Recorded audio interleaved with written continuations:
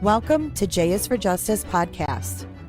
If live breaking news and following true crime is your thing, then please consider subscribing to my channel. And if you like what you see in my videos, please consider giving them a thumbs up.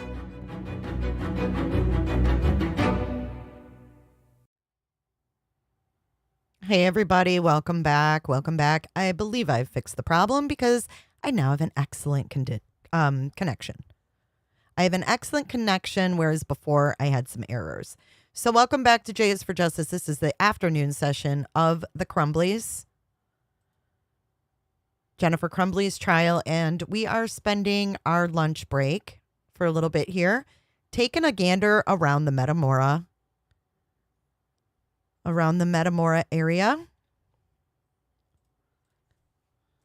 and Oxford area. Brockers Spring Farm is where we're going to go first. Welcome to Brocker Springs Farm, LLC, located in beautiful Metamora, Michigan. This is where Jennifer Crumbley boarded her horses. And this shows you a little bit of what Metamora, Michigan looks like. It's absolutely beautiful. And be right back. I'm going to go grab a drink really fast. Everybody get comfortable. We're going on a field trip. What's up, Poon?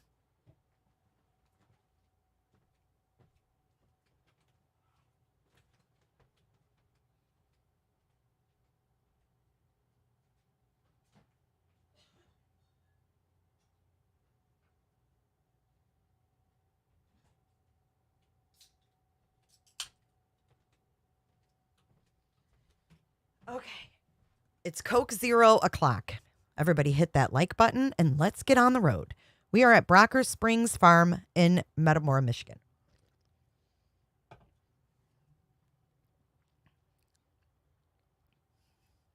And they are located, I'm going to put this in the maps. That's what I was looking for.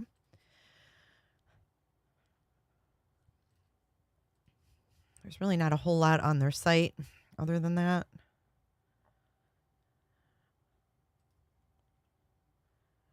But we're going to see the owner of this testify later on in the trial. This is the Metamora Hunt Club. This is a big to-do. Metamora is huge on fox hunting and horses. So this is the Metamora Hunt Club. Obviously, it's been there since 1928. So giving you a little bit of history into Metamora and Oxford. So this is not a very heavily populated. It's not a very heavily populated area. Metamora is a tiny village with, I think, a blinking light in the center of the village. And I'm gonna take you down the roads. What's up, Jamie? You're 40 minutes away. Yes, and Jennifer just loves horses. But it's very expensive to own a horse and board a horse and care for a horse. So she definitely spent some bucks on her horse.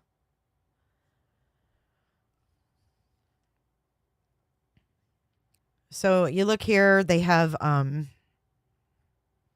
some horse boarding that the Metamora Hunt Club actually recommends. And you will see down here under riding instruction, the one that there's a lot. Look at all these farms. These are all other things, but okay. So that gives you an idea of what Metamora is kind of like. I'll show you some more photos. Oh, yeah, lots of money. But, you know, the Crumbleys weren't rich, right? I think she was raised with horses. Because there's a picture of her as a child that I found online where she has a horse. Let me see if I can find that for you really quick. All you have to do is put Jennifer Crumbley loves horses. No, just put Jennifer Crumbley horses and go to Google Images, and it's the first pop-up. See? This is Jennifer Crumbley. And it says 1989 press photo. Jennifer Crumbley with her adopted horse in Bessemer, Alabama. And her horse's name was Mystery. Her horse's name was Mystery. And then we have here her selfie on her horse in Metamora. She thinks she's high class society, right? No, she bought the horse for $5,000 while she was drunk. She went online and paid $5,000. What did they do for a living, says Danielle. He was a DoorDasher, and she worked for a property management company.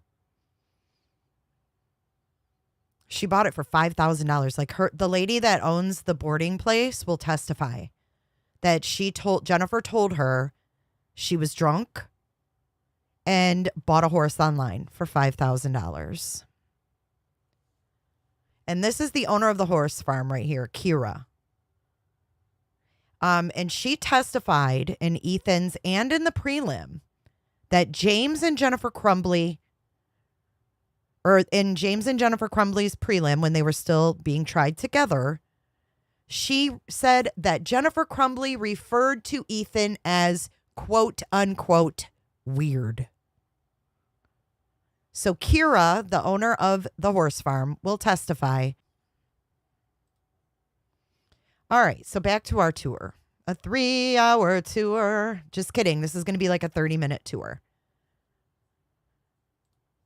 Okay, so that's the horse farm. Just to give you an idea of the amount of money, this is 32 acres and a horse farm in Metamora, Michigan. I don't know where Kira got her money to buy a horse farm. Maybe she got it from, family, inherited it. 32.62 acres in Metamora, $1,290,000. Exclusive Metamora Hunt Horse Farm.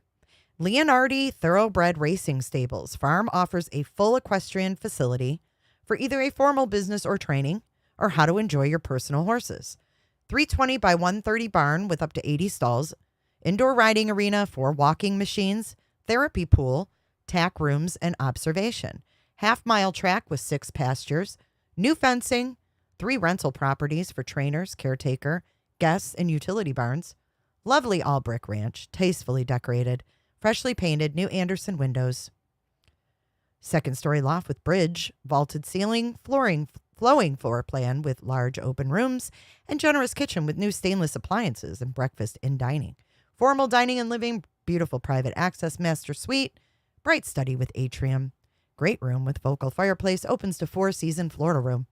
3-car garage, fully finished lower level with bar. That's right there and up their alley.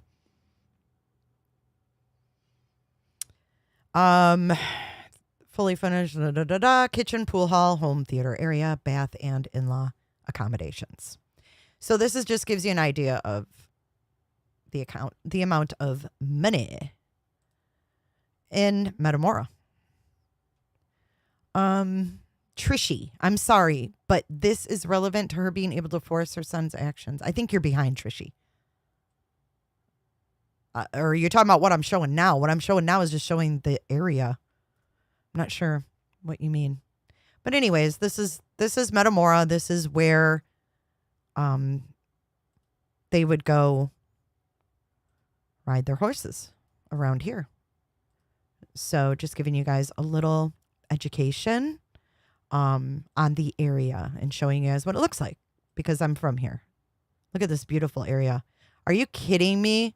I could entertain like a mofo there. I could have all you motherfuckers over.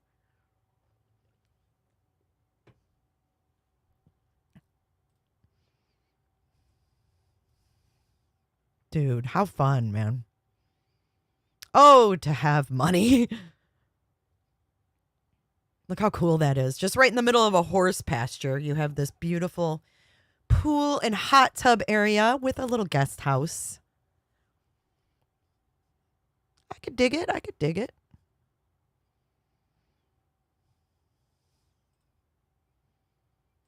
I could do without the statues, but hey. So 1.2 million, and this looks like an older home that might need a little bit of updating. So you're still paying $1.2 million for this outdated home. Look at that couch, though, yo. Bow, chicka, bow, wow. Then they have their little masks on the wall. Ooh, that's some freaky shit. Reminds me of that movie with Tom Cruise where he puts the mask on. What's that called? And they go to like a sex party like Hewerman did. Lit. This is your basement, guys. This is your freaking basement. Wow.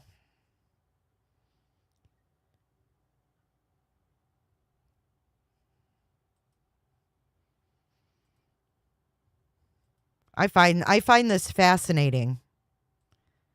How the other half live. This is really outdated, though. This is like 90s decor. What is that thing? Eyes Wide Shut. Yeah, that's it. That was a weird movie. Look at the loft. The loft is as big as my house. But yeah, you get the drift. You get the idea.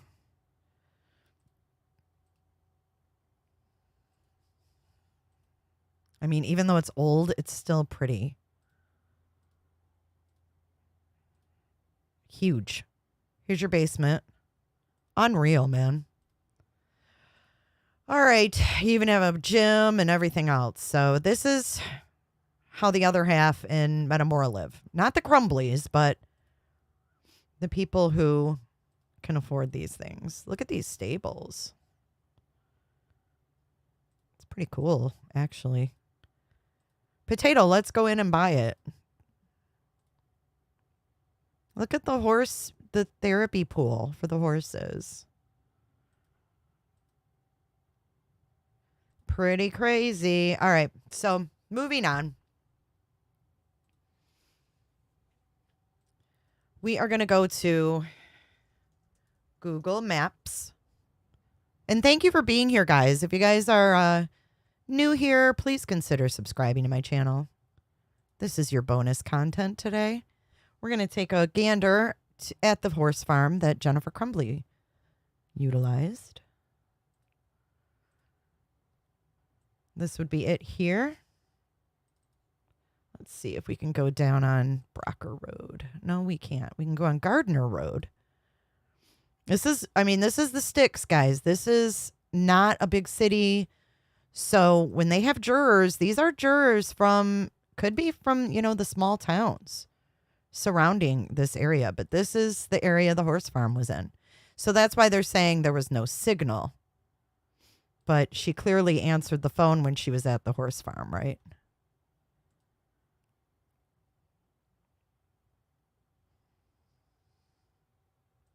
Don't feed the trolls, guys. Just block them and move on. Don't even comment to them. It distracts the entire chat, and that's what they want to do. They know I'm bringing y'all good content, and they want to ruin it, so don't let them ruin it. Just block them and keep it moving. Keep it moving. Ain't got time for that shit. Ain't nobody got time for that. What's wrong with your jaw? Like, get a new line.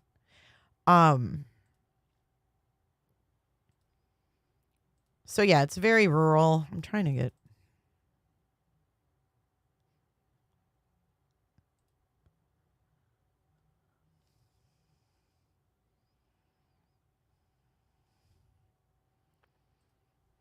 All right.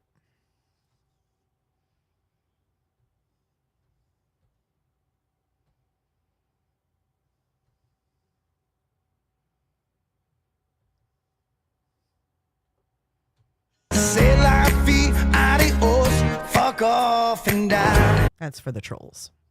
And I'll say it once and I won't say it again. All right, moving forward. This is the area of the horse farm. Obviously, I can't drive down there for whatever reason. Google Earth has not managed to get down Brocker Road. So let's take a gander over to Oxford High School.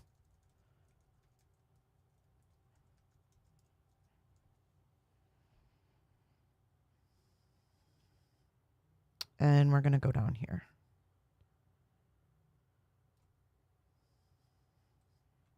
So this is the high school here.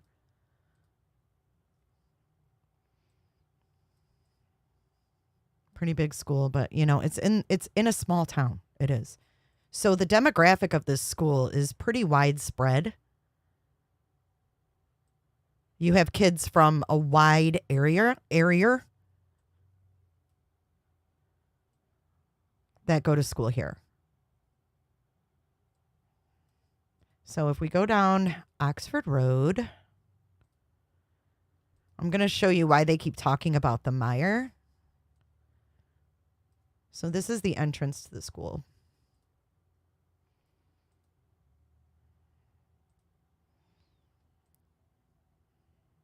Nice school. You know, nice school. It's a nice area.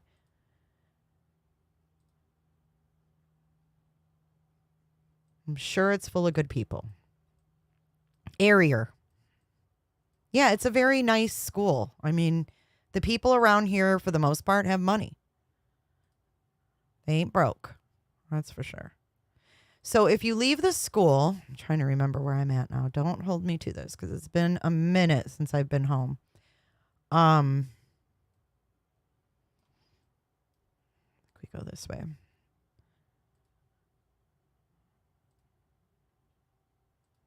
So if we go down this road, I'm going to show you, they keep talking about Meijer. A lot of you guys don't even know what Meijer is, but Meijer is a big store like a Walmart, but it's only in like Ohio, Michigan, Indiana, I think, or Illinois. Am I going the wrong way?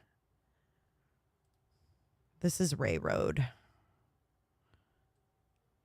I want Ray Road and 24. So I needed to go the other way.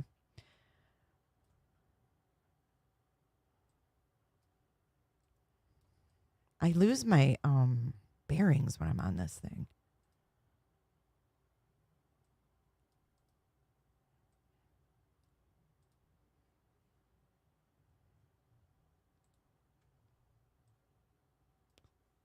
All right. So anyways, I'm lost. So I'm just going to go down here and show you guys Meijer. So this is the Meijer Thrifty Acres. It's called. This is the Meijer store is back in this complex. So this entire complex here, Ackett's Pies, amazing pies, locally made. But this whole parking lot here by the Meijer was where all these parents were, the cops were, and everything else. This is the Meijer store. So this was like their home base where all the cops were and stuff that day. Mm-hmm. I don't say Meijer. I don't say that. We say Meijer, and I'm from Michigan. It's not Myers or Kmart's or Ford's or Illinois. It's Meyer. It's Ford. It's Illinois. The S is silent. And there's no S's on Kmart's, Myers, or Walmart's or Ford's. That is one of my pet peeves. Born and raised. My dad worked for Ford, not Ford's. Jay is bringing the crumbs. Hey, Scott H. Fucking fuzzy slippers and lip gloss.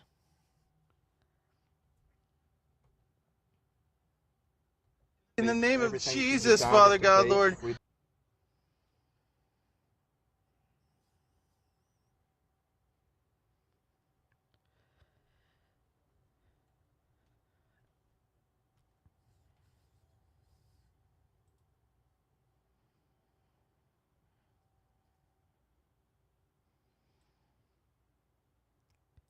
So now if we go into town. Okay, so here we're going to drop down by the Mickey D's, and I'm going to show you guys downtown Oxford. Because this is where Jennifer and James would drink. Okay, so this is M24 when they talk about M24. We are heading, ooh, look, now it's snowing. Now we're heading into Oxford. And we're going the wrong way. This is for potato. We're doing it the British way. Don't do this at home, guys. So, yeah, I mean, you see how desolate this place is. Oxford is not a big town. So we're almost to the village limits.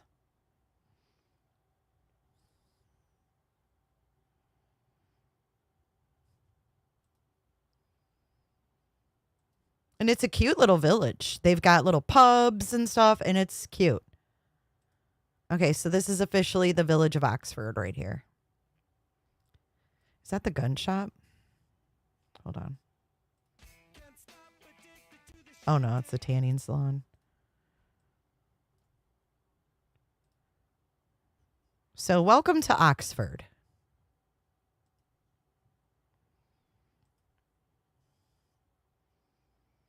Home of the Pollyann Trail. This is the Pollyann Trail connection, which used to be railroad tracks, and they turned it into a walking trail. It goes across the state.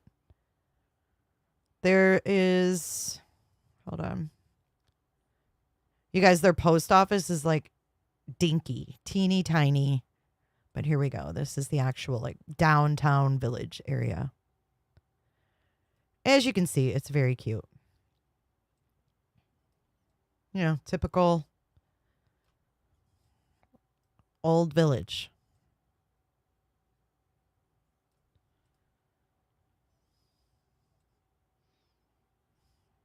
Cute little town. And the Crumbleys lived right in town. So here is one of the pubs. Particularly, they spent time here at Red Knapp's. I believe this is where they actually met the artist that they were hanging out in his house, in his warehouse. Thank you, Loveswood Heat. Yes, it's very quaint. It's very quaint. So this is called Red Knapp's, and actually the artist that they hid out in his warehouse. Let me show you something. Watch this. Jennifer Crumbley, Oxford, Michigan, artist. I might. Yeah, here it is. Andres Sikora. Okay, hold on. We're going to get Crumbley out of there because she's just going to bring us up a bunch of articles. Okay. We have to go back because he has some articles where he shows off his work.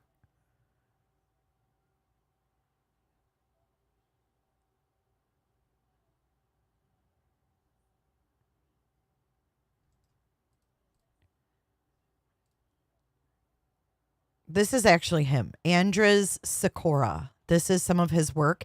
He actually did murals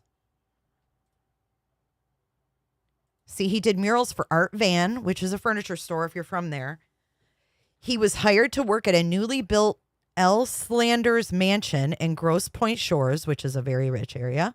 The two-year-long project included several murals, special frescoes on wet plaster, decorative painting, and portraits of the family.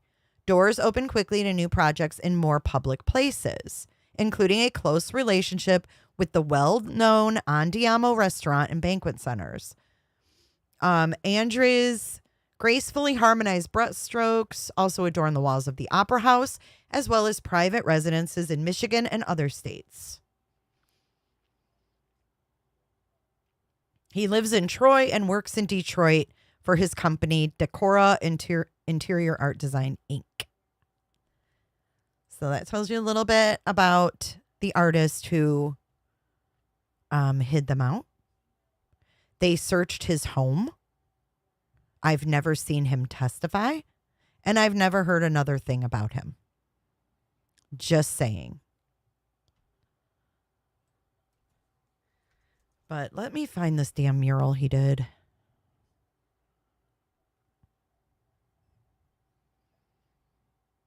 I mean, this is just something Detroit artist sheltered Crumbley's. Why is he not in court? Why have we never seen him? This is him. Artist Andres Sikora. Oh, fuck, paywall. Kidding me?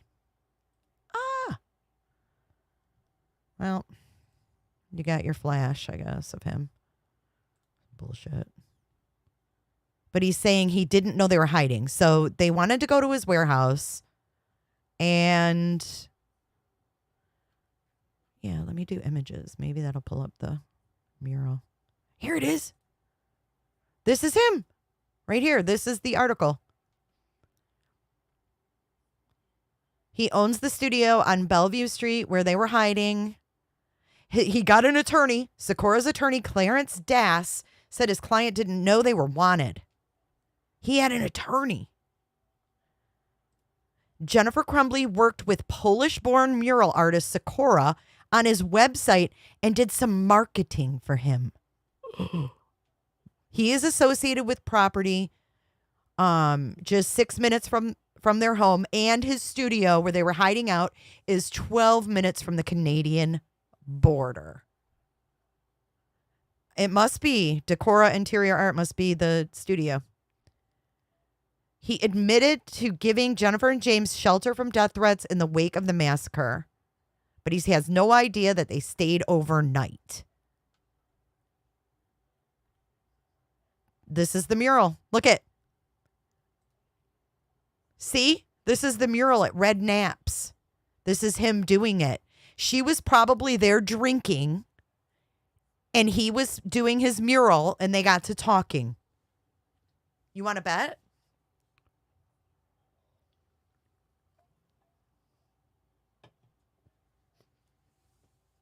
I do love Woody. He said there were no charges, warrants, or court dates at that time. My client had no idea they were staying overnight. But they said, can you get us betting? Oh, you didn't know, but you got them betting? They said, hey, Mr. Sikora, can you get us vodka and orange juice and betting? I mean, oh, I didn't know they were wanted. Nope, they just had U.S. Marshals frickin' posters. So this shows you on a map here. This is good. Oxford Township up here is where we were on the map. And then if you go all the way down, see the art studio hideout? See that little red and blue dashed line? That's the border up to Canada. That is the border to Canada. So here's the Crumbley steps, which I wish that they would have gone over better in this trial because I don't think they laid out the story for everybody. So number one, there's the Crumbley's house in Oxford. Then you have Oxford High School. Then you go down Rochester Hills. They left a motel and withdrew $4,000 on December the 3rd. December the 3rd at 10 p.m., their car was found down in downtown Detroit, backed in like this. And then they were at the art studio found at 2 a.m. on the 4th of December. And then the 5th of December, they're in the Oakland County Jail, and they haven't left since. They were very close to Canada, y'all. Very close.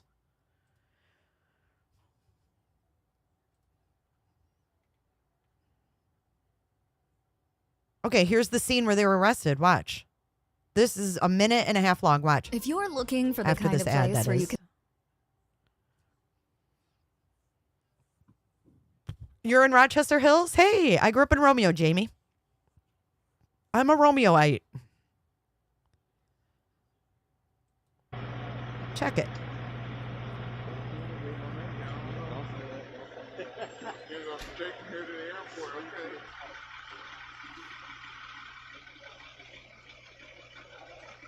That's the studio warehouse. They almost made it to Canada. Yeah, they were only a few minutes away from the tunnel. Craziness. They made the U.S. Marshals. All these agencies find them. It's ridiculous. They're a bigger nuisance than their son almost. So you could walk down to the end of that block, and that's going to be about it. Almost. Mm-hmm. I mean, why couldn't the prosecution show this? Tell the story, damn.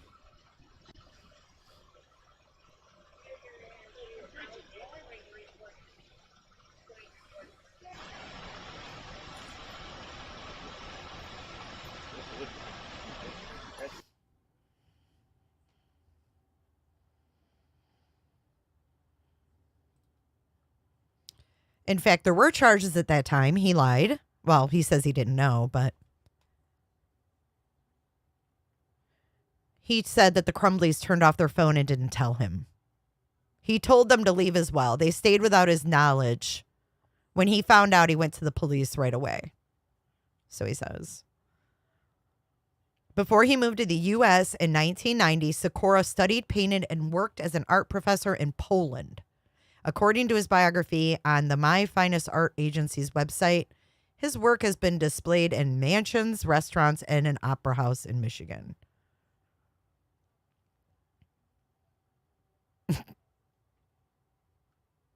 Okay. Whatever you say, dude.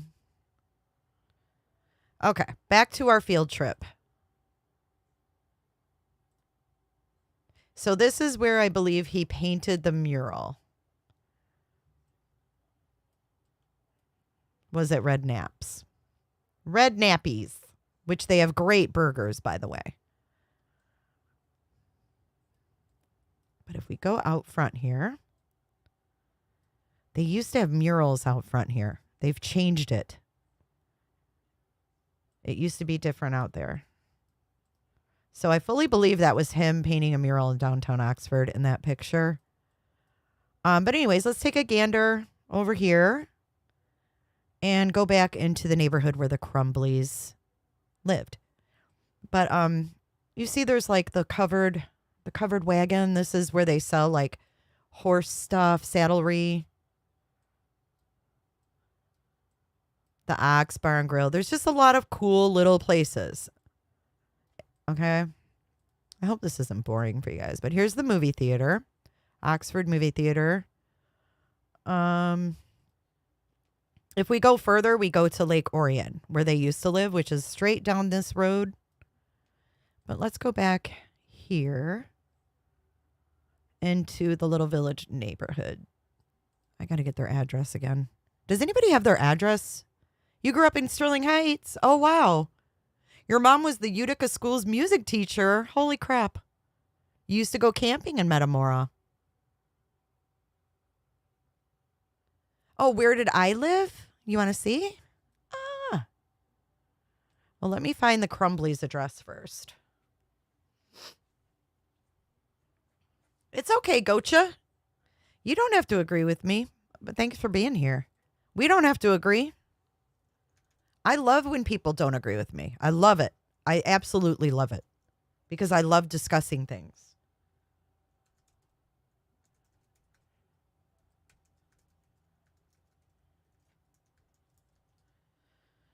They had passports with them, I believe. I'm pretty sure. Hang on, I'm trying to find their address. If anybody can find it, or if they do find it, throw it in chat. I think I've got it, though. They lived in Lake Orion and Oxford. So she has a real estate license, it looks like. It looks like. She went to Tabernacle High School in Gardendale, Alabama. Oh, shit. Her maiden name was Bonder, Jennifer Bonder Crumbley. So she grew up in Alabama. I don't know where her family is. Interesting. I never had come across that before. Sawdon. Jennifer Sawdon was her maiden. Jennifer Sawdon. Sawdon.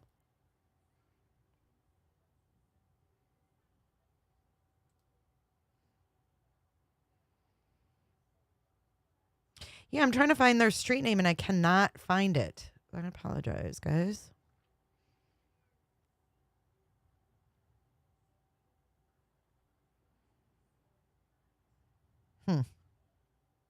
It's like it's scrubbed or something. Thank you, Gocha, for your super chat. It was so nice of you. Thank you. All right, let's just go back to our tour. Show you guys around Oxford, then I'll show you where I grew up, okay? So this is just the little town. They lived in a little house like this. I can't fucking remember what road it was now. I'm so mad at myself. But there's the Oxford Tap is another bar back here. I'll show you. So if you go to the back parking lot, there's a cute little bar right back here.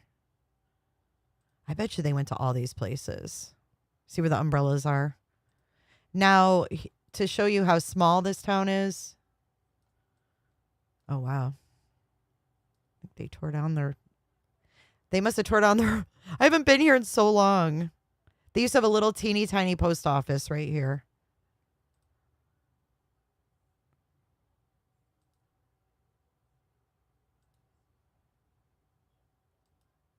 Yeah, it looks like... Oh, here it is. Here's their post office right here. See how Whittle? East Street. Thank you, Jammers. Thank you. All right, 112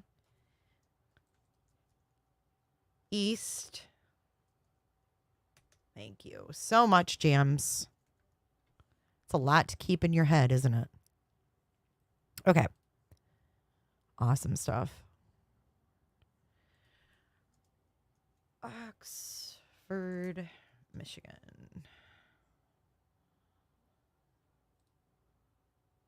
All right. This is now. This is May of 2022. Wow. Hang on.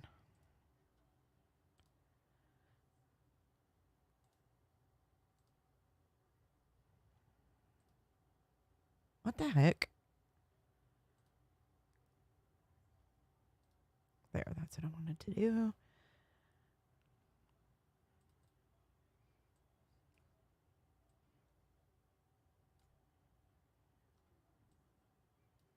All right, this is the Crumbs house.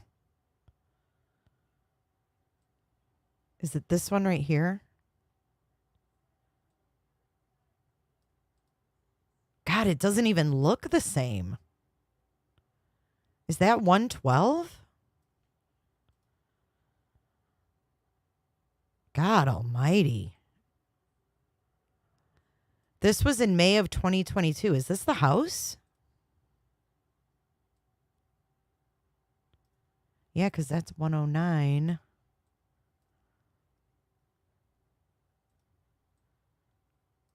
Yeah, that's 106. Yeah, this is it, 112. Wow, it looks different.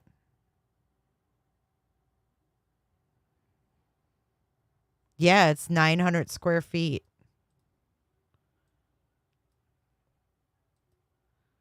That's it. It doesn't even have a garage. Where was Ethan doing this with these birds? All right, we need to go inside this house. Let me show you Romeo first, where I grew up. And then we're going to look up 112 East Street. 112 East Street, Oxford. We're running out of time. What time are we back in court? Quarter after or quarter to? I feel like Shannon Smith. Oops. Let's go on Zillow. It sold $317.22 for $150,000.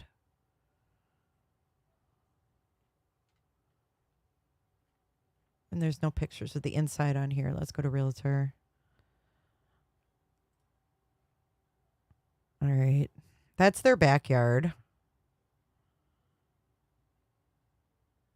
I mean, it's a cute little house. I could make this house freaking cute. Yeah, that's probably the lady that lives there now.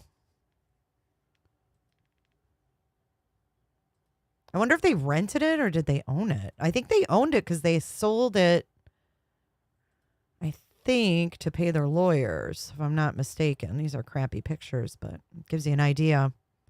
It's a freaking cute little house. I could make this house adorable. All right, so that's their home there. Now let's take a look at Romeo, Michigan, my home away from home. I'll show y'all where I grew up. I'll show you the house I grew up in.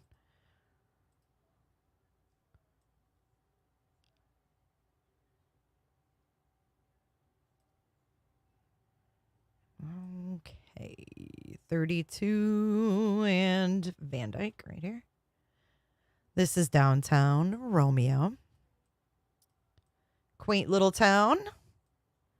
My sister used to work here at this bank on the corner. It used to be a different bank, though. But this is Romeo. So this is Main Street. And if you go down Main Street in Romeo, I'll take you for a little gander down. Going back to my childhood. This is the big Methodist church. You hear that go off every hour. This is our library. Kid Rock grew up here, too. Just a little fun fact. I grew up in a really old home.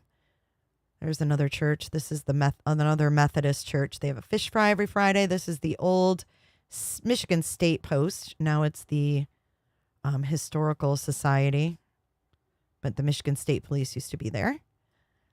And if we go down this road just a little bit, we will see the house that J is for Justice grew up in. It'll be on your right-hand side. It is blue in color, and it was built in, I think, 1897. And here she is. This is where I grew up right here. This is my childhood home right here. It's changed a bit over the years, but that's where I grew up.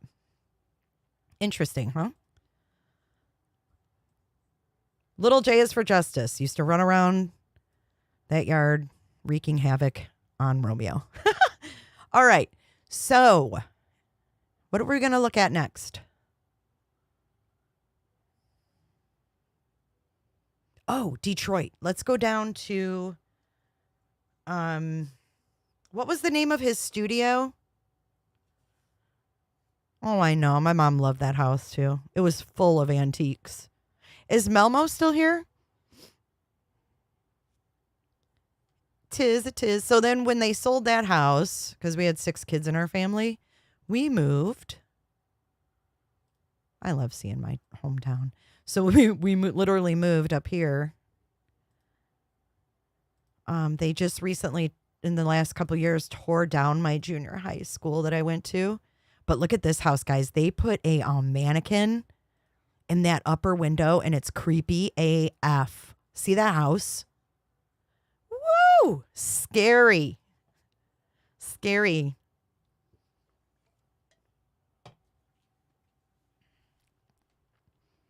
Definitely haunted. But then you go down the road here, and we have this La Juliette Motel. It's been there for years, and it's sketch. Look at this eyesore. It never goes away. It's just always been there. Look at this dump. It's disgusting. And it's like the only disgusting thing in this area. It's weird. So anyway, I'll show you the house that I lived in when I was in high school. We're not back. I'm checking the trial. So this is where little J for J lived in high school. Let's go up here. I always lived in town. I was always a walker. We didn't move real far. This is where I lived in high school. This little house here. It wasn't green then.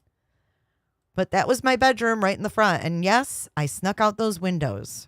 They were very small, but they worked. So let's go down to the tunnel to Canada. And I'm going to show you guys what that looks like. Because that's really... Oops.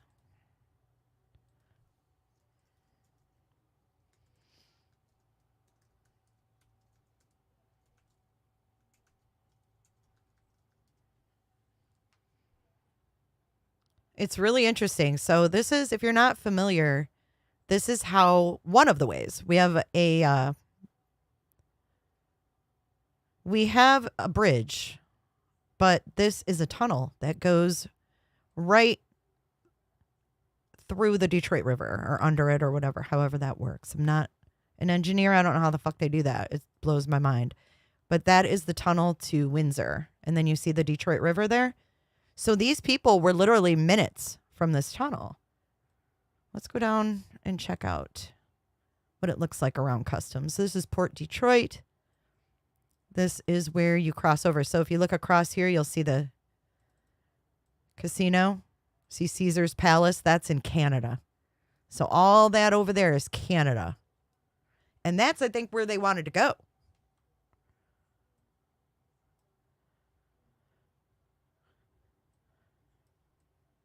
Yeah, I think they probably had, I mean, most of the people in Oxford have money, so they probably did pretty well. This right here is the Renaissance Center. This is right on the Detroit River. So if we go down here, this is actually called the GM Center now, I think. But pretty cool. This is the GM building,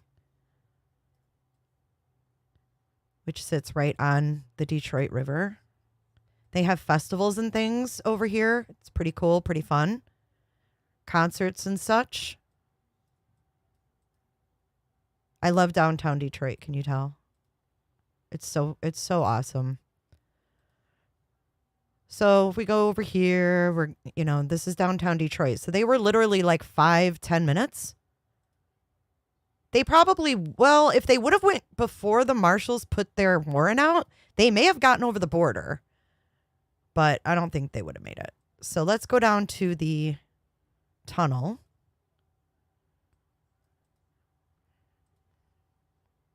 So this is where you enter Canada. Right here.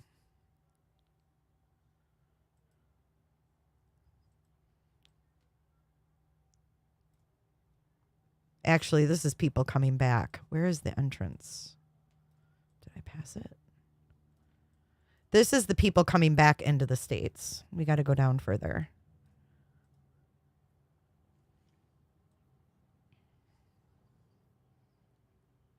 There's a lot of really old buildings that are really interesting as well. Oh, that is the way in. Okay, right here. Tunnel to Canada, right here. So you literally just drive down, you go through customs. It used to be really easy when we were young, because all you needed was a driver's license. You don't need anything. Oh, Cobo Hall? Yeah. No, we're talking about the tunnel to Canada.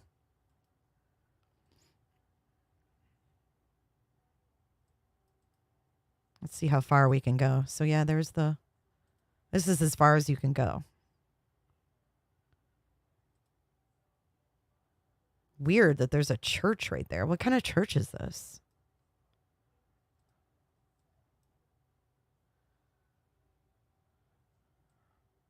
I don't know. But anyways, there's the duty free. And then you go through the tunnel and you end up on the other side in Canada. Yeah, it used to be real easy. We used to go there every weekend because you could drink when you were 19 in Canada versus 21 here. So we would all hop in the car and we would head over to Canada and come back like dumbasses. But things were different then. So, yeah, this is Detroit. So they weren't far from here. And with all that money and 7 burner phones and a bunch of gift cards, Lord only knows what the Crumbs were planning on doing. This is the Joe Louis fist. It's been there forever. Detroit is a really cool city. If you have the means to just travel because you want to travel and see something cool, I highly suggest it. So I hope you enjoyed this little tour. I was going to show you guys more, but they're back in court. So this is Woodward Avenue. This is the main drag through the D. It's a pretty cool city, guys. And it's starting to bustle again. You know, they're improving it. And it's a beautiful, beautiful city. It's not real big, but it's beautiful. All right. Back to court. We are right on time, but look at Jennifer's not here yet. Don Cherry's, yep. How about in Canada the mail reviews, I guess. Is that what they were called then? Mail reviews. And we used to put what they call loonies. This is embarrassing as fuck, but a loonie is actually a $1 coin with a duck on it. I know you Canadians are going to laugh at me. I think I'm explaining this right. But a loonie is, we used to put a loonie in our mouth. This is so gross. I can't even believe I'm telling this story. But we used to put a loonie in our mouth and the stripper, like the mail review guys, would take it. That is so nasty. But we did that. Ain't no shame in our game. We were 19. Yeah, do you still have loonies? We used to put them in our teeth. It was so weird. You just saw an old Judge Judy with Jeff Feiger.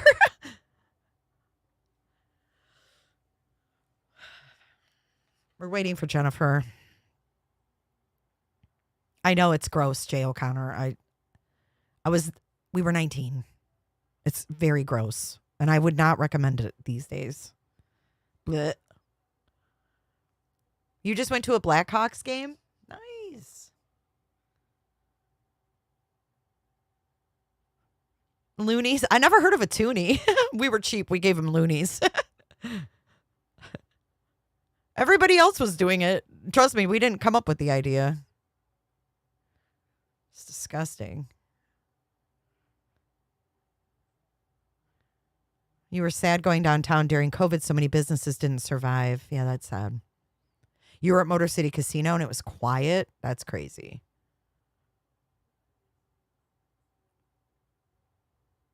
I used to love going to Wings games at Joe Louis. Now they have it's all commercialized. It's all Little Caesars Arena and Ford Field. Although Ford Field's kind of fitting. And so is Little Caesars Arena. You know, Little Caesars originated in Michigan. Michigan is pretty eventful. And I'm a mess today, so don't mind me. Jeff Feiger. So, yeah, you guys remember Jeff Feiger. We should actually cover Dr. Death, Dr. Kevorkian sometime. Interesting Michigan story. So if we have to do true crime for the Super Bowl, we're doing Super Bowl. We're going to do true crime from both cities. So if it ends up being Detroit, we can do Jack Kevorkian. And then we can also do that Bashir guy. Remember Bashir, the guy from Grosse Pointe that had his wife unalived? I know somebody that met him on a dating app and went on a date. She's passed away now, though, or I'd get her on the show. What was his name? Bashir. He was a nasty dude. Martin. Is it Martin Bashir? No, not Martin Bashir. No, that's not it. I'm not for everyone, no.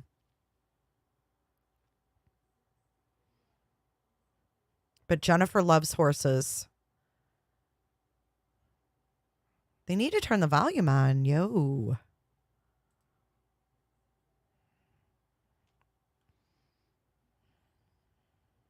Yeah, Little Caesars was Mike Ilitch in Michigan. It started there. Michigan is pretty innovative. You rented Dr. Jack Kevorkian in a car once? Poor Jack. He was really misunderstood. You know what?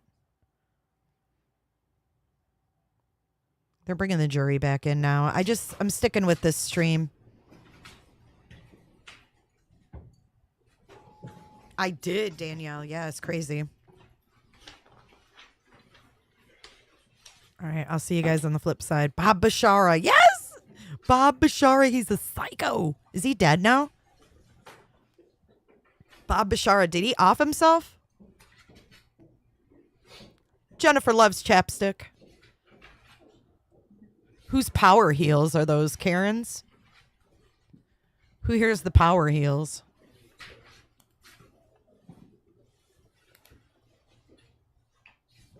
I think reality has hit Jennifer Crumbley. What do you guys think? I think reality has set in on her. I don't know about Domino's, maybe. Jets Pizza is from Michigan. Jets. Dude, Jennifer Crumbs is my age. 51, I believe. She's a little bit older than me.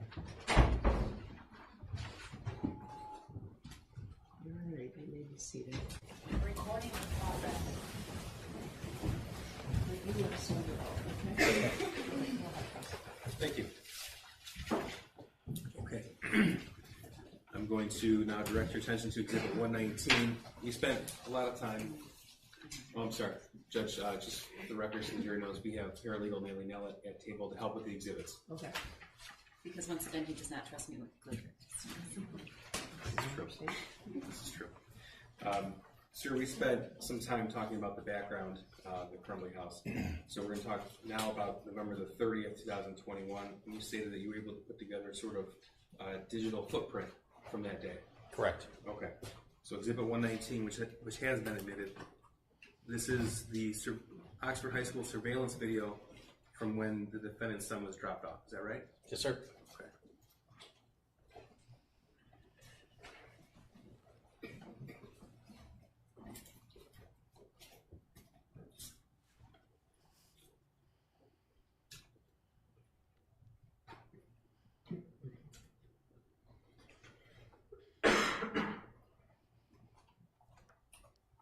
I hope you guys enjoyed that tour. Give it a like if you did. Oh, I had grays too. Like, I was plucking grays when I was 18. He was dropped off by James Crumbley at 7:46 a.m. Wow, That's this is correct. the day of the murder.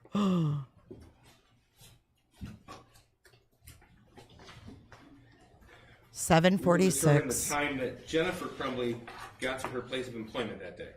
A little after 9 in the morning. It's Exhibit 120. We have no objection to that. Thank you. Sir, this is a screenshot from surveillance footage of her employer from November the 30th, 2021. And that's Jennifer Crumbley on November 30th, 2021, entering that building at 9:04 a.m. Correct. Okay. Now, shortly after she arrived, did she receive a phone call from the school? Yes, you did. Exhibit 121. We have no objection. 121's admitted. And this is a snippet from her phone log, would that be correct? That's correct. Okay, so November the 30th, 2021 at 9:24 a.m. was a missed phone call, and that's from Oxford High School. That's correct. Okay. And she called the school back at 9:27 a.m., is that right? That's correct. And they had a 5-minute and 43-second conversation? Correct. Okay.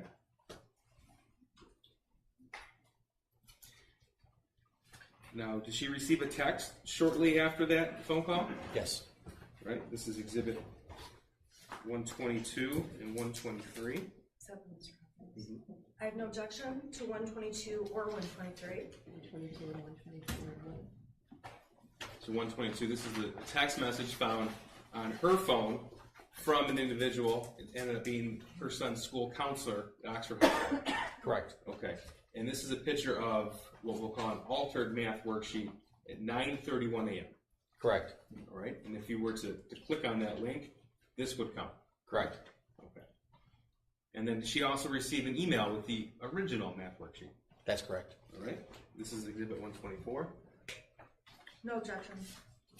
In this email, thank you. That was shortly thereafter. And the image in the email was in fact Exhibit 74, which was the math worksheet that her son created on November the 30th. Correct. Okay. So she had this information about 9:30 in the morning on November the 30th. Correct. Okay.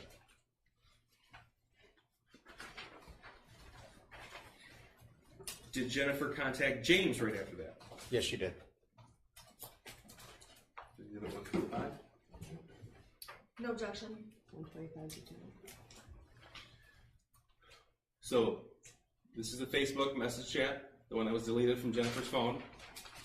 Blue is Jennifer Crumbley, is that correct? That is correct. And green will be James Crumbley. That's correct. Okay. So at 9:33 a.m., what did Jennifer write to James? Call now with now in all caps, emergency. And then she texted again, less than 2 minutes later, emergency. Okay. And she sent these two pictures, both the original and the altered worksheet, to James? That's correct. And this is at 9:38 a.m.? Correct.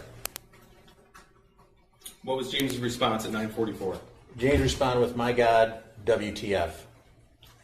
What is it? WTF, what the fuck? Okay. Excuse me. Then responds, vet not here yet. It's McElmurray for Kira's horse, still waiting on vet. And we already talked about that they were concerned over one of their horse's medical issues. Correct. Okay. And what was Jennifer's response at 9:50? She responded, he said he was distraught about last night. And James's response to that?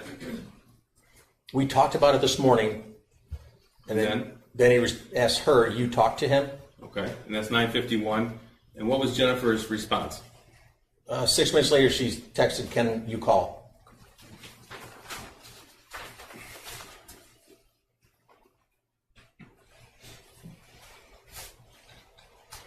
Did Jennifer leave her work and head to the school? Yes, she did. Okay.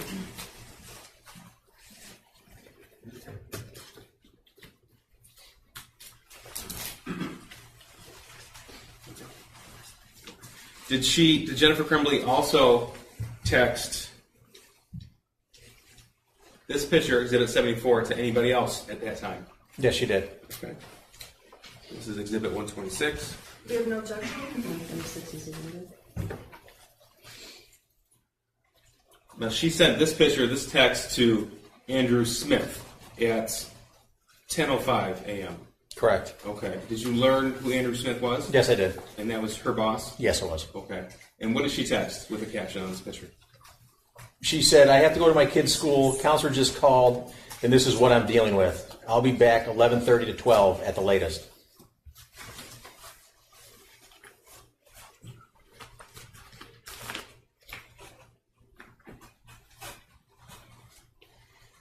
And did she leave her employment?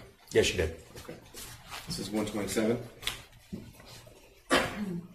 No objection. Okay, this is her leaving at 10:06. Yes.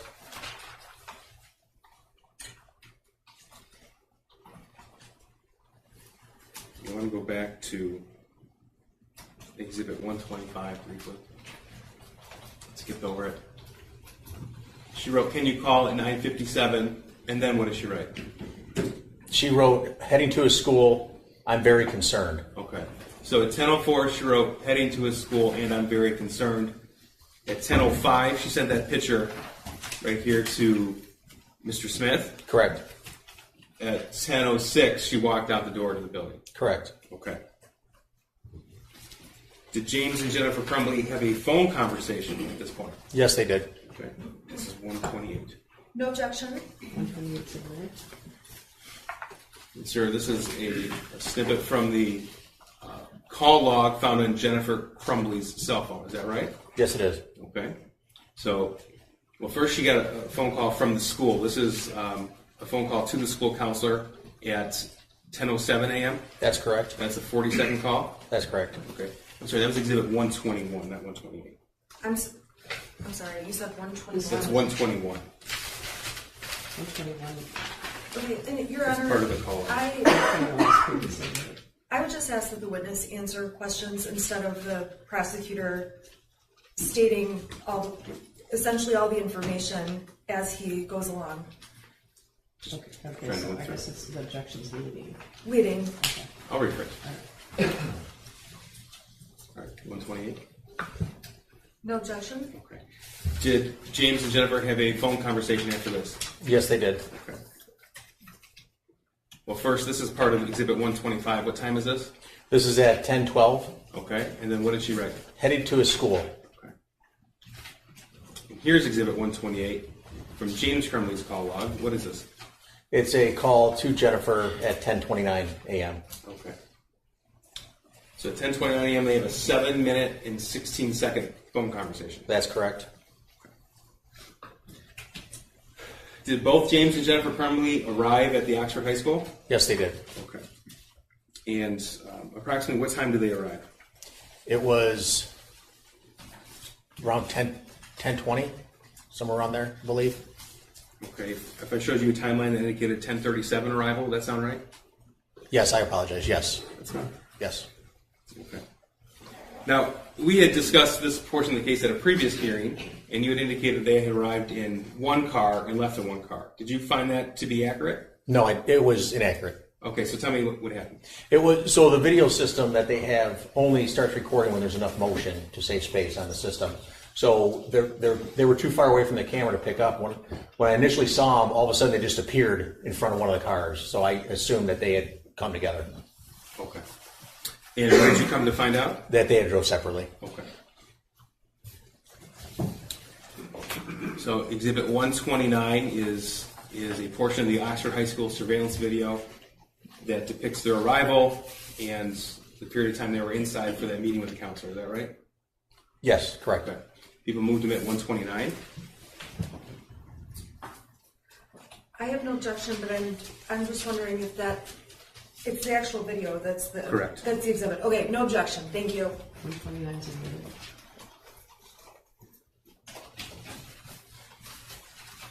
So there's a timestamp at the bottom. I want to make sure we see this. 10:36 a.m. and it's November 30th, 2021. That's correct. Okay.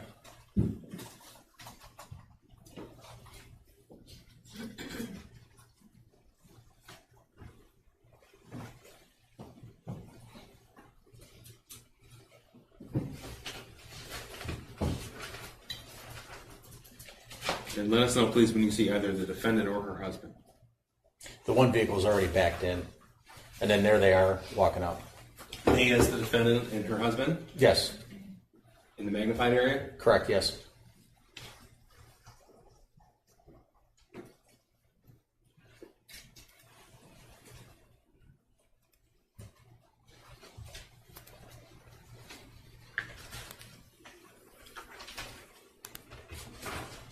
What's this portion of the video depict? Them coming into the school, Well, what area of the school? the front by where the offices are. Okay. This is 10:39 a.m. Correct.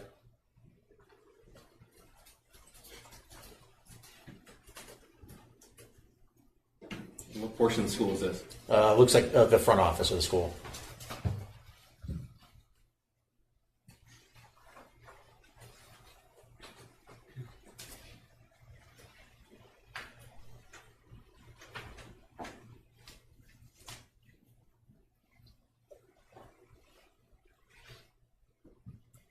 Now, this time right here, that's a broken clock, correct? It is correct. It never changes.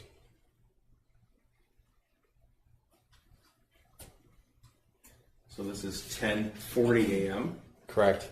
The counseling office. I'm sorry? They're in the counseling office. Sorry.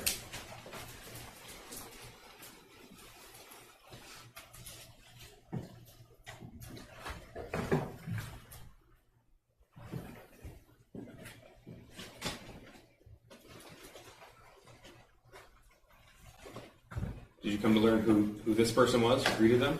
Yes, Who's that? Sean Hopkins. Okay. He's the counselor at the Oxford High School? That's correct. Or one of the counselors? I should One say. of the counselors, yes. And the time skips a little bit. This is now 10:52 a.m. What do you see in this portion? That's the shooter coming out of the Mr. Hopkins' office. With the red backpack? Correct. So they walked in at 10:41 and the shooter walked out at 10:52? Correct.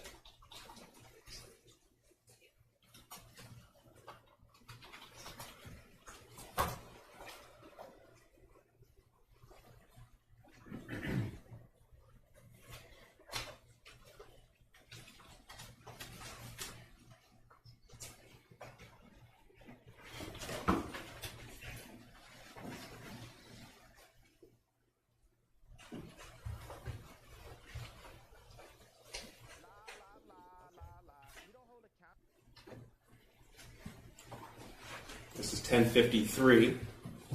What do you see? That's James and Jennifer Crumbley coming out of the Mr. Hopkins' office. Now, there was something in his hand here. What is that? You can tell? I wasn't able to tell what that is. Okay.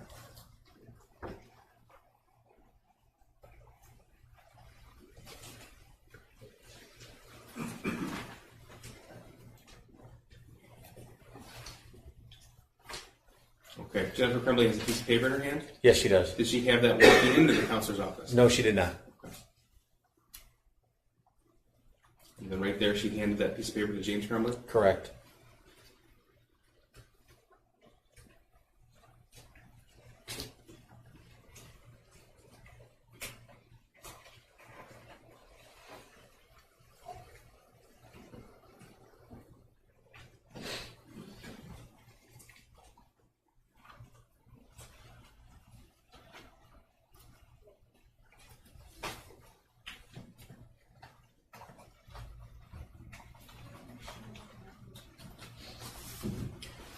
So this is 10:54 and almost 10:55 a.m.? Correct. Okay. Did you see James and Jennifer Crumbley at the top of the screen walking Yes. in the cars? Yeah, they're at the top of the screen coming Okay. from school. Thank you.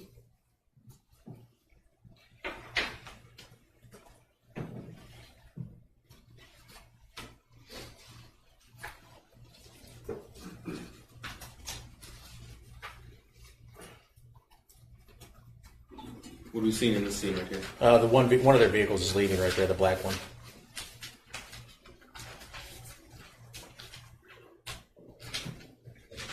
And in that third row on the far right, the other car should be leaving shortly now. Okay.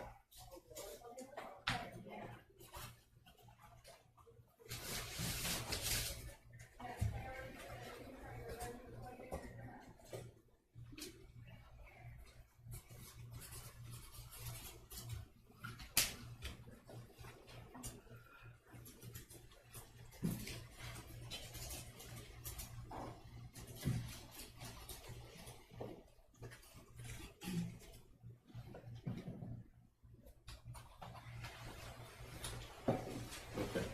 This is one of the Crumbley vehicles? Yes, it is. All right. And this is 10:57, about 10:58? Correct. Okay.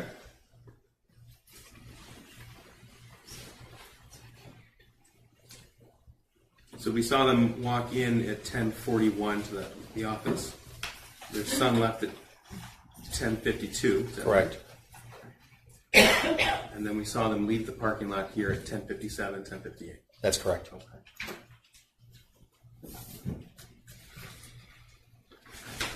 So how long total, if you know, were they in the counselor's office? It was about 12 minutes. What's the first thing that Jennifer Crumbley did on her phone or social media after that meeting? She sent a message to Kira Bennett. Okay. This is 1:30. We have no objection? So this is a screenshot. Correct. Is that right? Okay. And these were taken from Kira Pennick's phone. That's correct. Okay. So the icon there, the picture on the horse, this is Jennifer Crumbley's words, correct? Yes, that's correct. Okay. And what does she write at 10:58 a.m.? Kay, I'll bring some out later. Just had to get my son's school, go to my son's school, and meet his counselor. Shit day.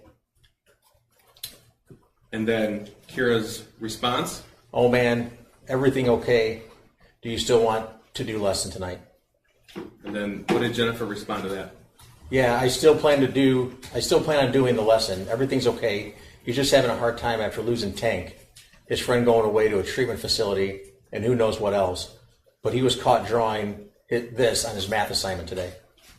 And then this is Exhibit 74, the math drawing that she was sent. Correct. And then what did Jennifer write in this post, in this message? As long as I can get out there early enough, because I had to leave work for an hour, and I have a meeting in Southfield at 3, but I should be done with that by 4. I plan on being there. Plus, the vet said it's better for him to move around to keep his circulation going while he's dealing with mud fever. Good times. She's talking about her horse, right? Correct. Okay.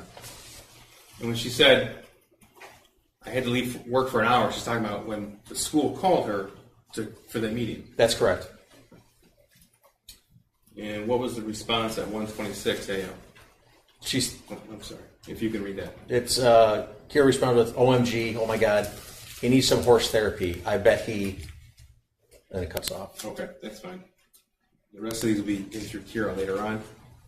What's the first thing that James does when he leaves the meeting? Starts door dashing. This is 131. No objection. 131. So what are we looking at right here? That was a response from a search warrant served to DoorDash. Okay. So we have not just the 30th, but we also have the 29th. I'm going to direct to the first DoorDash pickup, November 30th, 21, at 11 a.m. Is that right? That's correct. That's when he checks in. Okay. So that was about 4 minutes or so, 3 minutes after he left the parking lot? That's correct. And Jennifer's text to Kira was about 2 minutes after she left the That's parking correct. lot? Yep. Did Jennifer go back to work? Yes, she did. All right. Here's 132. I'm sorry, I'm just trying to read fast. No objection. 132. Thank you. And this is what? Her re-entering her place of employment at 11:24 a.m. Okay. And that's November 30th? Correct.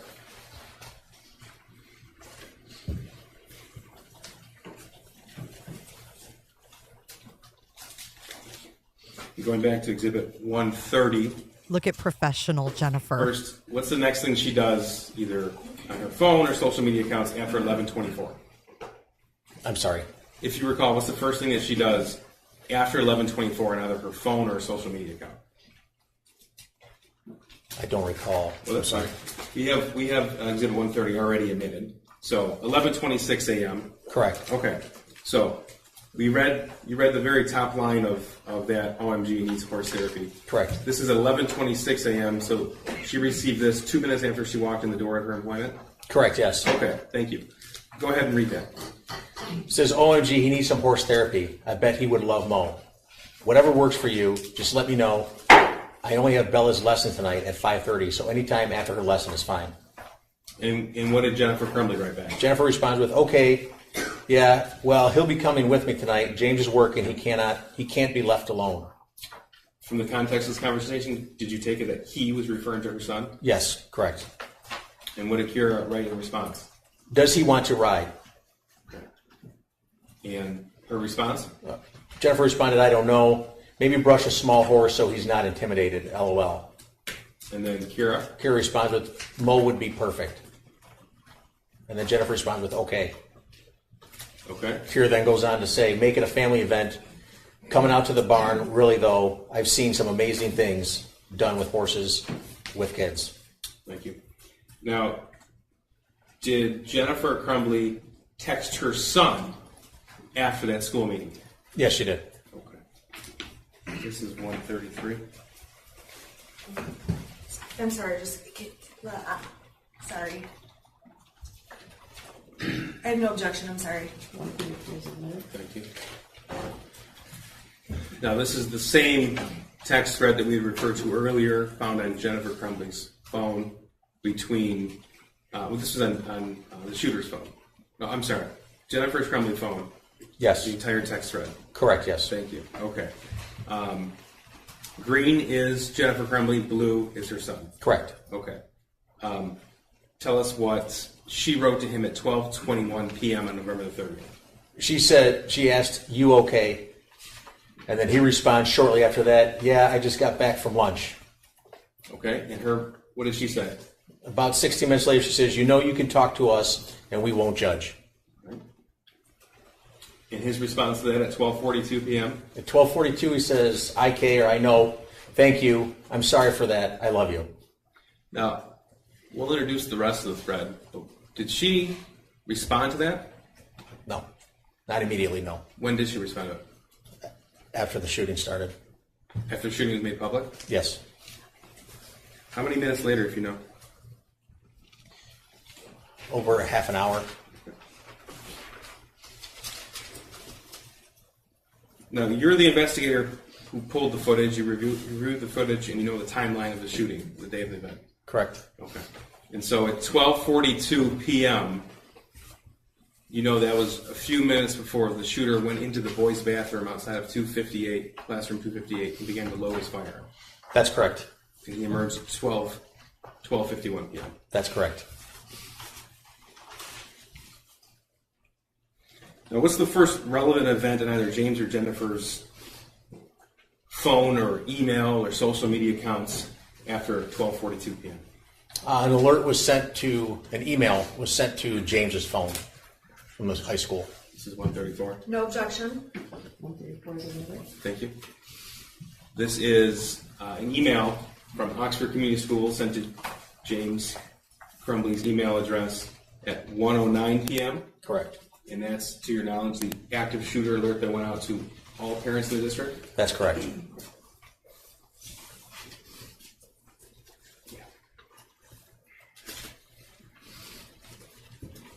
Now, when James received this, he was still making DoorDash deliveries? Yes, he was. Okay. Were you able to pull location history from his device? Yes, correct. Okay. Yes. This is 113. Oh, sorry, 136. No objection. Is this 135 or 137? 136, Judge. We skipped 135. No wait. objection? I have no objection to 136. 136. And then, are you gonna do 135? No, we're skipping 135. You're skipping. Okay. Sorry, I'm just trying to keep my numbers straight. 136 is okay. Thank you, Judge. So this is location data from his email, the email that he received the active shooter alert. Correct. November 30th, 2021, and this is at what time? This is at 1:13 p.m. Okay. Where is this? This is at the Meyer. He's in the parking lot of the Meyer. Okay. And that's the Meyer off of Ray Road? Yeah, it's the one that I responded to, yes. Okay, so that was the reunification location for all parents? Correct. Okay. Did he stay there? No, he did not. Okay. How long was he there? I think just a matter of minutes.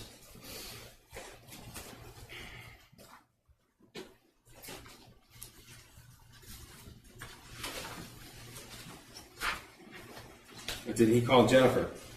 Yes, he did. This exhibit 137. No objection. 137 is the middle. This is a portion of the phone call from James Crumbley's cell phone download. November 30, 2021 at 1:15 p.m.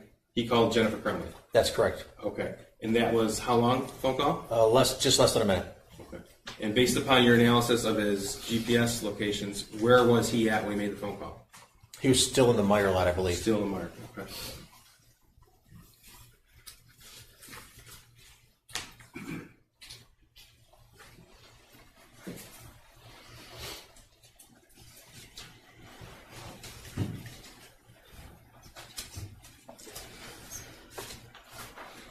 Now, did you find out that Jennifer Crumbley left her work around that time? Yes, she did. Okay. Exhibit 138 is a surveillance video of Jennifer Crumbley leaving work. Objection? No objection. 138 is in the middle. So this is 1:18 p.m.? Yes, it is. Okay, so this is after the active shooter alert went out at 1:09 and after she was on the phone with her husband. Correct.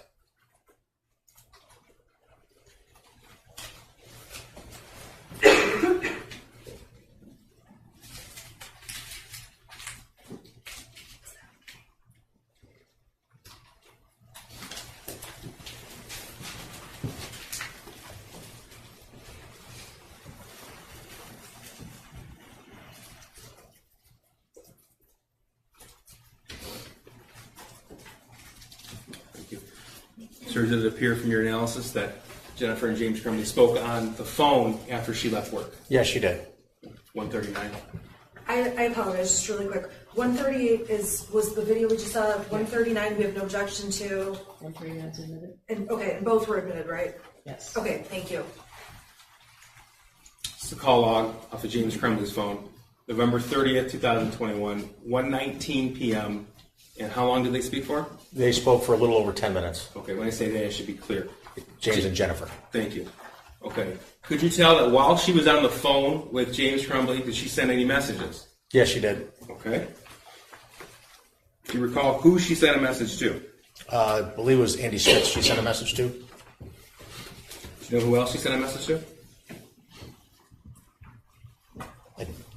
I don't recall. I know Did she message her son? Yes, she did. I apologize. Yes, yes. Okay.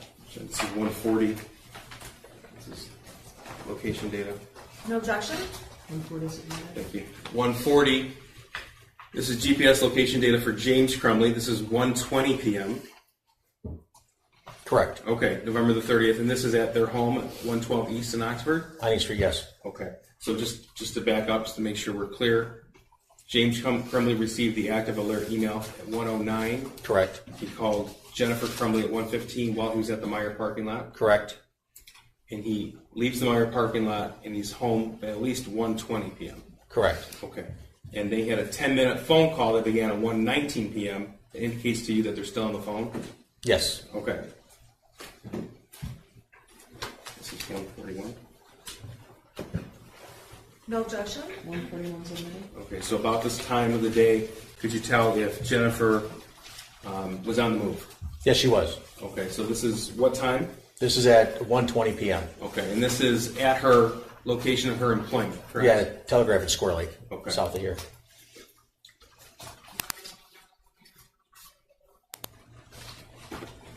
So 142. No objection?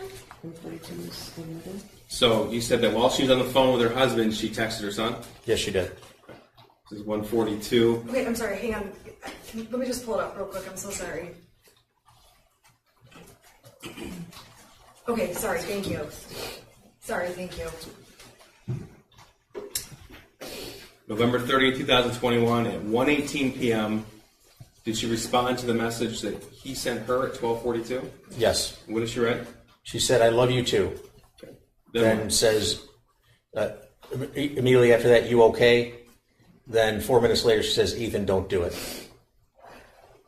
That was at 1:22 p.m. Yes, it was. That was after James Crumbley was at their home, 112 Correct. East in Oxford. That's correct. That's while she was on the phone with him. Correct.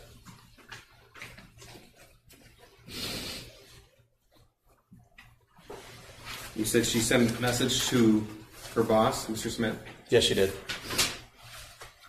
We'll go back to exhibit 126. What did she write him at 1:23 p.m.? 123, she texts, "The gun is gone, and so are the bullets." And then what did he respond? He responds with, "I'm praying everything is okay."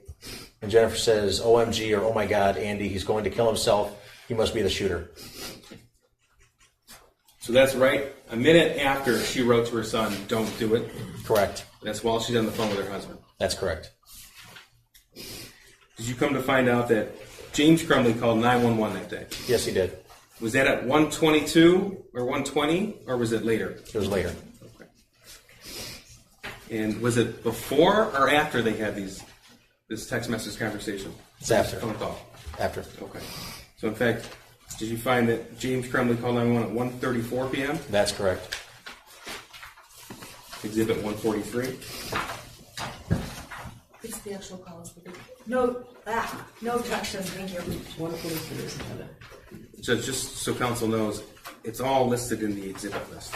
It says 911 call. Easier for me. It does, but I'm like, there's one of me. I'm going as fast as I can. I'm Yeah, trying. that's right. Exhibit Okay. 143.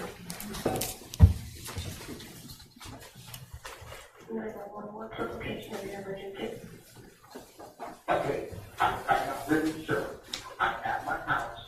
There's an active shooter situation going on at the high school. My son goes to high school. I have a missing gun at my house.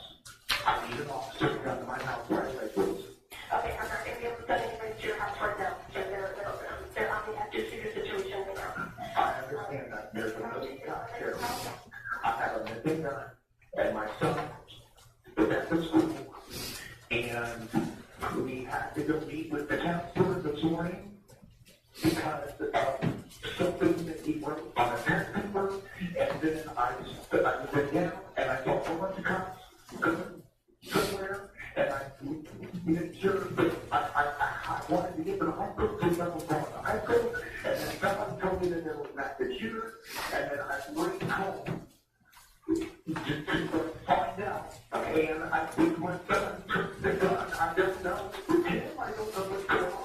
It's really freaking out. My son's name is Ethan Crumbley. C-R-U-M-B-L-E-Y. Alright, sir, I'm going to put you on hold for just 1 second, okay? I'm just about to quickly come in and see if I can do anything for you, okay? Thank you. Okay, Mr. Crumbley? Alright, I'm going to get your name and phone number, and I'm going to have one of the defendants that's out there dealing with the situation. He's going to contact you, okay? What's your first name? My first name is James. Is what his name, Crumbley? Yes. Okay. And what's that phone number for you? 248 750 643. Okay, do you know what your son was wearing when he left the house this morning? He had on a pair of sweatpants and then like a gray shirt. A gray like sweatshirt. Okay. Alright, so he's going to give you a call, okay? I can't give you a time frame because they're kind of in the middle of all of this. I can't give you a time frame, but we're going to give you a call as soon as it's possible, okay? Okay. Alright, thank you. Bye-bye.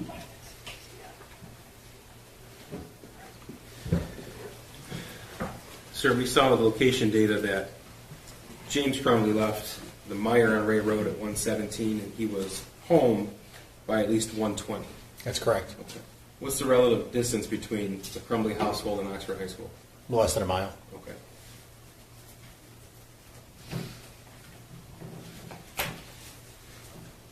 Now, after this phone call was made, did you learn that James and Jennifer arrived at the Oakland County Sheriff's Office substation in Oxford? Yes, I did.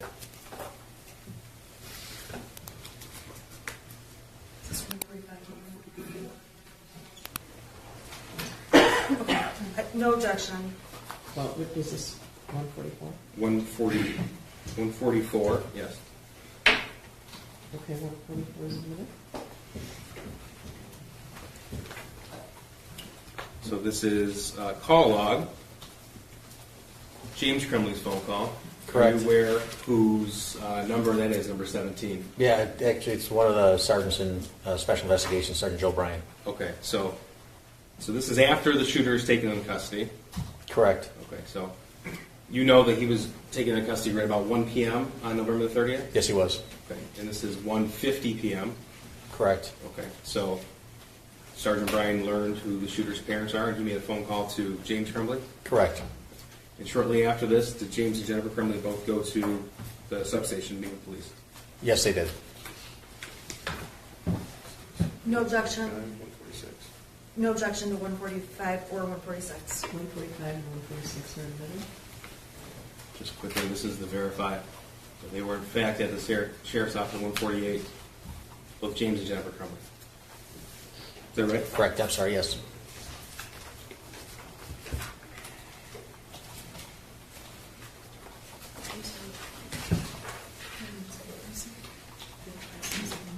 Correct. 158. Oh, thank you. Okay, so they're at the Sheriff's Office at 158.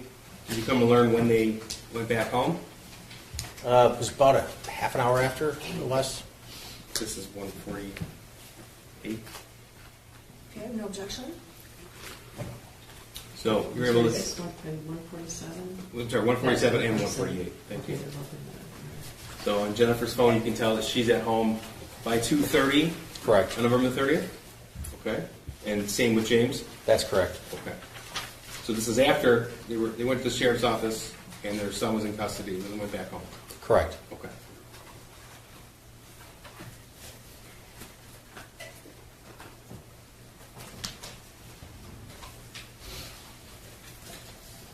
Now, sir, did you have the opportunity in the course of your investigation to review what we have referred to as the burner phones as well as the replacement phones? Yes, sir. Okay. Now, I'm going to move ahead to December the 4th, 2021. Are you aware that they were arrested in the early morning hours of December the 4th, 2021? Yes, I am. Okay. This is 149 and 150. We have no objection to 149 or 150. 149 and 150 are permitted. So I'm showing you 150. May I approach with 149? Sure. Sir, this is, why don't you tell me what that is? This is a report from Celebrate from a phone. Okay. And that's from her, what we call burner phone? Correct. Okay. And up on the screen, 150 indicates that she had set an alarm on her burner phone. I would just ask that the witness answer the questions. Leading. That's fine. Sustain. That's fine. What is that show? This is there's a thumbnail of what is seen on the right side of the screen there, of the alarms being set at 6:30 on Saturday morning and 6:45 Saturday morning. That's December the 4th, 2021. Yes, correct. Okay.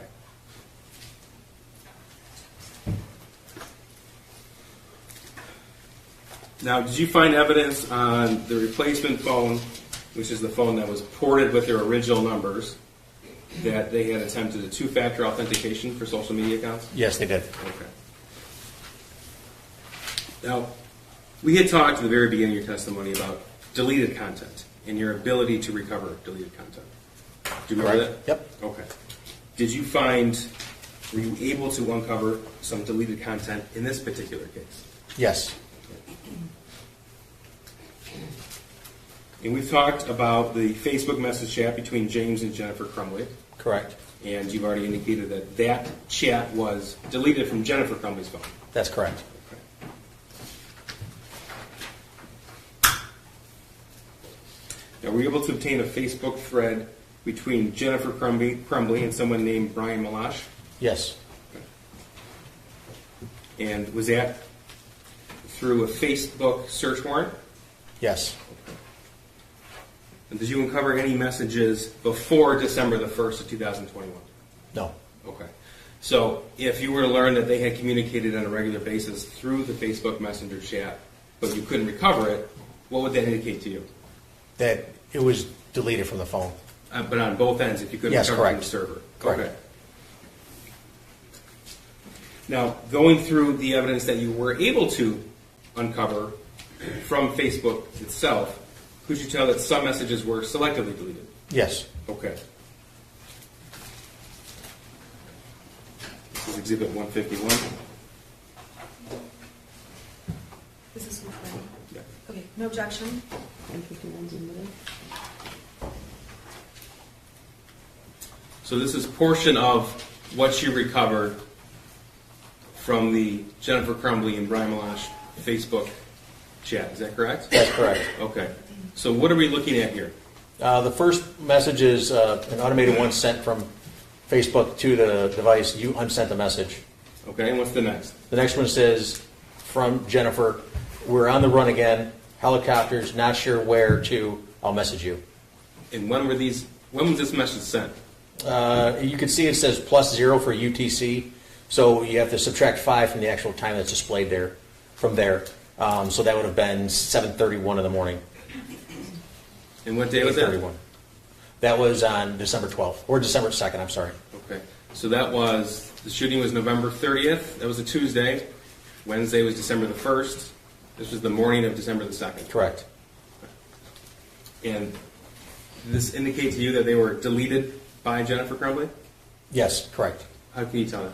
The message, the automated response sent from Facebook saying you unsent a message. Also 151. What time and day is this? This is, it's 7 p.m. UTC, which is minus 5 hours, so it's 2 p.m. on December 2nd. Okay, that's Thursday, December 2nd.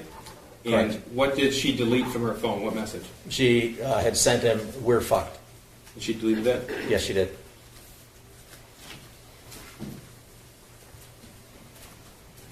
Go back to Exhibit 126. Were you able to tell that Jennifer Crumbley deleted some messages she sent to Andrew Smith? That's correct, yes. And how were you able to tell that? Because of the screenshots that were obtained from Andrew Smith don't match what was obtained from her Okay. device. This is Exhibit 151. No objection. Okay, so before we get to 151, which is the extraction. 151 is already in there. Yes, thank you, John. Before we show that on the screen, 126 here, these are the screenshots found from Andrew Smith's actual phone. That's correct. Okay, so at 10:05 a.m., this is Jennifer writing this and sending this picture, correct? Correct. Okay. And then we just gone through this. At 1:23, she wrote, "The gun is gone and so are the bullets." Correct. Okay. And then, what did she write after that? I'm praying everything is okay. That's what Andrew Smith wrote? That's what Andrew said, yeah. Then she responds, OMG, oh my God, Andy is going to kill himself. He must be the shooter. And then what? I need a lawyer at the substation with police. Ethan did it. Okay. And then, what did she write him at 3:39 p.m. the next day? Or later that day? Later that day. I need my job. Please don't judge me for what my son did. And that was just a few hours after the shooting started, correct? Correct. Okay. And then what did he write in response and what time? At 5:47 p.m., he responded with, I can't even begin to understand what you're going through. I'm praying for you. I asked Carolyn to text you some attorney recommendations. And then she responded with, they're taking my cell phone. Taking my cell phone, okay. Here's 151, and the top message is what? The one where she says, I need my job. Please don't judge me for what my son did. Okay, so that's on these screenshots, so we know that wasn't deleted. Correct. Okay, now what about this message here? I can't even begin to understand what you're going through. I'm praying for you. I asked Carolyn to text you some attorney recommendations. Okay, and then we also have this final message there, taking my cell phone. Correct. Okay.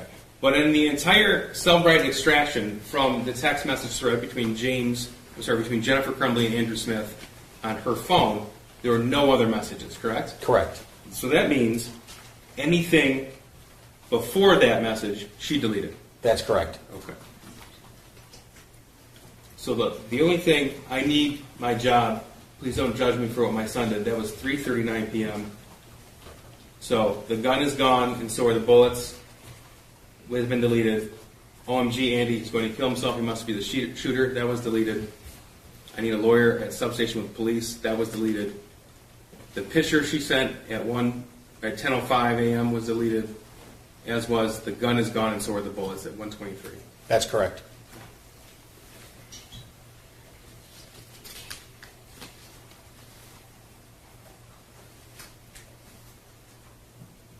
So I'm going to turn now to the Facebook messages between Kira Pennick and Jennifer Crumbley, specifically comparing what was found on Jennifer's phone with what was found from the Facebook search warrant from that particular chat.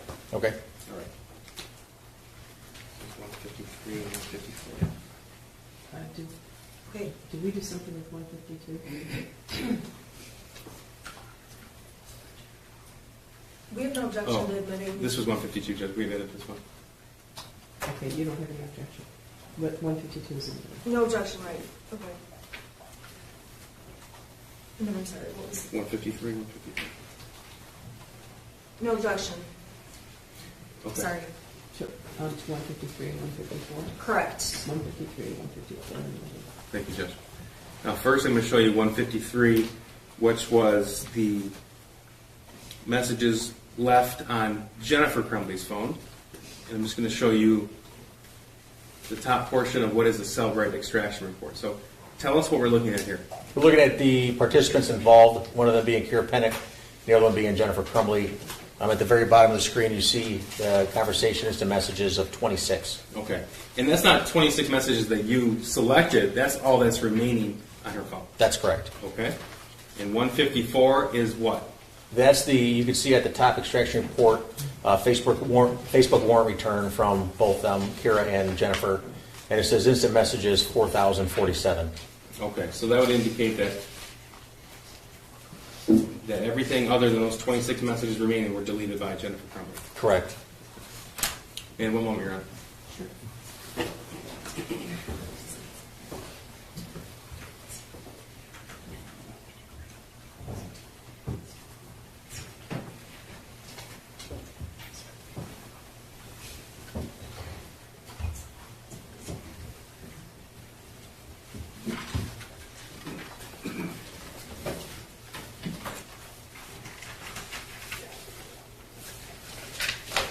Nothing further, sir.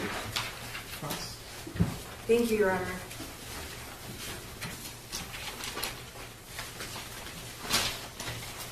Good afternoon. Good afternoon. I want to go back to, I want to just start, you've been obviously involved in this case since the 30th of November 2021, correct? Correct. And since that time, you have collected and looked at an abundance of evidence related to the Crumbleys, the shooter, the shooting, everything, correct? Correct. And when you were testifying earlier, you testified that at a previous hearing, you had testified about the parents when they first went into Oxford High School, correct? Correct. And on that date, you had reviewed many, many materials prior to coming to court. Correct. And that hearing was a preliminary examination, which is a hearing that's before a trial, correct? Correct. And at that hearing, you did the best job you could in terms of explaining, answering questions. Correct. You were truthful on that day. Absolutely. As you're being today. Yes. And we can agree that you made a mistake about Mr. and Mrs. Crumbley arriving in the vehicle together at the school. Because of the video, how it jumped, yes. Okay, an honest mistake. Correct. And it's fair to say that when you didn't have more information, you made an assumption that they had been in the same vehicle together, correct? Correct. I didn't know how many cars they had at the time. You see them walk into the school together, but you couldn't see before that. Correct. And that's why you testified, honestly, you thought they had arrived together, but it was incorrect. Correct. And so you would agree with me that the more information you have about any topic and the less guessing, the more accurate the information will be that you give on this witness stand, correct? I wasn't guessing before. I didn't know how many cars they had. I just saw them appear in front of the car. Right, so when you testified and said they arrived in the same car, that was incorrect. Correct. And I'm saying that had you had more information about seeing the vehicles pull up or seeing each one get out of separate cars, your testimony would have been different, correct? It would have been included in the video, correct. And so my point is you do the best job you can with the information you have. Yes, ma'am. But you're certainly not someone who can go back in time and see and know every detail of every single thing that's happened, correct? Not every single thing. You could put together a good timeline with all the information that you gather, yes. And it's fair to say for this jury, you have put together as detailed of a timeline as you can about all of the events before November 30th through 11/30th and beyond 11/30th, correct? That's correct. And when you are doing that, you are taking data from cell phones and other investigators, from surveillance, from all these different materials that are a part of the investigation in this case. Correct.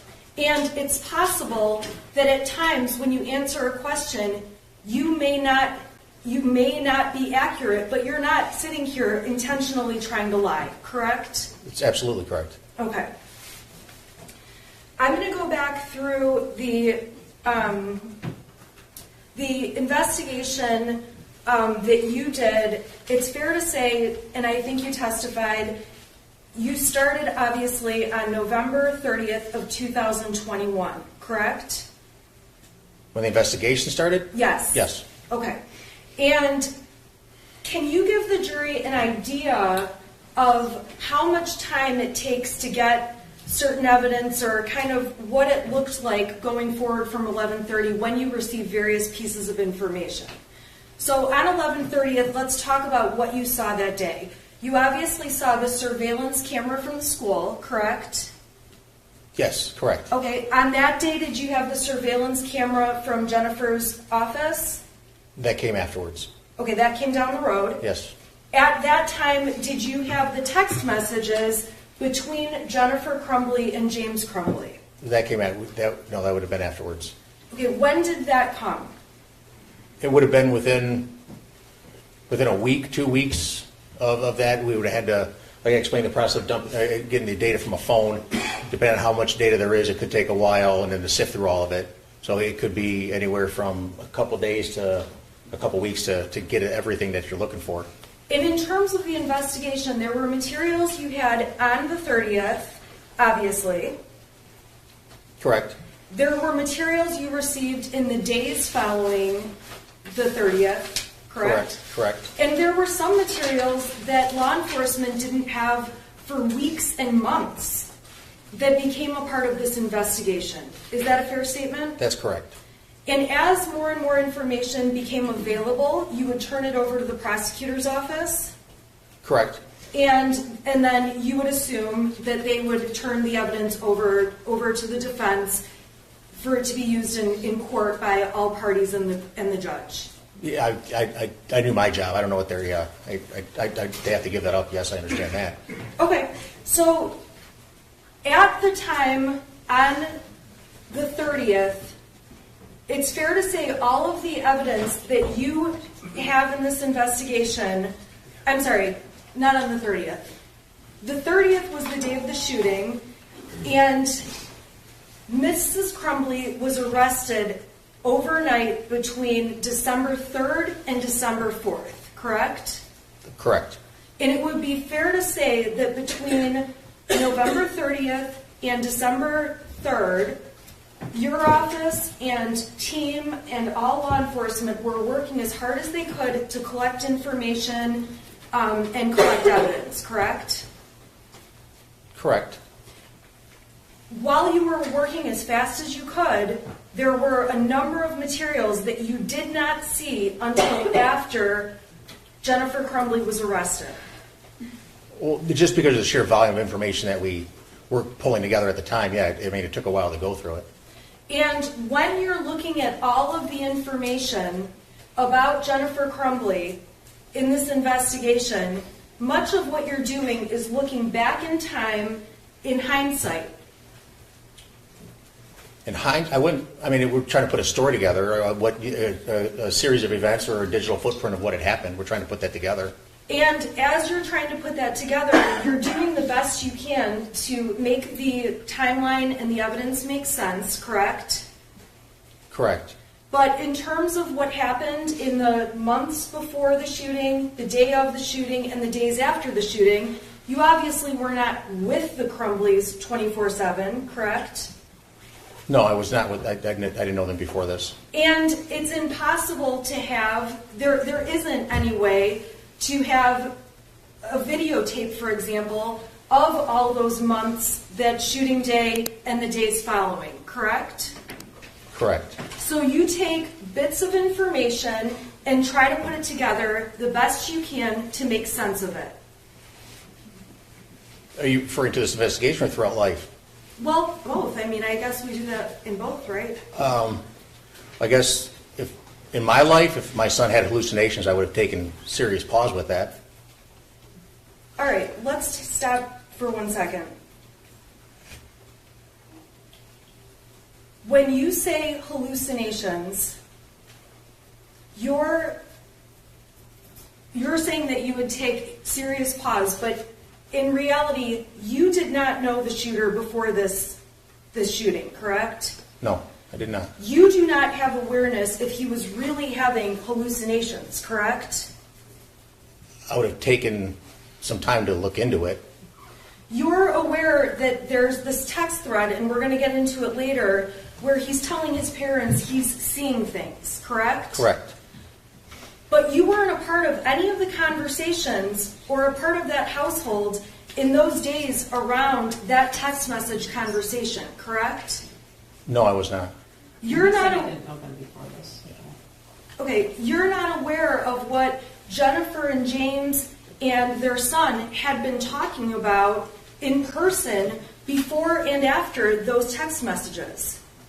Well, from the text message, I know the son on a couple of occasions asked or spoke with his friend about seeing a doctor or wanted to go see his doctor, tell his parents tell his parents that he wanted to go see a doctor. And while there are texts between the shooter and his friend, you have no evidence that Mrs. Crumbley has ever seen those texts, correct? That she has read them? No, Right. I do not. So there's texts that the shooter sent to his friend, and you have no way to know whether Jennifer Crumbley ever saw those text messages, correct? Other than his own words saying, I'm going to tell my parents tomorrow that I want to go see a doctor. That telling his friend, I want to go see a doctor, and I'm going to tell my parents tomorrow, you don't know if he really wanted to go see a doctor or was going to tell his parents, correct? I understand that's counsel's argument, but it's improper questions. He's already answered the question. Okay, you don't know whether Mrs. Crumbley saw the text between her son and his friend. No, I do not, ma'am. And I'm also making the point, Your Honor, and the question is, you also don't know if it's true that he really planned to tell his parents anything. He has a text to a friend saying that, but you don't know whether that's true or not, correct? Other than him saying on a couple occasions, no, I don't. Okay. And when you say a couple of occasions, there's text messages on certain days that that you testified about, but there's many, many, many other days, we can agree, that you have not testified about, correct? In reference to what? In reference to what he said to his friend, or in reference to what he said to the Crumbleys. I mean, did he have are you asking, did he have conversations with them? I don't understand the question. I'm sorry. I'm sorry. My question is, you've given us bits of information about certain days, about March 9th, about a date in April, about a date in November, correct? Correct. Okay. There's a lot of other dates that you did not give us information about what exactly was texted to and from Ethan Crumbley and Mrs. Crumbley, correct? Correct. There wasn't much texting between them. Okay. You also, there's certain messages that you testified about between the shooter and his friend. Correct. There's also a lot of other text messages between them that you have not talked about. Well, because the stuff that was talked about was not allowed to be talked about. He talked about... Your Honor? Yeah. Well, I think it's important, Judge. Yeah. Counsel can't ask questions about evidence that she sought to exclude. Okay. Telling this jury that I sought to exclude evidence that was irrelevant is very unfair, and that is improper. Okay, well, there's a lot of improper things here. No one's hiding any evidence from the jury, okay? So I don't want any implication that this witness is hiding what evidence from someone. So. Thank you, Judge. So don't ask about the messages if you don't want to know. So. Okay. When you're talking about the text messages, let's back up and do this differently. You went through text messages between the shooter and his friend to find evidence to support that the shooter was having issues, correct? To build... We went through the text messages to try to get an idea of who he was and what he was going through and what he had talked about with his friends. And when you saw text messages like you testified about involving seeing things and dishes flying and demons and things along those lines, you gathered those, and that was the evidence that you've presented to this jury to support your case, correct? Well, because those are things of importance, that he was hallucinating and seeing stuff flying off of shelves. And there's no other evidence or that we could find on the phones or communication between them to say that that problem was remedied, or that a phone call was made to the shooter to what's going on, or how can I help you, son, or anything like that. None of that was found. So it was important that that was what he was struggling with. Okay, you're guessing that is what he's struggling with. You're doing the best you can, but you're getting pieces of information out of text messages, and really you don't know these people or what was going on, other than what you see in these texts. He agrees with that. He didn't know any of them before this. Yeah. Okay, I apologize. Well, I keep ending up in a situation where we're trailing off and repeating, and I would just ask that stop. He doesn't know them.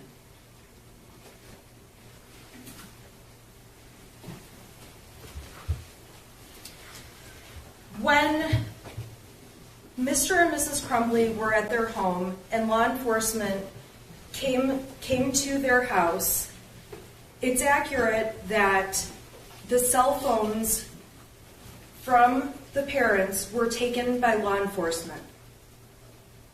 The first time they came to the home? Not necessarily the first time. I'm asking, police took the cell phones that Jennifer and James Crumbley used. Police took those phones, correct? Yes, they did. Okay. And when police took those phones, Mr. and Mrs. Crumbley obviously went and bought burner phones or track phones. Correct. And you've testified that you can see that Mr. and Mrs. Crumbley, or at least Mrs. Crumbley, attempted to get into some accounts that required two-factor authentication. That's correct. Can you please explain very quickly what two-factor authentication means for the jury?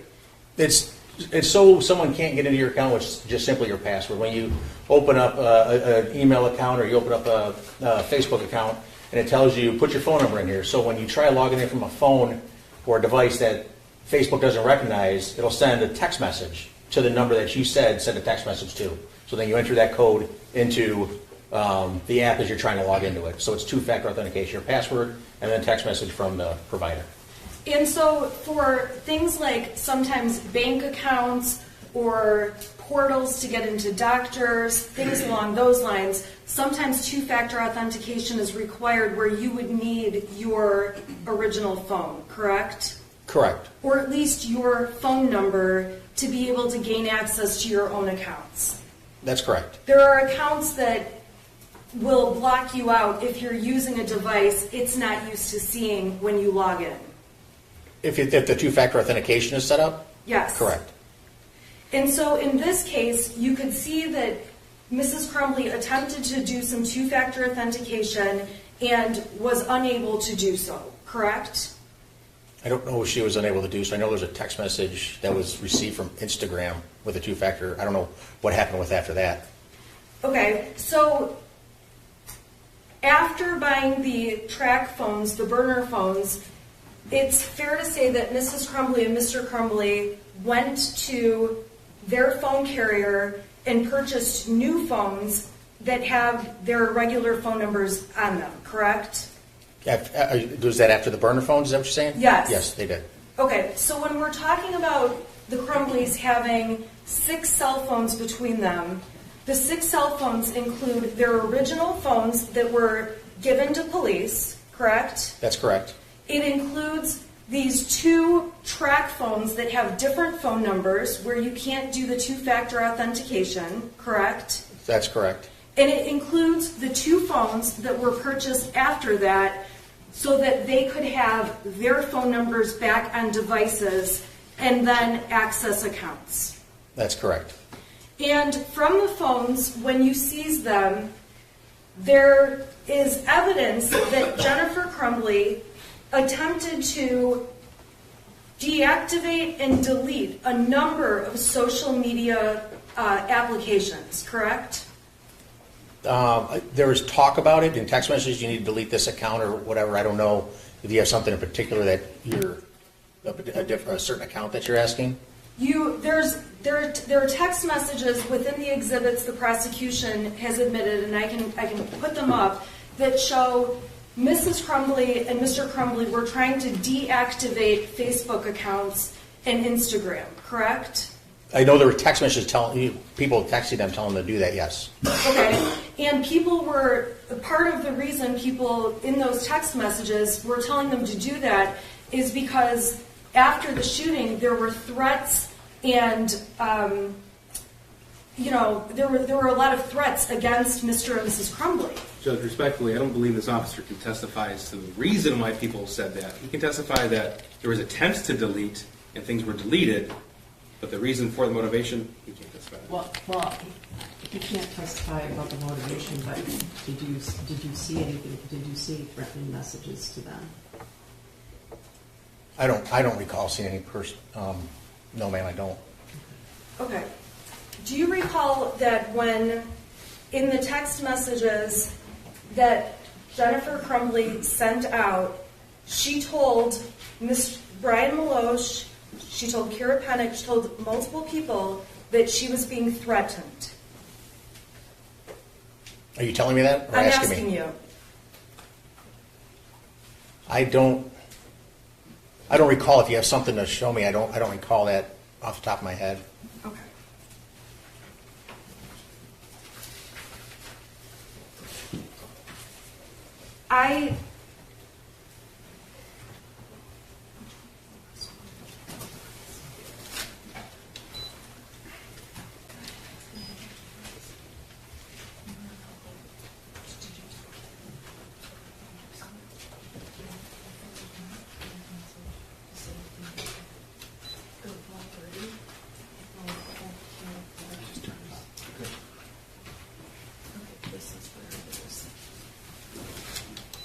Okay.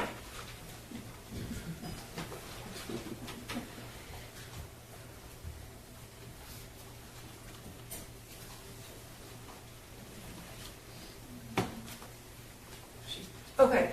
So in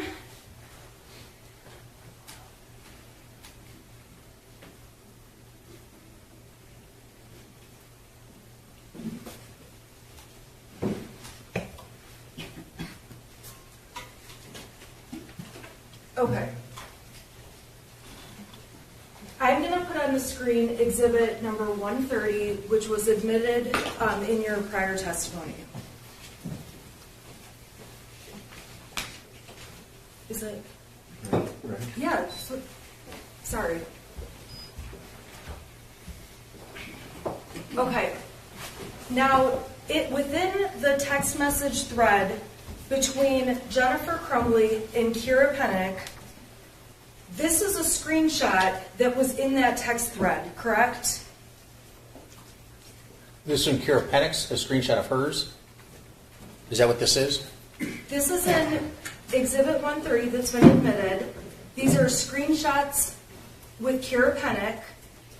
And I am asking you, this is a screenshot showing threats to Jennifer Crumbley that Jennifer Crumbley showed to Kira Pennick.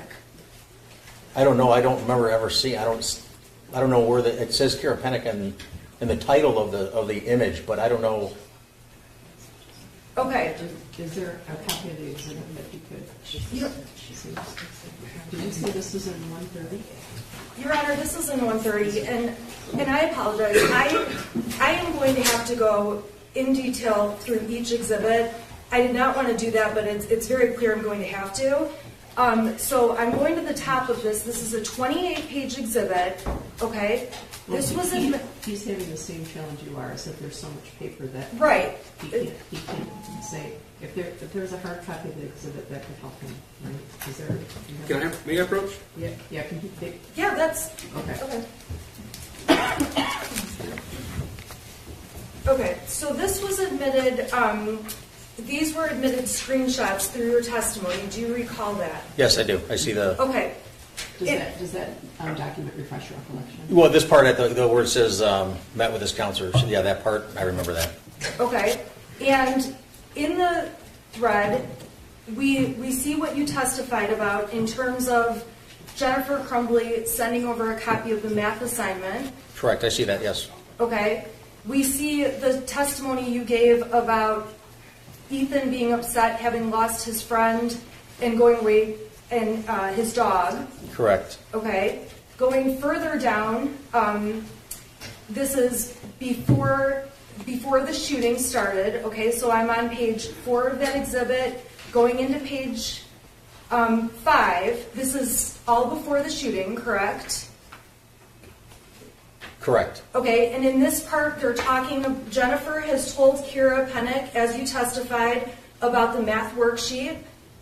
Yes. She's told Kira Pennick about, I had to go to the counselor's office to have a meeting with them. Correct. Kira's talking about what horse Ethan could possibly be with that day that might make him feel better. Correct. And as the text thread goes down further, Kira and Jennifer, it's fair to say, remained in contact through the time of the shooting and after the shooting. Correct. Okay? And on November 30th, Kira Pennick is asking, she says, I heard there was a shooting at Oxford High School. Is Ethan okay? Correct? Correct. Okay? Saying, if you need anything, let me know. Correct. And after the time of the shooting, at 4:42, Jennifer Crumbley is texting with Kira Pennick again, Correct. talking about how she needs to sell her horses. Correct. This is when she knows that the shooting has happened, and she's, well, she says, my head is spinning right now, correct? That's what yes, correct. Okay? She's talking to Kira Pennick about selling the house back and forth. Correct. Okay? And Kira is talking about how she'll take care of the horses for Jennifer.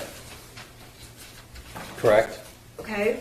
And Jennifer says, I don't have my cell phone right now. She tells her, I'm on this track phone. Correct. Because the police have her real phone. Correct.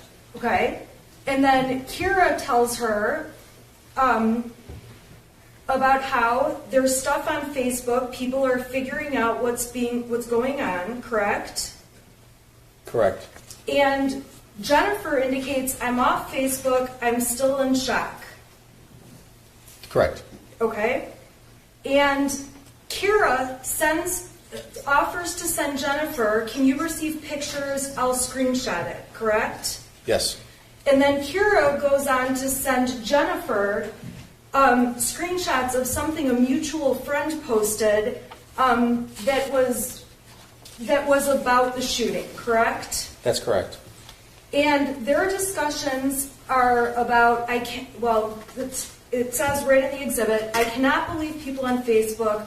I'm so sorry you're having to deal with this stuff, correct? Correct. Okay. She asks a question about the medication, and Jennifer indicates we're at a hotel in Lapeer and that the news is live at her house, correct? Correct. Kira's response, at least in the text messages, is please stay safe, correct? Correct. And Jennifer sends her over what appears to be a screenshot from a social media app, maybe Facebook or I'm not exactly sure, but you can see that Jennifer sent a screenshot where she has received nasty messages to her. Judge, I'm just going to object to the form of the question. Mr. Rogowski can certainly read all of this, but calling it a threat or nasty, that's not for him to answer. That's for the jury to determine. Well, yeah, they can characterize it. They can read it. But definitely they're not nice. Okay, can you please tell the jury what these messages say? Larry Barton. I'm sorry, you want me to read them? What Sure. it says on there? It says rotten jail next to him. Okay, Brandon Hegwood. What a shame on you. Kaylee Camacho. Fuck your ugly ass kid, I hope. Adam Tank. What a fucking coward, Ethan. Jennifer Crumbley texts to Kira, I can't go home. Correct. And Kira texts back that she's concerned for Jennifer's, and when she says you guys, I'm concerned for you guys, and is expressing concern, correct? Yes, to stay away from the horses, correct? Yes. Okay. She also says she's worried about your horses or hurting you while you're here, correct? Correct. Okay. It's fair to say that Jennifer and James are afraid of the public's reaction to what their son did. Again, Judge, form the question. Yeah, I don't understand that. Well, let me back up. I'm sorry, I can rephrase, but that's okay. Okay, so we know the news has been around the Crumbley's home. Correct. Okay, so following the shooting, there was media all over their street, correct? I wasn't there. I don't know. I wasn't there. I can't tell you if there's media there or not. Okay, it would surprise you if there was? It wouldn't surprise me, no. Okay. There were some nasty messages coming into Mrs. Crumbley. From the screen, are you referring to, yes, I'm sorry, yes. Okay. And Jennifer is saying she doesn't want to put anyone else at risk. And that specifically is on page 15 of the exhibit you're looking at.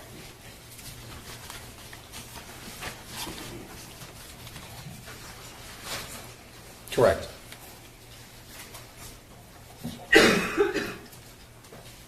Kira is telling her about, or is commenting people are ridiculous, also talking about buying horses, other random comments in there.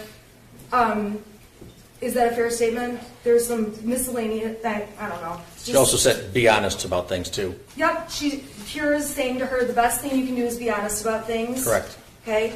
Jennifer's not saying I don't plan to be honest, right?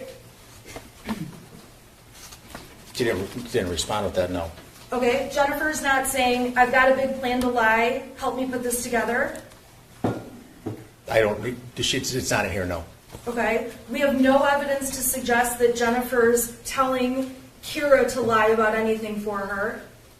Correct. Okay, so when Kira's saying be honest, she's saying be honest, but you have no reason to believe that Jennifer's attempting to be dishonest at this point, based on that message. At this point, no, Yeah. but they And were then- taken into custody for a couple days after they were told to turn themselves in. I'm sorry? They were taken into custody a couple days after they were supposed to be taken into custody. Okay, we're going to get there. We'll get there. Jennifer Crumbley is representing that she's trying to work out lawyer fees, figuring out about being questioned, if she's going to be brought in, amounts she can pay, things like that, correct? Correct. Okay, and Jennifer is telling her, I am bawling right now, my son ruined so many lives today. That's correct. And he did ruin so many lives that day. Yes, he did. And Kira is writing back to her, she wishes she could help more. She's also in shock, correct? Objection again in the form of question, Judge. Well, he doesn't know if she's in shock. She texts that. Okay, I'm sorry. She texted, I am still in shock too. That's what she texted, correct. And Kira encourages Jennifer, take it one day at a time, and again, just be honest about everything. It should help you through this. Correct. And offers to take care of the boys, which we would guess is her horses. The two horses at her farm, correct. Jennifer is thanking her for not judging her, unlike the whole world, correct? Yes, correct. Okay, meaning that we can assume Jennifer feels the whole world is judging her. Again, objection to the form of the question. Yeah, well, he doesn't know. He knows what the text says. He doesn't know how she feels, but that's what she said. Okay, that's what the text says. That's what the text says, correct.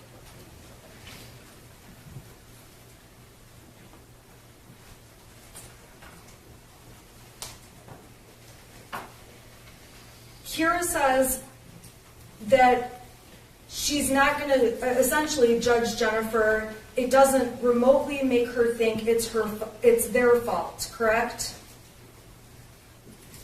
That's what Kira texted, yes, correct. And then Kira says, it sounds like Ethan was a troubled kid.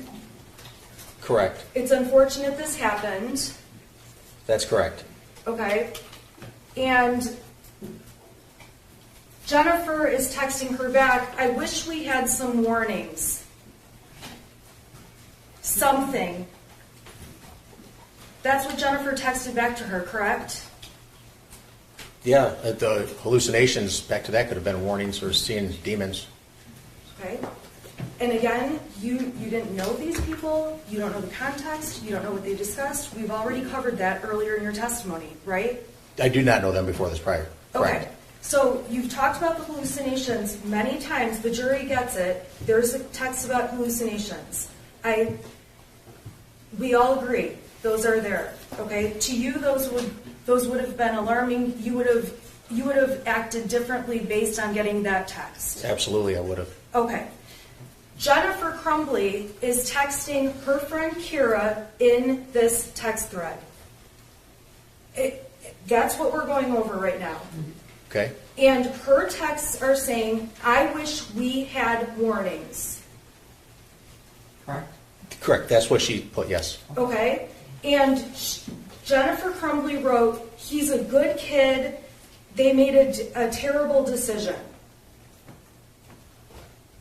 And there may be typos, but it says, he's a good kid. They made a terrible decision. Correct? That's what she typed, yes. Okay. Kira responds back, there probably were warnings, but nobody saw them. Hindsight is always 20/20.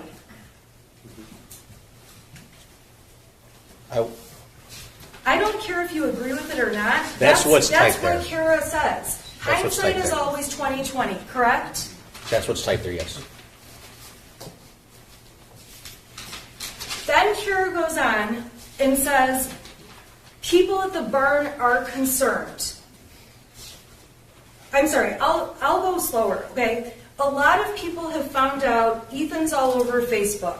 That's the next thing she says, correct? Correct.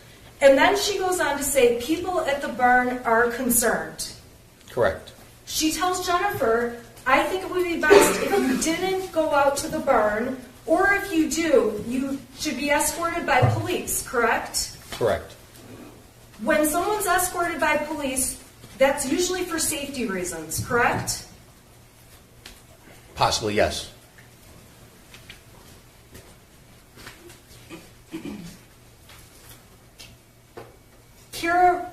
Jennifer says, seriously, those horses are the only thing good in my life right now. And this is after the shooting, correct? Correct. And Kira responds, I understand that, but we all need to be careful. Correct. So it's fair to say there was a concern about safety regarding Jennifer after the shooting, and also other people around her were concerned for their own safety. Correct. And it's also fair to say, and if you don't know, please just let me know if you don't know, a lot of people in this state hated Mr. and Mrs. Crumbley when they heard about this shooting. Judge, he can't possibly I don't know. answer that question.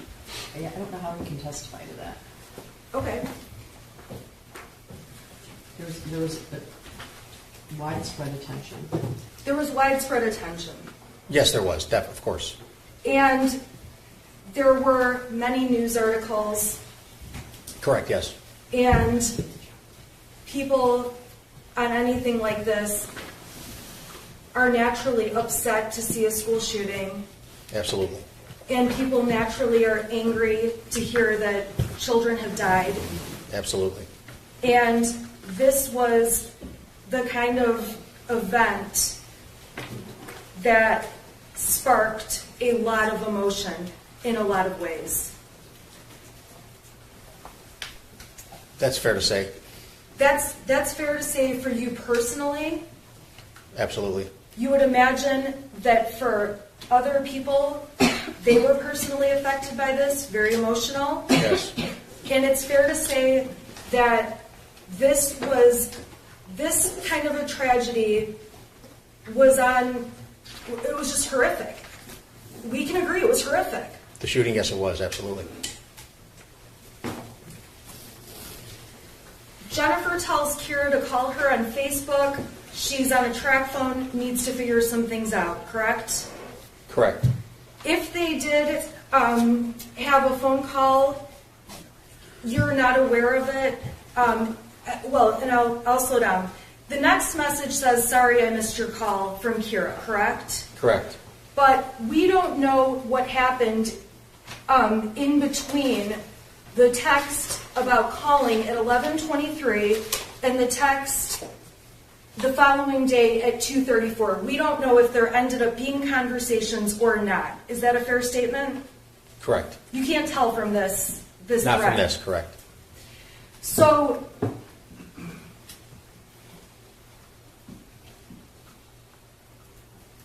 they're going back and forth, talking more and more about letting her know later today, things like that. They're talking horses in between all of this. Is that a fair statement?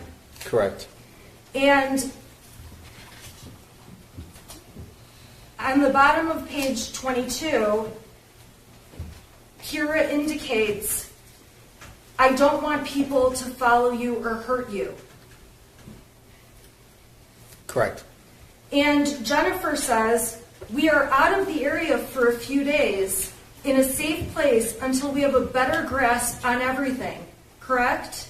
That's correct. She doesn't say, we are trying to get out of state, we're trying to get out of the country. She doesn't say anything like that, correct? Not in this chat thread. Okay. In this, she says, we're trying to be in a safe place. Correct. Which would indicate safety is, of course, a concern to the Crumbley parents. By saying they're in a safe place, yes, I would say that. Kira says, I'm glad you're safe. I care about you guys, correct? Correct. She assures her she'll take care of the horses. They'll talk about buying them, figuring out somebody to buy them, correct? That's correct. A few more text messages back and forth about meeting before then. And then on page 24 of that exhibit, Jennifer says, what's your number? I want to call and set up a safe place to meet, correct? That's correct. Okay. She mentions that her messenger is probably being monitored. She does say that, yes. Okay. And she's talking about she needs to get stuff, discuss the horses, correct? That's correct. And let's see, they're going through more about whether cash or checks are best. What page is that? I would say that, yes, I'm sorry. 25. Yes. Okay, and you're aware that after the night of the shooting, the Crumbleys went and stayed in a local hotel. Yeah, correct. They went to a hotel, yes. Okay, and the next day they went to a different hotel. Correct. Okay, which was also, I mean, maybe an hour from here, a local hotel, not out of state, not out of the country, right? Within an hour, yes. Okay, and so in the days following the shooting, the Crumbleys did not return to their home in Oxford. They did not know. And as far as you know, since the day of the shooting, the Crumbleys have never returned to their home in Oxford. No, they've never been back.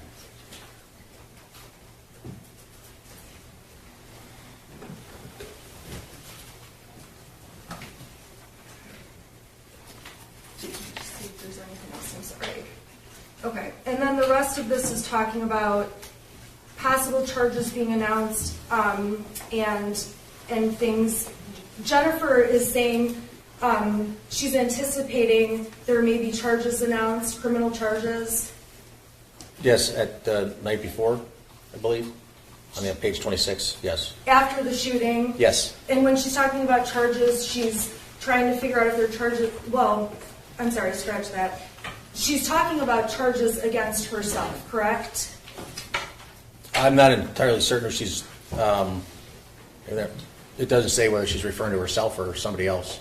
Okay, so she's waiting to basically just figure out what's going on. Judge, again, counsel can't narrate what she thinks her client was thinking. She can have him read the text message. I admitted it into evidence. They can have it all. Yep. Okay, so there's a text. Okay, Maybe there for that. so the text says, Jennifer Crumbley wrote, I'm not sure what's happening. Yes, I'm sorry, yes. Okay.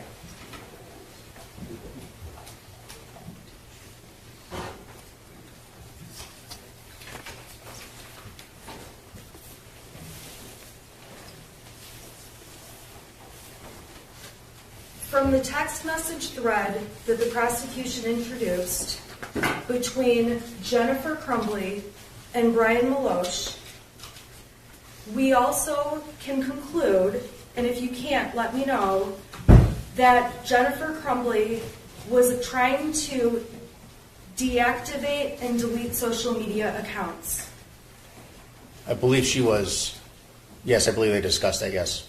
And Jennifer Crumbley is asking Brian Maloche things about, can you still see James's Facebook? Can you see my Facebook? Questions like that, correct? Correct. Okay. James and Jennifer Crumbley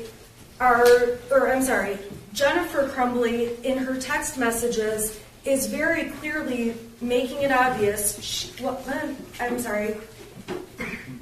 she is telling Brian that she is shutting things down. Like that. I don't remember the language that she used. I know they talked about it. I don't remember if she used the phrase shutting things down. If a person has a Facebook account that they deactivate, okay, I'm going to go even slower. When someone has a Facebook account, other people in the world have the ability to see that account, correct? If it's public or your friends or whatever other security settings, but yes. However you have it set up, yes. You allow who can see the account and who can't, correct? That's correct. If you do have an account and you don't want the world to see it, if you deactivate the account doesn't appear when people look for you on Facebook, correct? That's correct.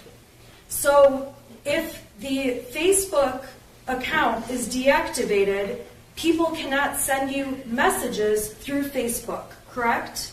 That's correct. And they can't send you messages through Facebook Messenger. I'm not entirely certain if you'd have to deactivate Messenger as well. I don't know, because they are two separate platforms. It's under one company, Meta, Facebook, but I don't know if you have to deactivate both of them. So with Messenger, if Jennifer Crumbley deactivated Messenger, we can agree that people wouldn't be able to send her messages. Correct. And in general, if a person is trying to avoid having people find them on social media, deactivating the account makes it so people don't find them, correct? Correct. So, for example, Instagram. Jennifer Crumbley had an Instagram account, and you testified about that to the jury, correct? There's a two-factor authentication text message that was found, yes, with Instagram. Is that what you're referring to? I'm not referring to the two-factor authentication, but you testified that Jennifer Crumbley had an Instagram account. Well, we can agree she had an Instagram account. Yeah, she did. There were posts that were admitted the other day, I believe, right? Right, yes. and in that, on Instagram, the whole point of Instagram is to post photos or videos, correct? Correct. And we can see the Instagram account that Jennifer Crumbley had with videos and pictures she had posted over time. Correct. And when a person turns off or deactivates their Instagram account, other people in the world don't have the ability to see those photos any longer, correct? That's correct. Other people in the world don't have the ability to send messages through Instagram to the person that's deactivated their account. Correct. So, as a computer expert, if a person is trying to avoid having people see them or find them or see posts of theirs, even old posts, deactivating the account will accomplish that task. Correct.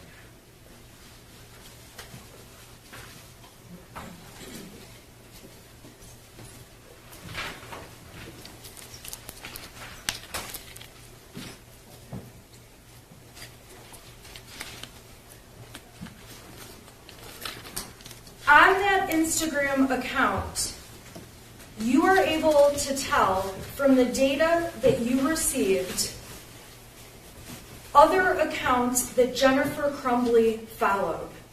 Correct. So, meaning that from her account, Jennifer Crumbley had certain people she was linked up with where she could see what they posted on their accounts, correct? Correct.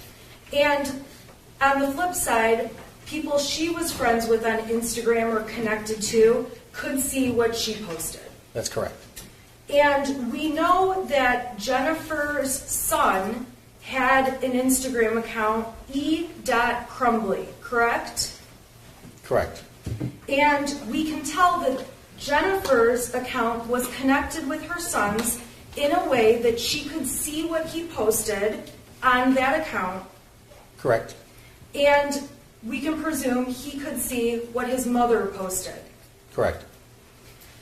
When you are looking through the Instagram records, you are not able to tell which posts Jennifer did in fact see or not see, correct? Correct. So if the shooter posted something and Jennifer Crumbley had not checked Instagram, it's possible she would not have seen it even though he posted it. It's possible. If he posted it and she looked at Instagram and looked at his account, or looked at his profile, is that what it's called? She would certainly see anything he posted. Looked at his account, you're saying, I'm sorry? Yes, correct. But in terms of all of the data you have, you don't have any way to determine which Instagram pictures she did or did not see. Correct. Now, if she made a comment on a picture, you would know she obviously saw it because you couldn't comment unless you had seen the picture to put the comment on there, correct? That's correct. And on the Instagram photos, there are not comments from Jennifer Crumbley to her son about the posts, correct? On all the photos or a particular one? I suppose the ones that we've admitted as exhibits in this case, the photograph of the gun, for example. Correct. And there's no doubt the shooter licked guns. Correct. And there's no doubt Jennifer posted photos of the gun. Correct. And videos. Correct. And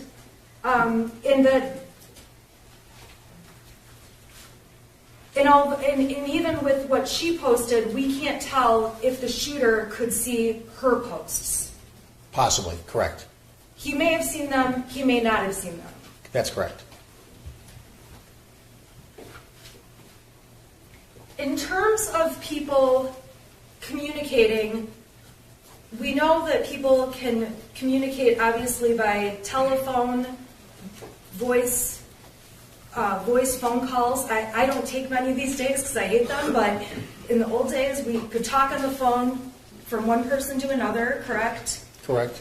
And there's the ability obviously to text. People can send messages from one person to another. Correct. And in terms of people's habits, some people may delete texts when they get them. Correct? Correct. Some people may keep every text they've ever had. That's correct. Some phones will delete texts after a certain period of time. Not unless the user tells it to, no. If someone gets a new phone, there are occasions where the old text from the old phone may not come up on the new phone. I mean, I can't say for certain. I don't know. I haven't tested something like that yet. I don't know. We can agree that everyone's personal habits in terms of how many texts they keep on their phone or don't are individual to each person. Correct. So when you're testifying and telling the jury about posts that you can tell or texts that you can tell are deleted or not deleted, you have never sat down and talked to Jennifer Crumbley about her habits with deleting posts or pictures or texts, correct? That's correct. The best you can do is look at what's deleted, what's not deleted, and tell this jury your findings. Correct.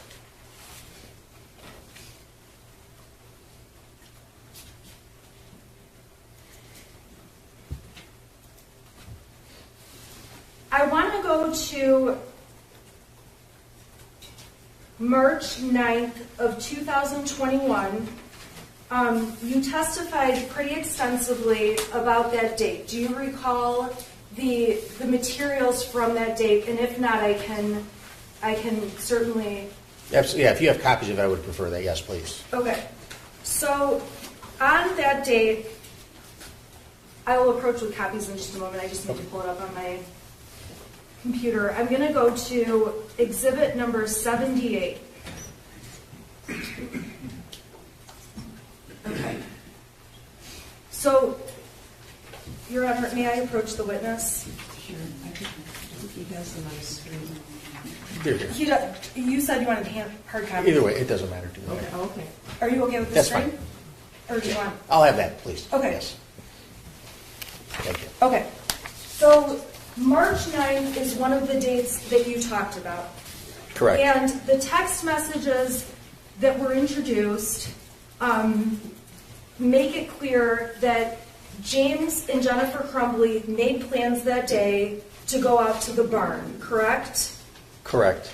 And you have photos confirming that they were in fact at the barn, photos of horses they took. Correct. Okay, the jury has seen that the data shows the times these photographs were taken, so we know they were taken on March 9th. Correct. Okay, you've brought in GPS locations to prove they were there on that date. Correct. Okay, and it's on that date that Ethan Crumbley, the shooter, is sending his parents some texts that were admitted through Exhibit 82. Do you recall those texts? I do, yes. Okay. Now, in these texts, starting at, I'm going to put it up on the screen.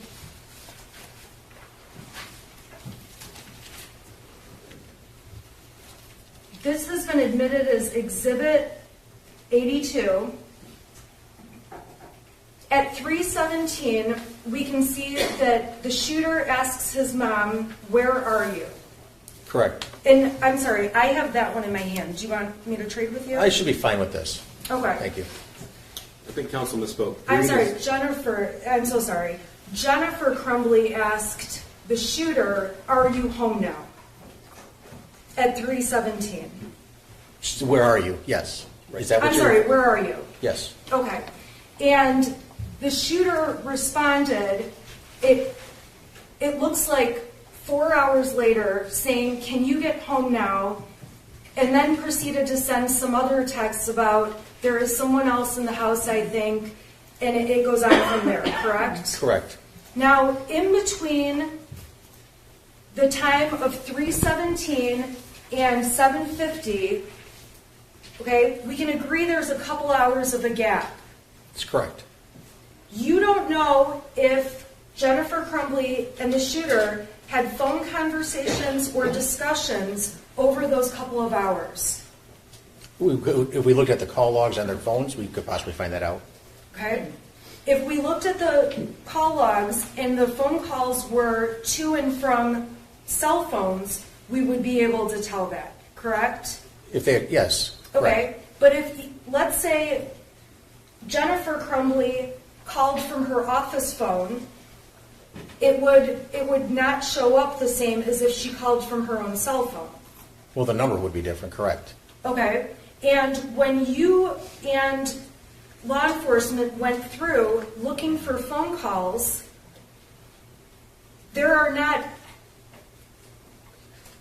you provided over several call records, but not call records for example, Jennifer Crumbley's office with Ethan Crumbley. There were none entered as exhibits. I can't say for certain right now with all the information I looked at, if there were any, off the top of my head. You don't know if there were any? Right now, I don't know. Okay. And you also don't know that day, on the 8th, you know that they're planning to be at the barn. James and Jennifer make plans to go to the barn that Correct. day after work. Correct. Okay? Between the time they make these plans and the time the shooter texts, "Can you get home now?" You don't know if Jennifer Crumbley or James Crumbley has physically been with the shooter. Right, no, I do not. From that chat thread right there, I do not know that. You don't know the discussions on that day that may have taken place in between the shooter and his parents. Right, from this, I can't tell you that. Is that what you're saying? I don't understand. Right. Correct. Right. The best you can do is piece together bits of information, but we can agree there's gaps of time where you don't know definitively what happened. Correct. Right now, yes. We can agree there are any number of things that could have happened between 3:17 and 7:50 there would not be evidence to show you what exactly happened, correct? If there is none there, you mean? Is that what you're saying? Right. Correct. And the only people who would know, if they can even remember the day years ago, would be the people who were present. So Mrs. Crumbley and the shooter, correct? Correct. They would be the only people who truly know what they spoke about or didn't speak about on that day. Correct. So when you see these texts, and I understand you find them alarming, I imagine that the texts, and please correct me if I'm wrong, that you find alarming are the texts about there is someone in the house, I think, someone walked into the bathroom and flushed the toilet and left the light on. I thought it was you, but when I came in, no one was home. There is no one in the house, though. Those are some of the texts that you found to be problematic, correct? In the fact that there's no response in between any of those, yes. Okay. We can agree there's no response, but you don't know if... Okay, we can agree there's no response by text between Mrs. Crumbley and the shooter, correct? Correct. But you also have no way to tell, when you see text messages like this, at what time Mrs. Crumbley read those texts. Correct. You'll be able to tell that it was read, but yes, not what time. Okay, so for example, when the shooter texts, "Can you get home now?" And then there's someone in the house, I think, a few seconds later, and then about 30 seconds after that, another text. You have no idea if Jennifer Crumbley checked her phone to see the first text message, checked and saw the second. You don't know which ones she saw or when, correct? I don't know the time they were read, no. All you know is that you don't see any response to them. They're correct. There's no response. So there's a number of possible things that could have happened in between these texts. From 7:50 to the end of the last text? Yeah. She could have texted back, you mean, or called? She could have, well, she didn't text back. We agree with that, Correct. right? Yes. Okay. When I say there's a number of things that could have happened, I mean, she could have read the text and thought this is garbage or he's joking and just set the phone down, correct? She could have. Okay. She could have not seen the texts because she was busy doing something. Correct. She could have been, we know she's at the horse ranch. Are you aware of how strong Jennifer Crumbley's cell signal is out at the farm, at the barn, where the horses are kept? I have no idea about that. No, I do not. Okay. If her cell signal doesn't work out where the barn is, it's possible these texts are not getting to her until she gets to a place where data uploads into the phone, correct? That's correct. So while we see these texts being sent, we cannot conclude that Jennifer Crumbley is reading these as they are coming to her. Fair to say? I mean, that's the time that they were set, the 7:50 and 14 seconds, and then 17 seconds and 39 seconds. That's when they were actually sent, and they were received on the other end. That's marked at that time. Otherwise, it would have come in at a later time. Okay, but my point is you don't know when she saw them, when Mrs. Crumbley actually read them. No, but they would have been on the phone at that time. If the phone had a signal and was able to get text, they'd be on the phone at that time, correct? It would have been at a later time, at the time that they came in. Okay, but if the signal wasn't working, she might not have been able to see those texts until she got to a point where the signal came in. Correct. Okay, there's times where you're in an area, people can be in an area with their cell phone, and the signal is bad, and texts are coming into them, but their phone shows nothing. That's a possibility, correct? That's correct. And then when the person gets to a spot with better cell phone signal, all of a sudden, all the texts they missed over whatever period of time the phone wasn't working will flood into the phone, correct? That's correct. And just because they come into the phone at that time, they were still sent possibly hours before. No, without testing, I can't say for certain. You don't know. I can't say for certain without testing, correct. Okay, so the text messages that were sent about someone being in the house, someone walking into the bathroom, you don't know any of the responses that, or even the thoughts Jennifer Crumbley had when she did in fact read those messages. I don't know if she would have called back if that was alarming to her. Is that what you're saying? Or I guess what I'm saying is, so these messages are coming in, and even when she does see them, let's say if she sees them as they're coming in, you don't know what she's thinking about these. I don't know what she's thinking, no. Okay. And you also don't know, and obviously we've already talked about it, this has already been asked, but you obviously don't know when she's seen each message. There's no documentation like she saw this one at 8 o'clock, this one at 8:05, anything like that. Those are the times that they came into the phone, yes. Okay. The next message we see is a text message on the following day sent to Ethan by Jennifer Crumbley that says, "Where is your dad?" Correct? Can you just scroll down a little bit? Yeah. I just want to make sure I see it. Yeah, no, sorry. You know, I feel like maybe I should do the jury, right? You're not close, right? I'm not even close. I think the witness could probably use it as well. Okay. All right, so I'm going to let you step down and can't discuss your testimony with anyone. Okay.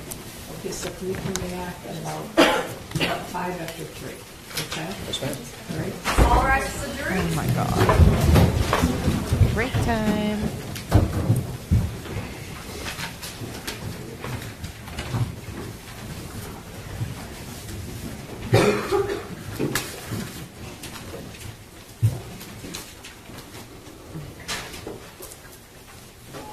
It is still Friday. You know, some of the questions are becoming repetitive, so that's going to make you lose them. That's her point.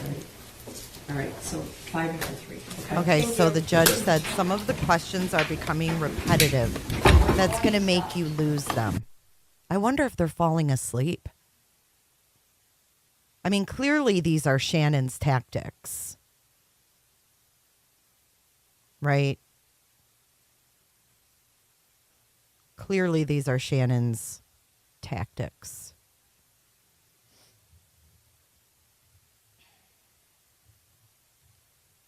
So we're back in like 10 minutes, which usually equals about 20, because Shannon has to go layer on another layer of makeup. Yes, it's Friday, and we have Brian Koberger live in 1 hour. She didn't make any points. She literally scrolled through the messages. Here, this is for Jennifer. Hi, Jennifer.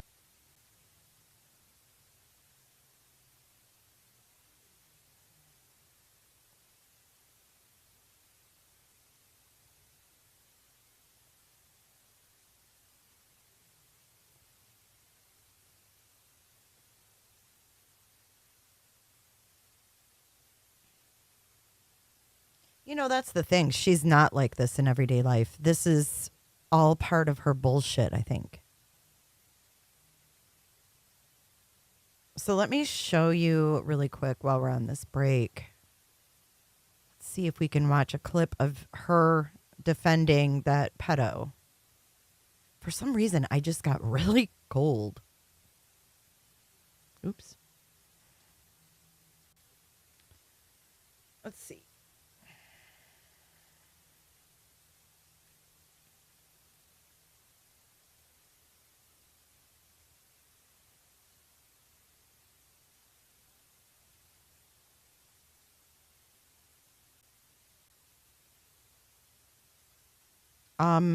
She's also 7 years ago. Hang on. Hold on.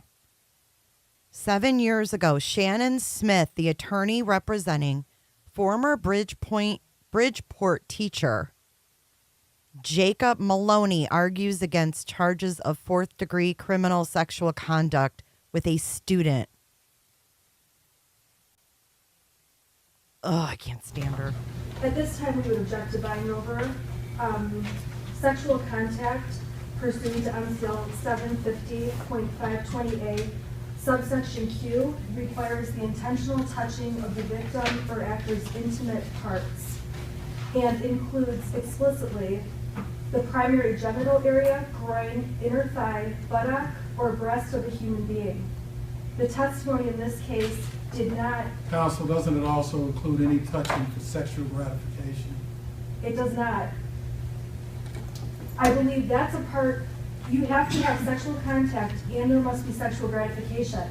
But they have not... The prosecution has not presented any evidence that there was sexual contact, which is defined by statute, because there was no involvement of any intimate part, also defined by statute. And so I would ask that this case be dismissed. That hugging and kissing on the mouth, it would have been good for the prosecution to have developed the nature and type of the kiss in more detail. But what I heard is adequate for sexual contact. And he is bound over to stand trial on both counts. So she lost that argument too. And yes, she specializes in pedos. Here we go. Here's Shannon Smith being interviewed after Larry Nassar pleads guilty. Doctor pleads guilty to crimes against young women. For all those involved, and that I'm so horribly sorry that this was like a match that turned into a forest fire out of control.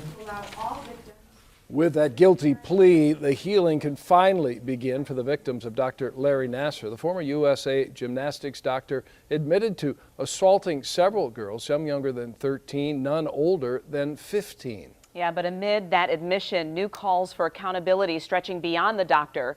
The victims saying they made complaints 20 years ago. 7 investigator Jim Kirchner joins us with the dramatic story and the reaction to it. Jim. Yeah, as you guys just said, Dr. Nassar did that apology for everyone to heal, but still you're going to see the judge lets him have it. And with as many as 125 victims, this doctor, a now convicted child sexual predator who attacked while wearing a white lab coat or even gym shorts at times, he caves in under the growing pressure. A couple things that I could do to stop the hurting is this, and I think that's important. For all those involved, and I'm so horribly sorry. Nassar pleads guilty to 7 counts of first-degree criminal sexual conduct with 3 girls under age 13 and 4 girls aged 13 to 15. Several other charges are dropped. Other charges pending in Eaton County will also get guilty pleas next week. A total of 125 women have come forward saying they are victims. So you used that position of trust that you had in the most vile way to abuse children. In the plea deal, the sentence will be 25 years to life, the judge indicating what her sentence will be here. A lifetime of healing while you spend your lifetime behind bars. Other women could still come forward. There's also a federal case of child porn. 37,000 images found with the former doctor, and that sentencing hanging over his head. Seeing the amount of cases coming his way, I think this was a good decision for everyone.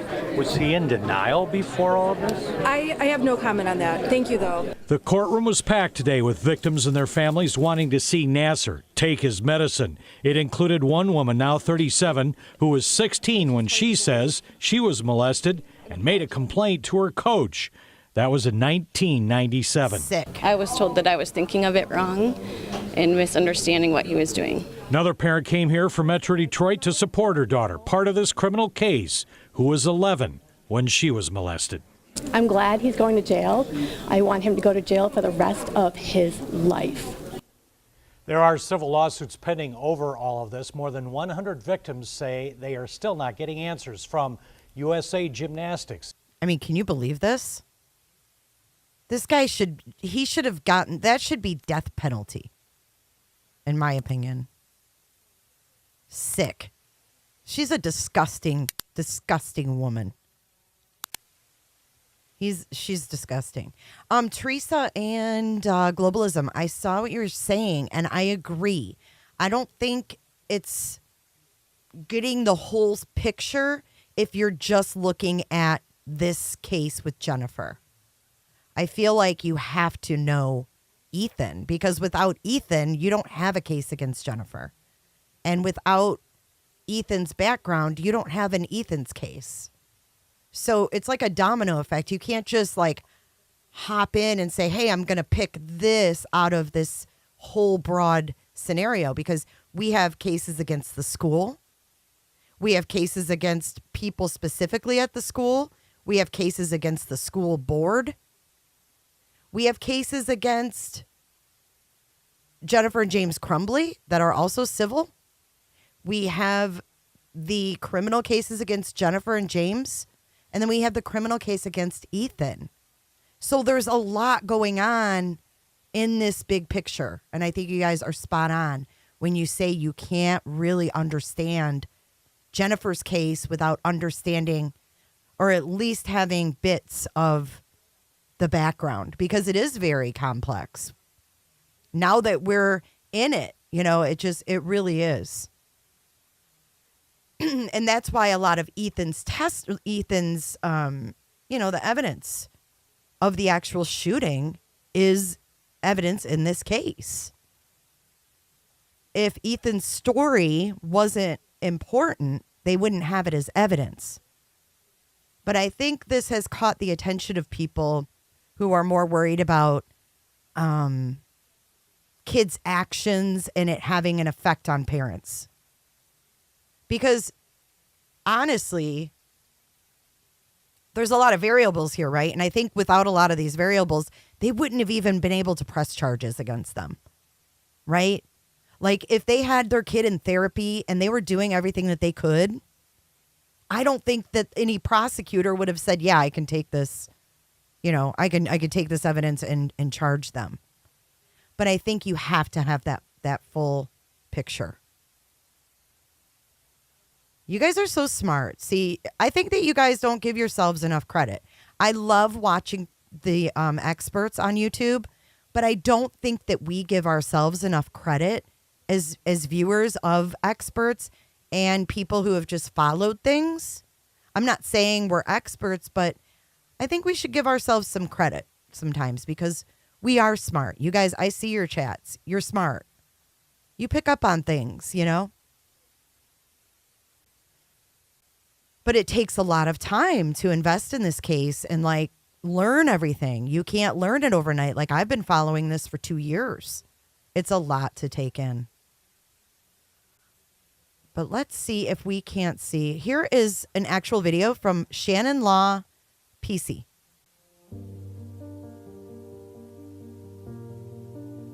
Here we go. This is Smith Lehman. This is when Shannon was still with the other. Do you think if he committed suicide, they'd be charged? Not sure. I'm not sure. That's an interesting question. I'm not sure. Probably not. I think this is a school shooting example being made. But I don't think this is a gun thing. I think this is a school shooting thing. But that's just my opinion. I don't know. But this is when she was with Lehman, her old partner, who now represents James. On Friday, March 11th, I mean, this isn't just like, oh, my kid skipped school and went and robbed a store and the parents are being charged. Like, this is different. You have to look at all of the elements. On Friday, March 11th, Mariel Lehman, took over a last minute for Shannon. I wonder why. Was Shannon ill? This is 1 year ago. On Friday, March 11th, Mariel Lehman took over last minute for Shannon on a trial where the client was falsely accused of sexually assaulting his young daughter on March 18th after a 3-year battle with many, many hardships for our client, including losing his job and being forced to move away from his family. Mariel was able to secure a not guilty verdict and allow him to return to his wife and live a normal life. Okay, he's not guilty, but he won't show his face. Okay. I was accused by my daughter and my daughter's mother of sexually assaulting her. And it was a long process. It took almost 3 years before I actually got the trial and got a not guilty verdict. But it was tough in the beginning. I wasn't allowed to be in my home. I had to wear a tether on my ankle the entire time of the case. I couldn't speak to my other kids. I don't know, man. How do you get put on trial for SA if you didn't SA? Our client was forced to leave his home. Okay. That's their success story. Oh, this is a victim's father attempting to attack Nasser. Watch this. Distraught father have a chance to say something. I'm right Go here. Go ahead, sir. You son. In a courtroom, we don't use profanity, but if you have some words that you would like to say, I would like to give you the opportunity to say them. I would ask you to, as part of this sentencing, to grant me 5 minutes in a locked room with this demon. Yes, Dad. I have would a feeling. Would you do that? That is not yes how our. No? No, sir, I can't. Would you do give me that. 1 minute? People are laughing. It's not funny. That's not how our legal system Well, works. Damn. Stay down. Stay down. Press Morgan. I'll Stay down. down. Get over here, Matthew. Hurry up. I want that stuff behind your back. Get him, Dad. They should have let him. Give me 1 minute with that. What if this happened to you guys? Not behave like that. No one can behave like this. I want to make sure it's crystal clear. I'm sure Judge White. No one can blame this guy. No one can blame this guy. Wow.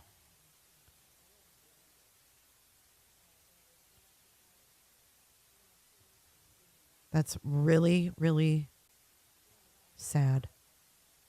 All right, I'm going to mute it. Let's watch him in slow-mo, man. This is why they have so many deputies. Nasser, you pussy.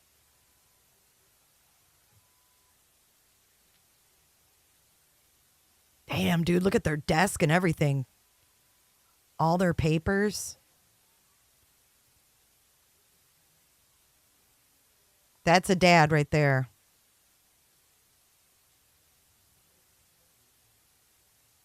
Poor guy.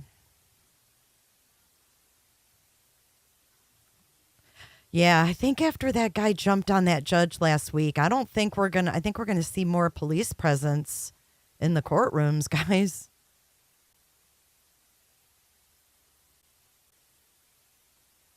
New insight into how Larry Nassar avoided criminal charges the first time MSU police investigated him for sexual assault. The revelations come from hours of police videos obtained by the 7 investigators, and they show the depths of Nassar's efforts to cover up his crimes. We need to warn you tonight, some of what you're about to hear is disturbing. Here's 7 investigator Ross Jones. Before he was revealed as one of the world's most prolific child molesters, Dr. Larry Nassar sat down with police and told them he was a victim. That's my self-torture, I guess you could say. That. Yes, she was victimized. Yes, I was victimized to myself. Oh my In God, he hours makes of police me sick. interviews over alleged sexual abuse, Larry Nassar blamed the young woman he victimized, saying she should have said something sooner. I don't get it. Why didn't she say something if she was feeling violated in any way, shape, and form? Isn't he disgusting? There was no communication. Okay. Nassar acknowledged that he touches women in intimate places. The more we watch creeps like this, the more you pick up the signs and teach your kids the signs. Teach your kids the signs of predatory behavior. I mean, we see these guys now and we have a good intuition about eyeing people out. If you get a vibe about someone, tell your kids. And teach your kids about their intuition, man. Sometimes penetrating them, but tried to argue that it's part of an understood medical procedure. If you don't have patient confidence and patient trust, you would have been having my in here how many times? Right. Okay, especially when I'm doing this on 10-year-olds, 12-year-olds, okay, with their parents there. But I'm obviously doing a doggone good job explaining things, okay, because what? Later, Nassar tells the detective that she should talk to one of his colleagues at MSU, Dr. Brooke Lemon, who he said once cautioned him to be careful when performing intimate procedures. She said, Larry, I watched you for 8 years. And I said, because I was worried about you getting yourself in trouble with that. The 2014 interview lasted more than 2 hours. MSU police wanted to bring charges, What's the name of but it? the Ingham County prosecutor declined. I'm Andrew Munford. 2 years later, Nassar was back at MSU police when another victim came forward. Has there been another complaint? I'm just confused right now. Immediately, Nassar says he's tried to take extra precautions since his last police interview so that patients aren't confused like they were before. I'm trying very hard to do things where I'm not being nearly as invasive, but it compromises things. So I am trying to modify that. Well, the reason I'm asking is that we did have another complaint. Really? Yeah. Oh, really? And, it's a patient from a while ago. The patient was Rachel Den Hollander, whose complaint would finally lead to charges and Nassar's ultimate conviction. Do you ever get aroused during these exams? I shouldn't be getting an erection during an exam. Right. Ew. Well, this is why I'm talking to you about this, Yeah. because this young girl and her mother both observed this on more than one occasion during treatment. If there was arousal, it's. Okay, so you got to remember, he was a very powerful physician. It's just like when we watched the MK Ultra and that postpartum lady was like, oh, Dr. Cameron, he's world renowned, you know? They trust blindly. It's scary. We're back. Jingle, jangle, Jennifer's back. She's not even cuffed. Oh, yes, she is.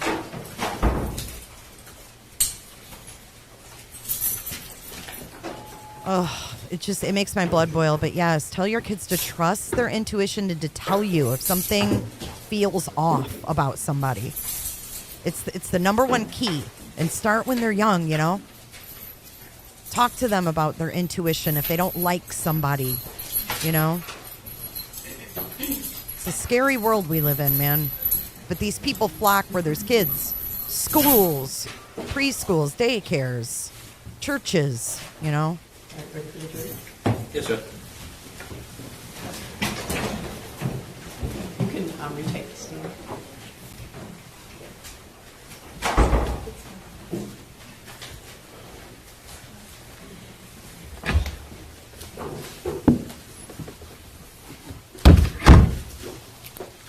$45 minutes till Brian Koberger.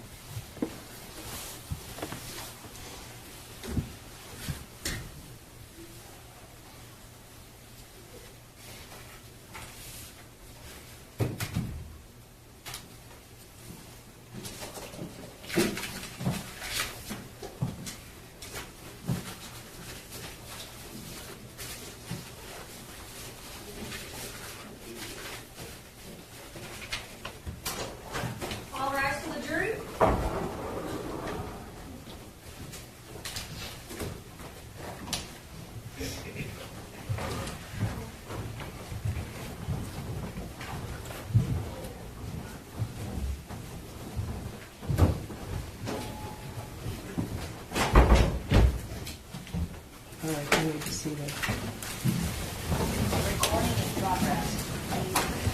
You are slow. Okay. Yes, ma'am. Go ahead. Thank you.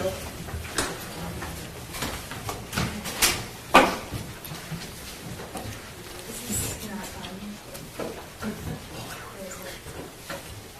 okay. Okay, may I continue? Okay, thank you. All right, so we've been sitting here going over March 9th, 2021. There was also some messages from March 8th, so the day before that you testified about. Do you recall those messages? I do. Okay. Do you recall? Do you need to see those messages, or are you able to answer questions without seeing I'd like to see them. Not yes, please. Okay. So these are going to be. Let's see here. This is Exhibit 84.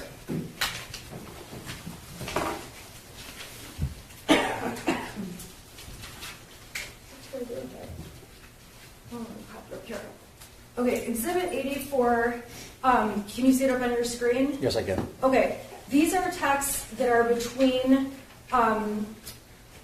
James and Jennifer Crumbley, correct? Correct.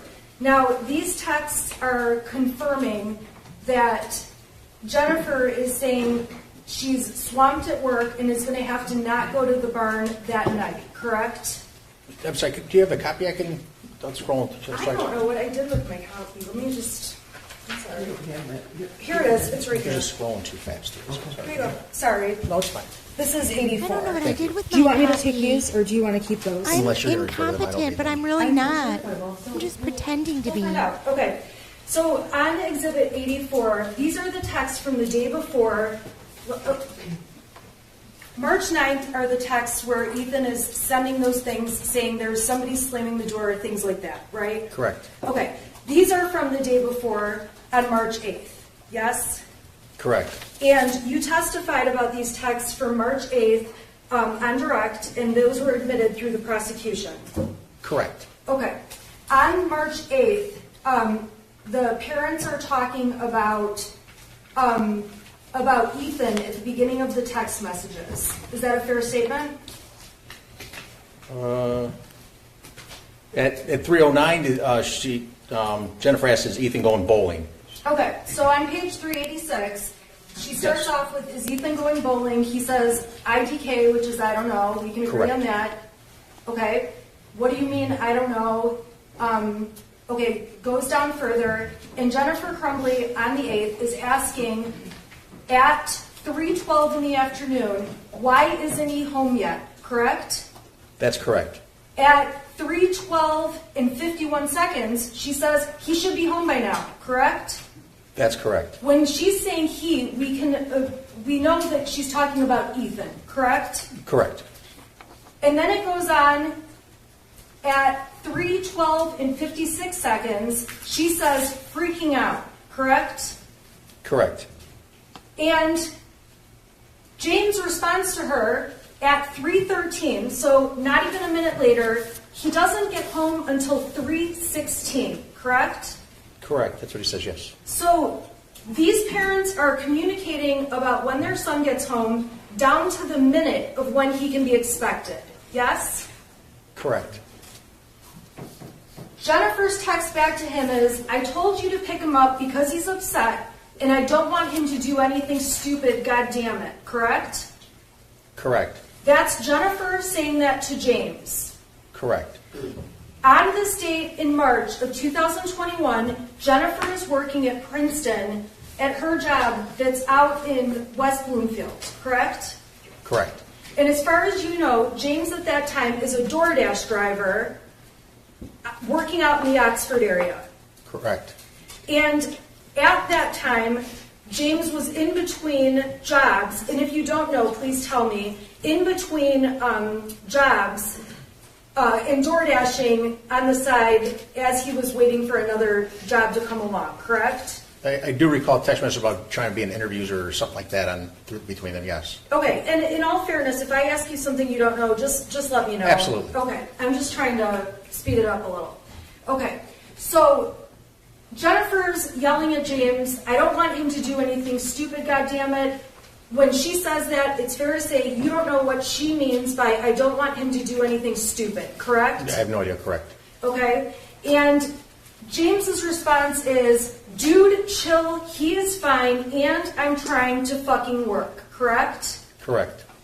And Jennifer's texting back again, not even a minute later, does he have his phone? Yes? Yes. And James texts back right away, he won't answer while he's walking, I'll let you know the minute he walks in, correct? Correct. And Jennifer, within a minute of that, is sending another text. I'm serious, freaking out. Is he home yet? Those are the next two texts in succession, correct? Correct. It would appear from these text messages that Jennifer is voicing concern over Ethan. In this one thread, yes. Okay. Correct. And again, we're guessing if she's concerned about him, correct? The language makes her like she's excited. I would say yes. Okay. So the next day, when she's not responding to Ethan's text, again, we've gone over this ad nauseum. We don't know why she's not responding or what's going on in her head or if she's getting the messages, correct? I don't know, yes. You would agree with me in the text messages between Jennifer and James, and I'm sorry, they communicate way more by Facebook Messenger, correct? Yes, they did. Okay, and if I were to say that this is the printed out stack of Facebook messages between James and Jennifer, would that surprise you? I don't. There were a lot of them. I can tell you that. I don't know what it would look like printed out yet. If you say that, I believe you. Okay. Approximately how many messages do you recall reviewing between them? Thousands? Yes, thousands. Okay. And in the messages, you read every one of these messages, correct? Correct. And when you were putting together information for the prosecution and for this investigation, you went through and found the evidence that's obviously brought into this trial. I'm sorry, I don't understand. The evidence that's been admitted, these texts are texts you found when you read the whole thing. Correct. Okay? And obviously, if there were texts between Jennifer and James that said something like, I think Ethan's psychotic, you would have brought that into this court, correct? Just like the text we had where she said she was worried he was depressed, yes. Okay. So, and I'm going to get to the text about him being depressed later, but if you saw something in these text messages, like, I think our son is a serious threat, you would have brought that in here to show this jury.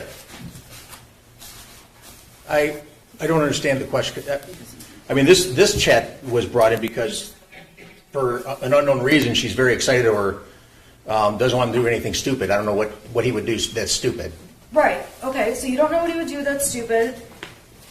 Aside from that, though, my point is we're not going to have this jury read all of the text and messages between James and Jennifer Crumbley, right? Correct. And in prepping for a trial, you bring in the ones that show the point you're trying to make, correct? Correct. So to do that, you read through all of them. Correct. And you pick out the ones that you think are important. Correct. And the ones that you've shown the jury are the most important ones you found. Correct. And we can agree that the balance of the messages, there's a lot more information that this jury is not going to see because it's not important to proving this case. I'm sorry. What was give me the question again. I'll ask a different question. It's fair to say throughout these texts there are numerous conversations between James Crumbley and Jennifer Crumbley about their son. Numerous? Yes. I wouldn't say numerous. Okay, there's many conversations about is he home yet from school? There's some, yes. Okay, there are conversations about him having to go to take headache medication. I don't recall it. It might be that I recall headache medication. I remember him having a headache. Okay? There are texts in here about what they're going to eat for dinner with their son. Okay, Do you agree? correct, yes. Okay? There's texts about all kinds of things that a mom and a dad would talk about that are not important in terms of proving this case. This lady correct? drives me Correct. insane. Okay, and the most important information you found are the papers that have been admitted through the prosecutor. Correct. Okay, and in the rest of the text messages, my point is, if you saw something that was more serious, like I think Ethan's going to shoot people, you would have brought that into court. Just like the one, yes. Okay. We would have. So when we're looking at the Yeah, I evidence, just need to object to the form of the question. She's characterizing that he brings it into court. He doesn't bring it into court. He's the investigator. The prosecutor decides what they're asking to be admitted. So, Right. She's insinuating that he's taking certain things out and not telling anybody else, and everything's been turned over. I mean, it's the I'm same not argument. insinuating that. I'm starting to think it might be shorter to ask the jury to read that whole staff. Right? Would that be shorter? Yeah. Okay. My point and my question is, James and Jennifer discuss Ethan in other text messages. Yes, they do. And if there were text messages that showed evidence that either one of them believed Ethan was sick, mentally ill, anything along those lines, you would be pointing them out for this jury. More than what we have, correct, yes. Okay. What you have is the best evidence you could find after going through all of them. That, like was said, that I turn over to the prosecution, yes. Okay. And that's true, too, of the messages between Ethan and his friend, correct? In terms of the evidence you brought in, is the most important evidence you thought that was relevant to this case, correct? Not entirely, no. Same objection. It's the witness doesn't bring in evidence when he thinks is relevant. He's already testified. His job is to take the data, he extracts it from devices, and he passes along all the information. The prosecutor decides. Thank you. Okay. I mean, it's a technicality. They work together, but the prosecutor is the one who decides what might be relevant and what might be admissible. Okay. When you went through the cell phone reports, you read all of the messages between the shooter and his friend, the friend that the prosecution has not named, but the one friend that's been an issue in this trial, correct? Correct. You read through, there were over 25,000 messages exchanged between the shooter and his friend that came off of the phones. Correct. If I told you that this was the amount of text messages all printed out, would you disagree with that? I would not. Okay.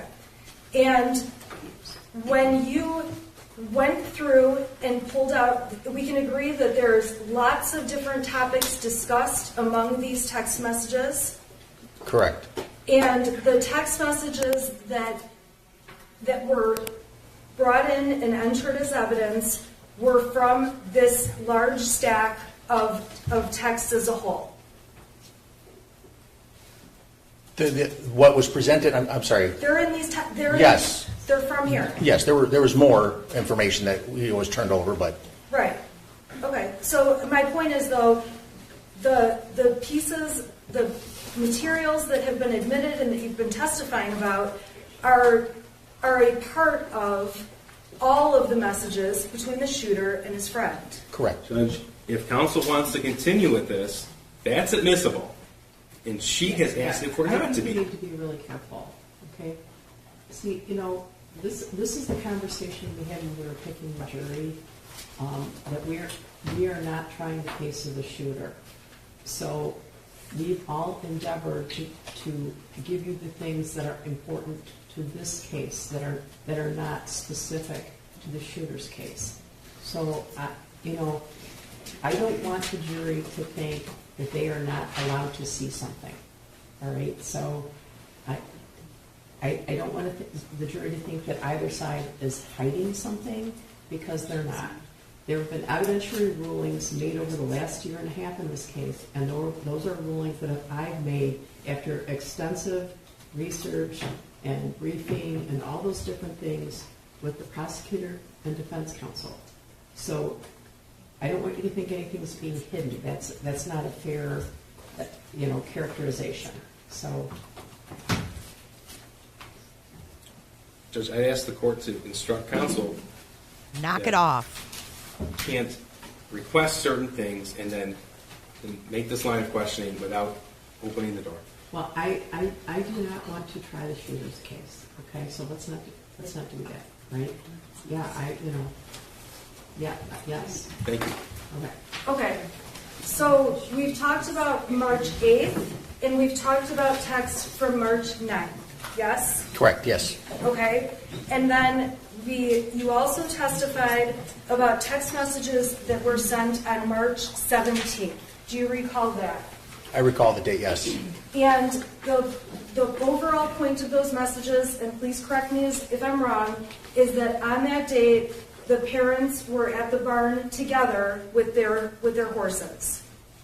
Those are the pictures, yeah. I don't remember if you have a copy of the text messages that were in that day. I can show you them if you Can want. I make a request? Yes.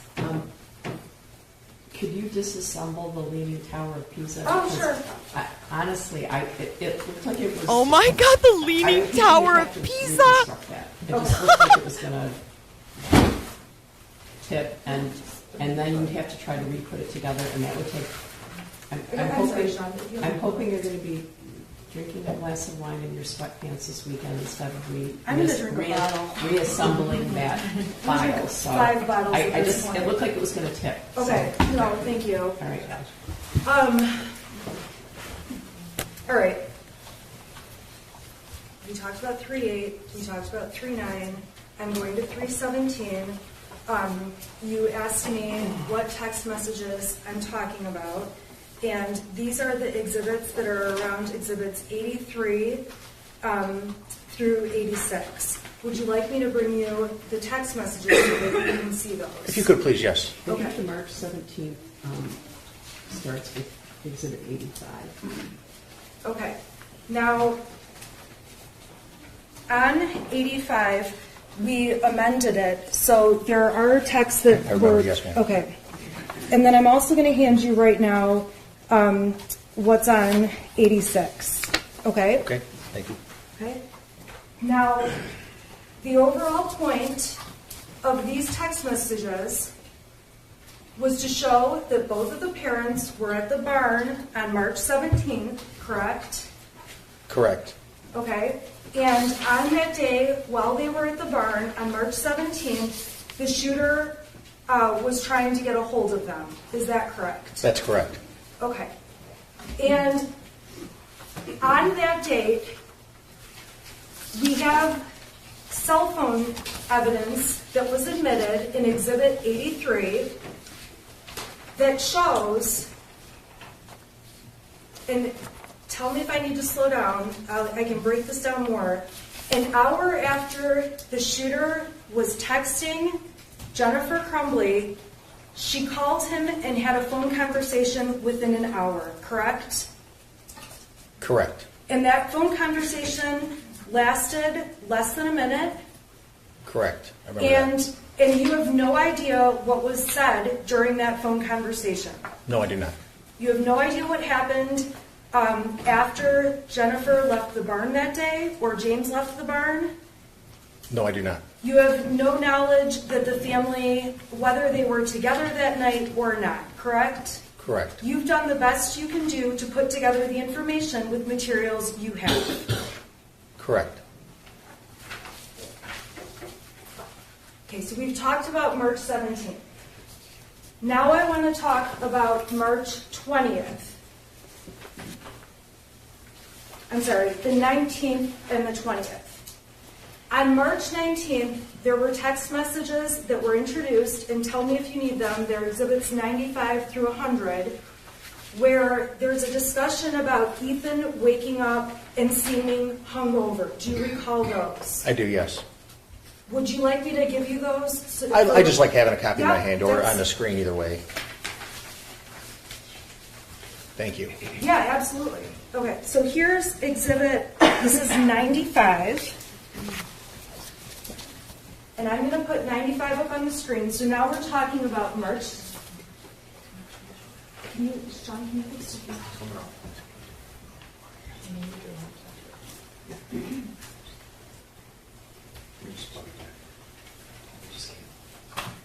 Okay.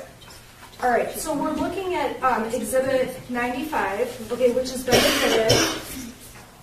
And this is from March 18th, correct? 19th, 95? Okay, exhibit 95 is from March 18th. It's You know what? It goes over multiple days. Okay, may I please approach with 96 also? Sure. Okay, there's two that are in order and they both contain multiple days, correct? correct. Okay, so I'm sorry, this is a little bit confusing because we've got two different dates on two different exhibits. Okay, so I'm going to go to 96 first. These texts actually come before 95. On this date, these are the texts where Ethan says, I just finished picking up the room.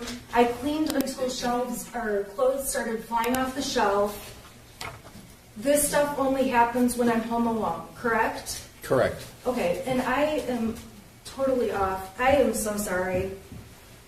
March 17th.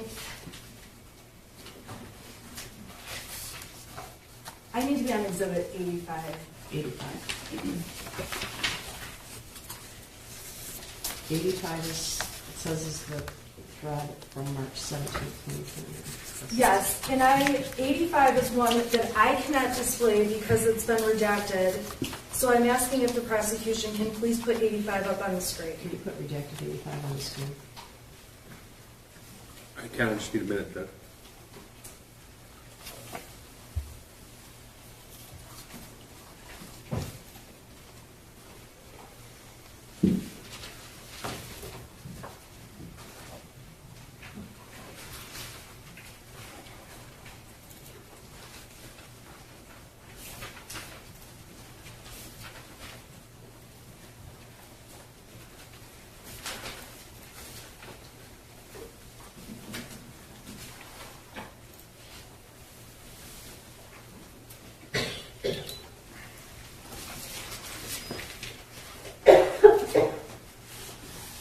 Okay, so on 85, this is on March 17th.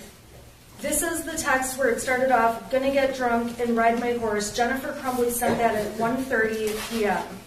Correct. Okay, and I'm sorry, Mr. Keese, can you please scroll down? Okay, Jennifer Crumbley's indicating that afternoon, I hate my job. Can you bring out last, please? And I don't know what that means. You don't know what that means. Would you agree with that? I don't know what she's referring to. I don't either. Okay, can you go down, please? Okay, Jennifer Crumbley indicates at 4:02 that she's left work. Yes? Correct. I'm sorry, I might be going too fast. Nope, you're good. Okay, and then if we can go down more, please.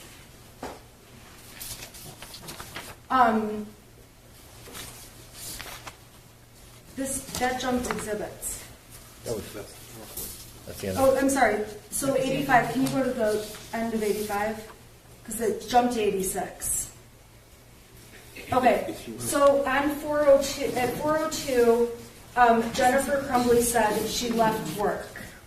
Correct. Okay, and the important thing about the 17th is showing that on that date, she was at the barn. Correct. And the next day is on the 18th, when we have the text messages about, I'm sorry, March 19th, exhibit 95. Do you have 95 in your hand? I do not. It would be easier probably just to submit the whole thing and go page numbers, but obviously we're not going to do that. I'm just having a difficult time with these pages. Do you have exhibit 95? I do not. have 96.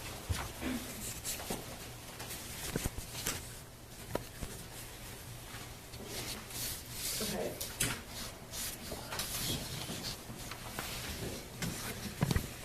I am so sorry that this is a mess. Okay. On March 19th, I've got it up on the screen. This is when Jennifer Crumbley and James Crumbley are talking about Ethan acting like or seeming like he was way hungover that day, correct? Correct.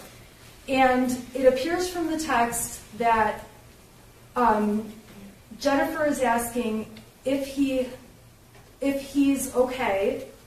She says, "How is he?" Correct. Okay. Why is this doing this now? I am going to kill myself. Okay. Okay. So he woke up acting like he had way too much to drink last night, complaining about a headache. That's what James said back to Jennifer, correct? Correct. And, okay, Your Honor, I need like a minute, and I'm so sorry. Now I've got exhibits that are doubled on the page, and I'm having a really tough time with the exhibits. I apologize to the jury. Can I please have a minute? Okay, well, I'm probably not going to excuse them because Can you help me get this Are you back able to on? do it while they're here? 'Cause- Yeah, I'm trying to just get it next back. time I excuse them and I send them home. I was hoping to finish this witness. I need this task completion thing. So, I like to. You know what, we can just leave it 2 pages on the screen. So right now it's got on 440, page 441's on the left, 442 is on the right. Okay, so starting with 441, this is where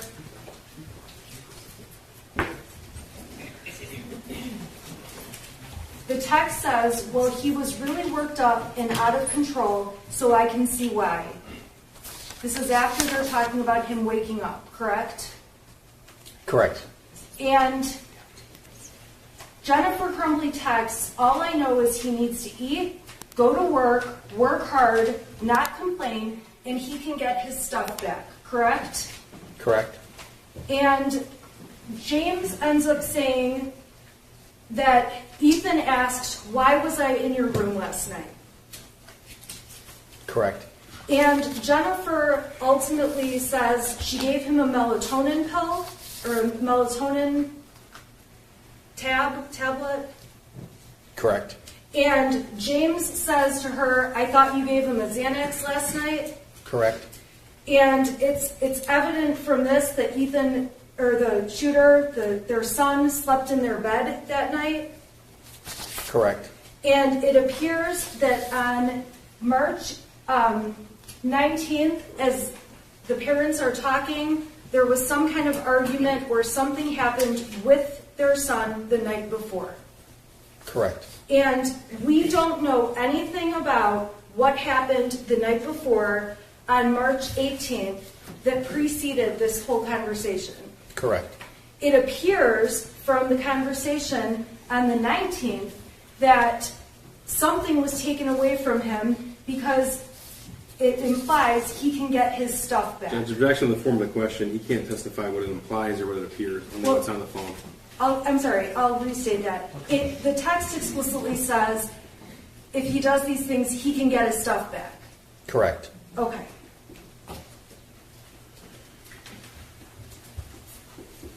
All right, now I'm going to skip ahead to the 20th of March in 2021.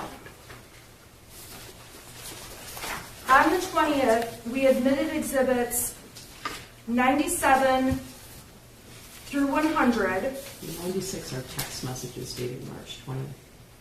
And the 97 starts with some pictures. Okay, so 96 are the text messages that are up on the screen. Do you see those? Yes, I do. Okay, I have them. and it's on the 20th that the shooter is saying things like, I cleaned up and clothes started flying off the shelf. He's making other claims that something is happening that's not normal, correct? I would say yes. Okay, he's making claims that things happen when he's home alone and trying to make his mother think things are flying off the shelf. That's what he said, yes. Okay. And you don't see any response from Jennifer Crumbley that day. Correct. And you showed the jury, we introduced and admitted all of the exhibits to show on that day she was at the barn again, correct? Correct. Now, you don't know what they talked about before or after she got home from the barn? Correct. All we know are that we have these couple of text messages making it sound like something is flying around in the house from Again, her Judge, son. I don't know how often I can say this. Objection in the form of the question. He can testify to what he found on the device. Yeah, he doesn't know beyond that, right? Okay, I apologize. He wasn't there. Okay, and so on the 20th, Mrs. Crumbley is obviously at the barn. So we've talked now about March 8th, March 9th, the 17th, 19th, and 20th, correct? Correct. So we can agree that from the 8th through the 20th, we're talking about a period in time that's about 12 days long. Correct. And we've seen bits of the 8th, the 9th, 17th, 19th, and 20th. Correct. Okay. In April 4th are the dates of the texts between the shooter and his friend, correct? There was a lot of text messages. I would assume, I believe they texted on that day. Okay. And I believe it is Exhibit 101. Okay. I have 101 on the screen. Do you recall these? Correct. Yes, I do. Okay. Now, these texts on April 4th are between, we agree that they are between the shooter and his friend. That's correct. Who can keep up with This this is not shit? a group chat where Mrs. Crumbley is on it. That's correct. There is no evidence that these texts were ever forwarded to Jennifer Crumbley. Correct. There is no evidence to show that Jennifer Crumbley ever saw these text messages. Correct. For example, there isn't a text like, oh my gosh, you should see what our son sent to his friend today. There's nothing along those lines, correct? Well, not in this group. Are you talking about this chat still? I'm just saying in general, if you found evidence that Jennifer Crumbley saw these texts, that would be important. If she saw it, I would say yes. Okay, and we don't have anything to show she saw them. Not that was on the phone, no. So, on this text thread between the shooter and his friend, he talks about how he hears people talking and he sees someone in the distance, correct? That's correct. There's no response from his friend. Correct. We don't know if his friend saw those texts and didn't respond, or if his friend didn't see those texts and the shooter just kept texting, right? They came in rapid order, so yeah, they were one after another, correct. Okay, so this is around, so 11:56, and then we go down 11:57, says, it's at the point that I'm asking to go to the doctor. Okay, that's one of the texts that you testified about, correct? Correct. There are not any texts where the shooter is saying anything to his mom and dad about, I want to go to the doctor. Correct. While the shooter is saying this to his friend, we don't have any evidence that it's true whether the shooter really wanted to go to a doctor or not, correct? I mean, he said it a couple times. And they talked about everything. And all the times that he talked about it, this jury is seeing. You've brought that in. Well, you haven't brought that in. I'm sorry. I keep misstating that. The evidence in this case is showing the jury what you gleaned from your investigation. I don't understand. I'm sorry. In the investigation, there is not you don't have any text messages where the shooter is saying to his mother anything about going to the doctor for hallucinations or anything along those lines. That's correct. Okay, if that did exist, the jury would be seeing that. That would have been turned over to the prosecution, yes. Okay. So in this case, when the shooter says, it's at the point I'm asking to go to the doctor, my mom laughed when I told her, again, you have no idea if Mrs. Crumbley ever saw these texts between the shooter and his friend. Correct. And we can agree we don't have any more context than just this text thread that exists between these two. Judge, again, counsel is getting very close to running afoul of the motion that she filed to preclude evidence, Judge. There is a lot of context, but counsel requested motions. This is making it sound like there's evidence being hidden, and there's not. Okay, well, I've said there's no evidence being hidden. There's no evidence being hidden. But,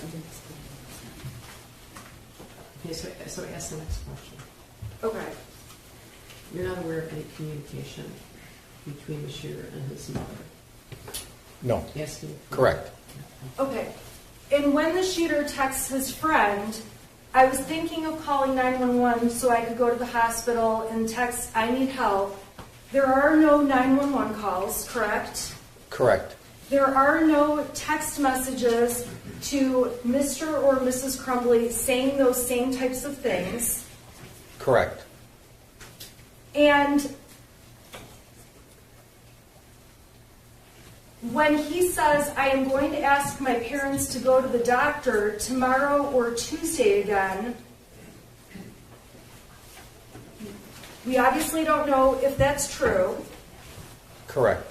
And when he says, but this time I'm going to tell them about the voices, okay, that's the next text, right? Right, yes. Okay. In his words, he did not send that information to his mom and dad as far as you can see from his messages with them. Correct. So when we're talking about this whole text thread, where at the end he says, like, I am mentally and physically dying, you also don't have any evidence that the friend who received these showed them to the shooter's mom, correct? Correct. There's no evidence that his friend did anything with these text messages beyond the fact that they exist. Correct. We don't know if... Judge, we just need to clarify. There are thousands and thousands of text messages. She needs to be more specific. Is she asking to comment on the 20,000 page text thread? Is she asking to comment on certain days? It isn't fair to the witness who reviewed all this information. Okay, well, is there any evidence that the friend shared anything with the parents? Not that I know of. Okay, thank you.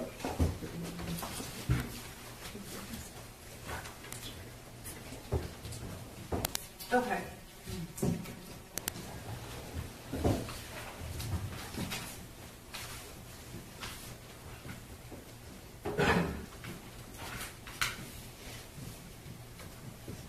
Now, on April 29th, okay, so we've talked now about April 4th and 5th, the text between the shooter and his friend. Okay, we just finished that, correct? Correct. Okay, now I want to go to April 29th, and this is exhibit number 104. You testified about a text thread that went between Jennifer Crumbley and the shooter's friend's mother, correct? Yes, ma'am. Now, in this text thread, the moms are, you would agree with me, talking about the difficulties of online school and how it's wreaked havoc, essentially, on their kids. Correct. Okay? And they start off by talking because Jennifer is telling the friend's mother that Ethan is not going to bowling, correct? Correct. And she says he's been acting kind of depressed. I don't know what's going on, correct? Correct. And she says, I'm not sure if there's something bothering him at school. He doesn't really feel good. I can't get anything out of him, correct? Correct. She doesn't say anything in here like he's seeing things, he's hallucinating, I'm noticing that he's paranoid, correct? Correct. She uses the word, he appears to be somewhat depressed. Depressed is the word she uses. Correct. In terms of the word depressed, that could have meanings. Objection, speculation. He's not going to explain what being depressed means. Well, that was actually my exact question, was just, you can't explain what it means. That was my question. It means different things to different people, different professions. Right? You answered my question. That was my question. Thank you. Okay. I'm sorry, may I continue? Yes. Okay. Yes. So then they're talking about how the shooter and his friend are happy when they're together, and Mrs. Crumbley was concerned, based on these text messages, that there had been something going on between the shooter and his friend, but it's clear that's not an issue, correct? Correct. So these text messages, Mrs. Crumbley is, you would agree with me that overall she is indicating an interest in figuring out what's wrong with her son. She's pointing out things that she's aware of. Okay? And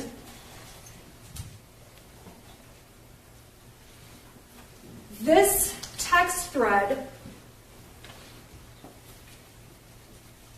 there are more texts between Jennifer Crumbley and the friend's mother, correct? Correct.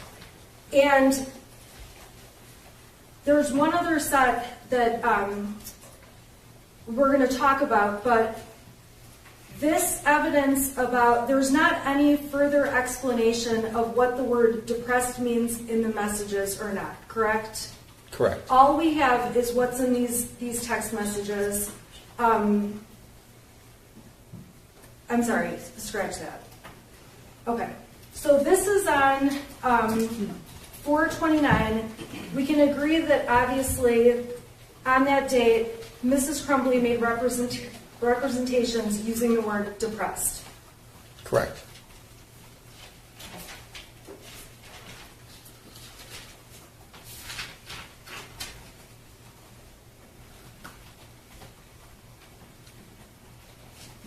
The next set of text messages with the shooter's friend's mother were admitted as Exhibit 105. And we can agree these are months and months later, in October of 2021, correct? That's correct. So this jury is seeing texts from April 29th and then October 31st. That's correct.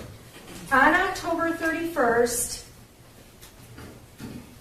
there is discussion between Jennifer and the shooter's friend's mother about the decision they had to make to send the friend away, correct? There wasn't discussion. She didn't reply back till the 4th of November, but Jennifer texted her or sent a message to her. Okay, send a message to her asking how they're doing, saying they're thinking about them. Correct. Okay, and the friend's mom writes back talking about how hard it is. I appreciate you checking on our family, those kind of things, correct? Correct. And in these texts, Jennifer mentions, I know Ethan misses him, meaning his friend, correct? Correct. And she's asking just how things are going for the friend who's away. Correct. Okay. Now,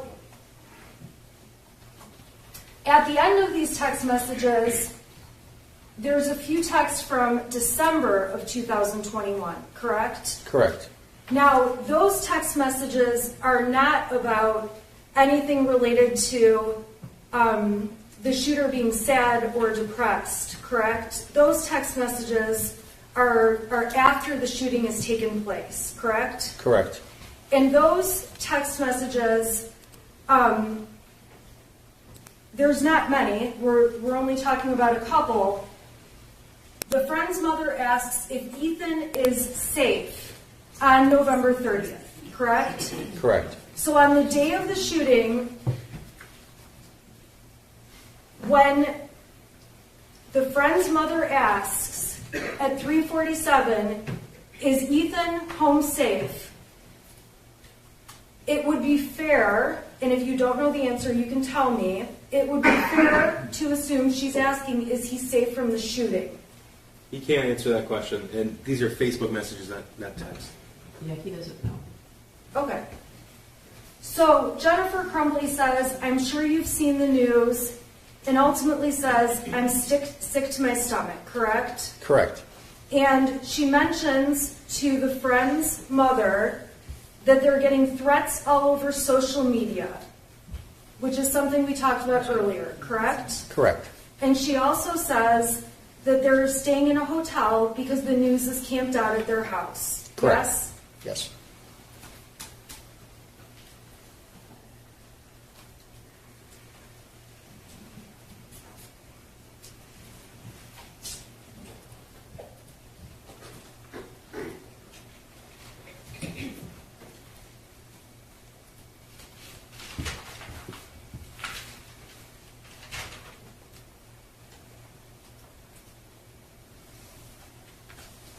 During your testimony, you admitted some GPS location information. Yes. And if you need to see the exhibits, let me know, but I think these will be simple questions.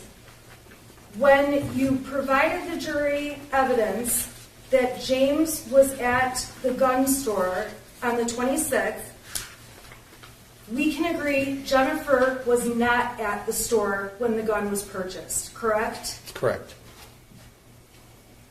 And when that day, there was a video on the 26th that the shooter made of him holding the gun. It's a short video that was admitted as Exhibit 417. Do you recall that little video? Yes, I do. And in that little video, we can't see who else is around while the shooter is filming himself with holding the Sig Sauer gun. In the video, correct. And we don't know, obviously, who was present in the home or in the room even with him.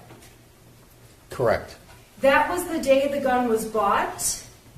Correct.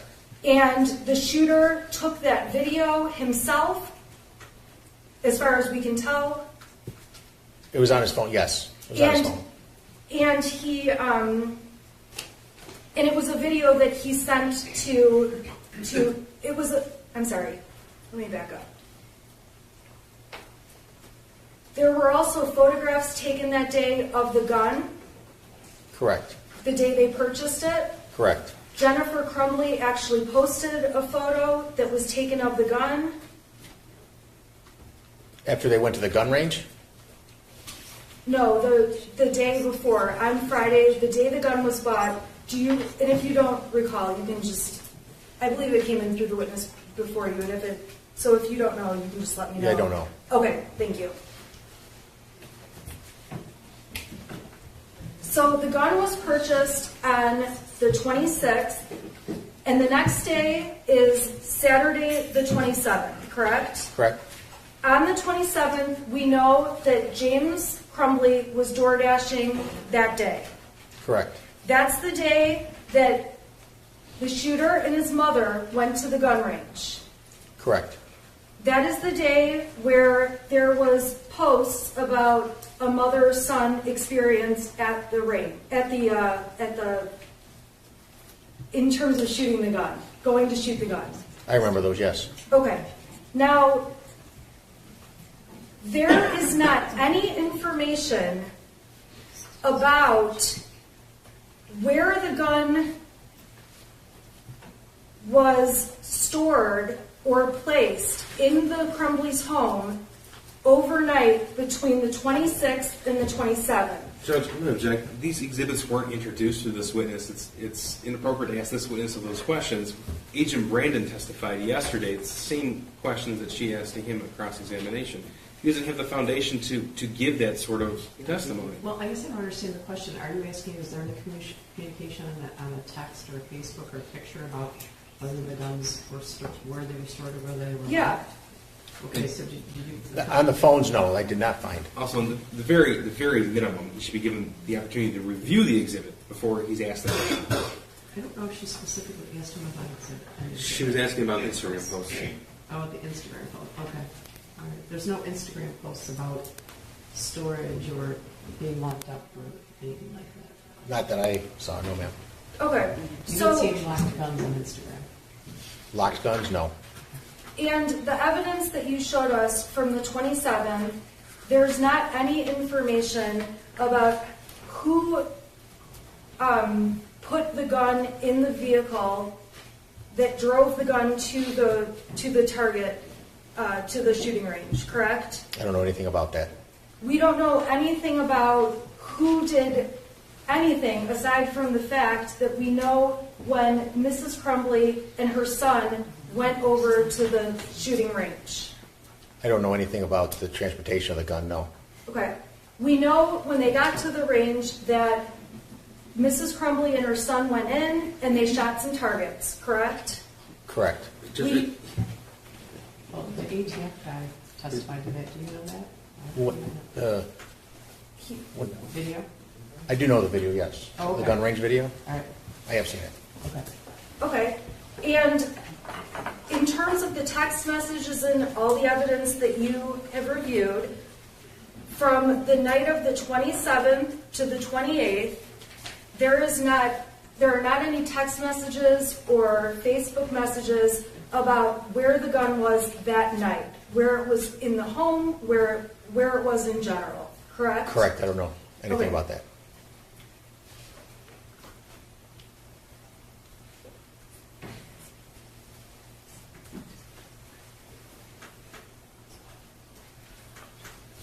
In these same days that the Crumbleys, that Mr. Crumbley bought the gun and Mom and the shooter went to the shooting range, from the evidence that you talked about in front of the jury, it's clear one of their horses has some kind of an issue, a health issue going on, correct? Correct. So as the evidence is unfolding, about what's happening on those days in terms of what the parents were doing, there's also talk about medication for the horse and things along those lines.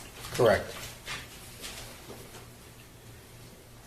When you testified about the search on Mrs. Crumbley's phone about clinical depression, you don't know anything other than what was typed in when she searched for information about clinical depression, correct? Correct. You don't know if that was her looking up information for herself? Correct. You don't know if that's looking for information about the shooter? Correct. Or if it's looking up information about some other person? That's correct.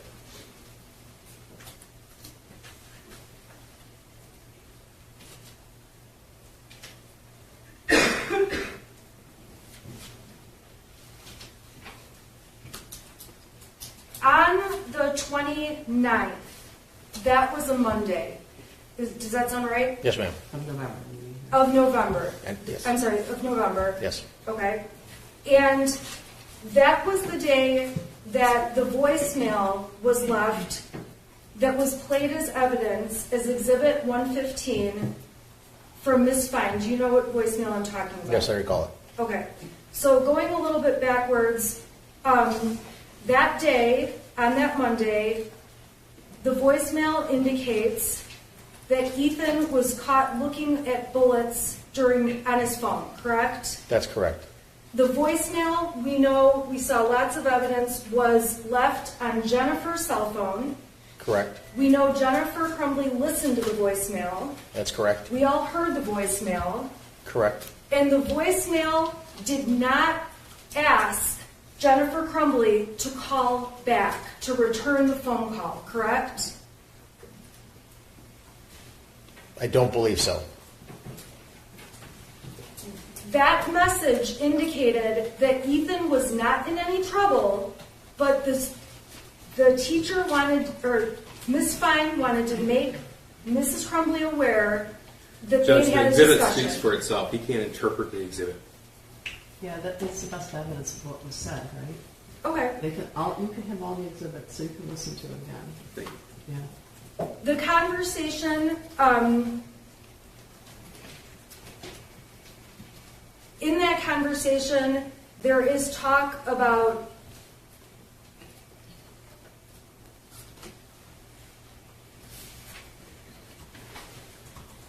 I can play the exhibit. I'm just going to ask about one quote, and if I need to play the exhibit, then I'll play it. Okay, let's hear the question. At the end of the voicemail, Ms. Fine says that it's perfectly normal and healthy.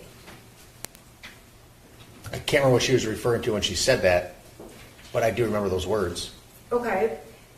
The tone of that conversation was not one that, well, I'm sorry. The content of that conversation did not ask Mrs. Crumbley to come over to the school or anything along those lines, correct? Correct. And then we did see evidence that you testified about showing that Mrs. Crumbley asked her son about that voicemail, correct? Correct. And her text to him was evidence we saw as Exhibit 117, where she writes to her son, seriously, bullets, correct? Correct. And we saw the exchange in Exhibit 117. The shooter writes back to her, I'm in no trouble. Correct. Judge, counsel has to show the witness the exhibits. I can do that. I'm sorry. In the entire exhibit. Okay, we'll do the whole thing.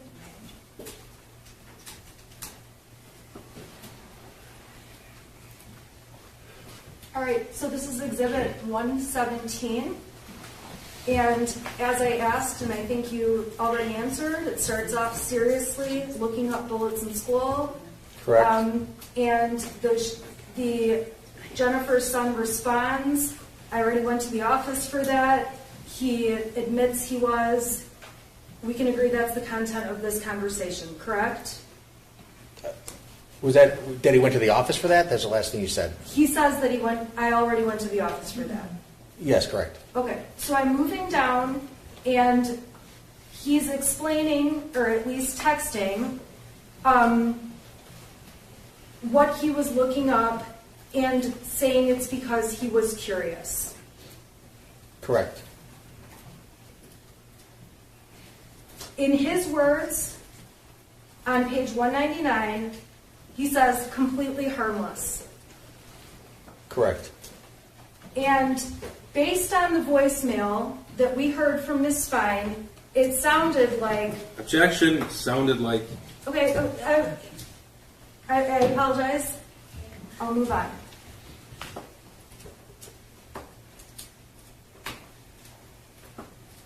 Jennifer told her son the school left me a voicemail, correct? Correct. And asked her son, did you show them your new gun? Correct. And obviously he says, no, he did not, and says, I did not show them the pic, my God. Correct. Okay. Again, says it was a harmless act. Correct. Gives more explanation to her. Correct. And ultimately, at the end of the conversation,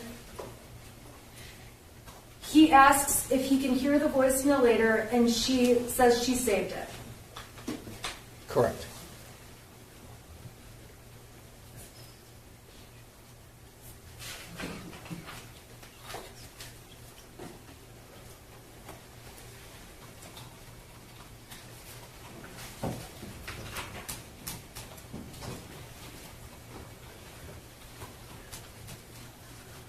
After that, there's conversation that was admitted in Exhibit 118. I've put it on the screen. Judge, if counsel's just going to read exhibits, it's not a cross-examination.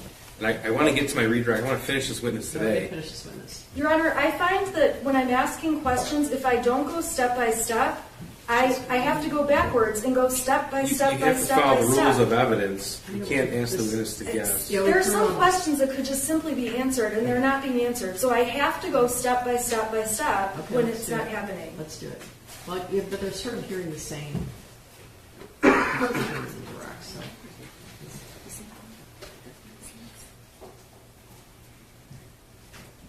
The evidence that was admitted as Exhibit 118 shows there was a conversation between James and Jennifer Crumbley about the issue with the bullets at school. Correct.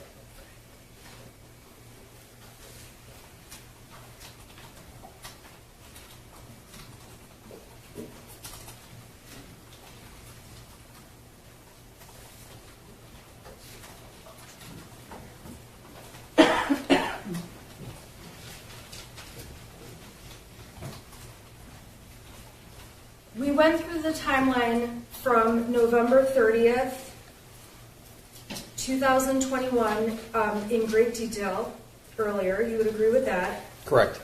And obviously, you've collected all of the information you could from the 30th off the cell phones of James Crumbley, Jennifer Crumbley, and the shooter to look at in your investigation. Correct. It's fair to say that you did not seek a search warrant for people at the school who dealt with the shooter that day. Hold on. To clarify the form of the question, seek a search warrant for the people at the school. That's not even an investigative method. Okay. The search warrant for who? For the people, right, exactly. Yeah, there's a lot. All right, sorry. I'll back up. And for what? Okay, you're aware that Jennifer and James Crumbley went to the school. We saw the video of them walking in for the appointment, correct? Correct. You're aware they met with Sean Hopkins. Correct. You're aware there was conversation in a meeting. Correct. You did not at any time seek the messages off of the devices of Mr. Hopkins, correct? That's not for me to decide. That's the officer in charge of the case to decide what to collect and bring to me to get data for them. Okay, so that's not something you did. That's my only question. It's not something that we would do in computer crimes, correct?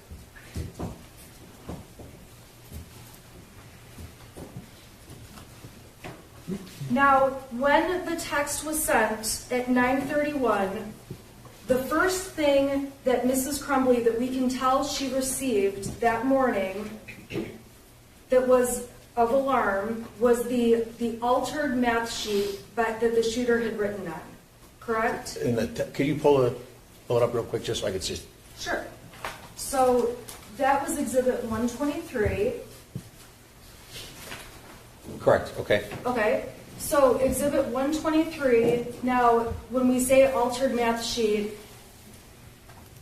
the shooter initially wrote things on a math paper that was introduced as a different exhibit. It was introduced as Exhibit 74.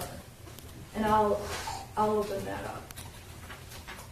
So I've got Exhibit 74 on the right, and we can agree that was initially what the shooter wrote on his math paper. Correct. And after writing all the writings on Exhibit 74, he added to the math paper and added the things that we see on Exhibit 123. Correct. Now, the first thing that Mrs. Crumbley receives is Exhibit 123, which is the altered drawing, correct? Correct.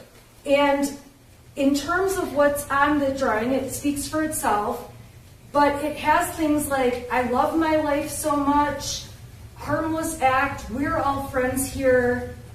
It has a bunch of writings like that on there. The jury can see what's on there. It speaks for itself. Fair to say? It does, yes. Okay.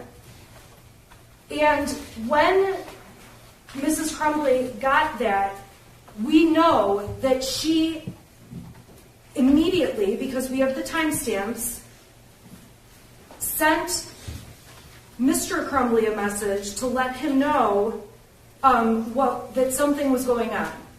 Correct. And in the text messages, or Facebook messages, which were admitted as Exhibit 125, and I'll put it up,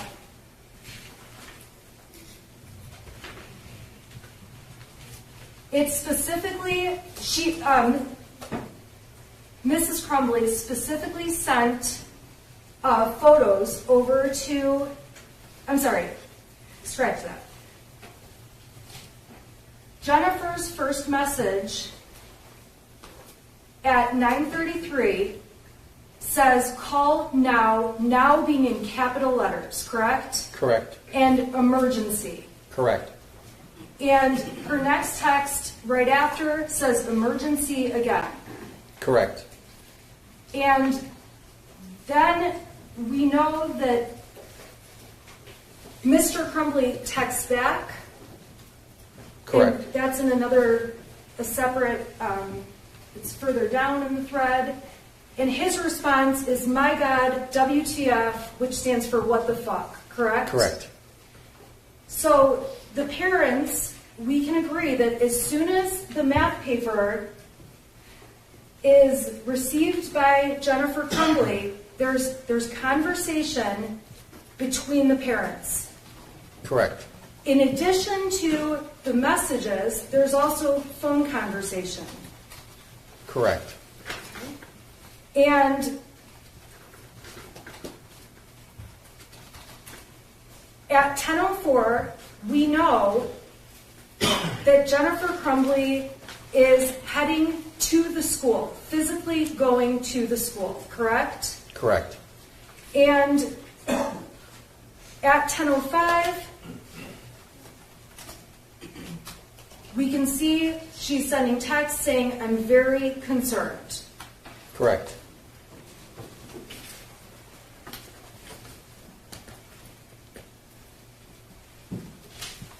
We know, obviously, they get to the school and have a meeting with the counselor. Correct. And we know that that meeting only lasted 12 minutes long. That was your testimony. Correct. We don't have any kind of record or recording of that meeting in the counselor's office. Not that I've made aware of, no. Correct.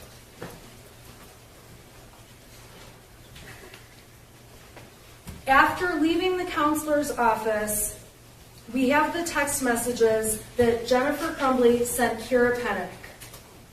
Correct. Okay? We have text messages that Jennifer Crumbley sent Andy Smith, which were introduced and admitted. Correct.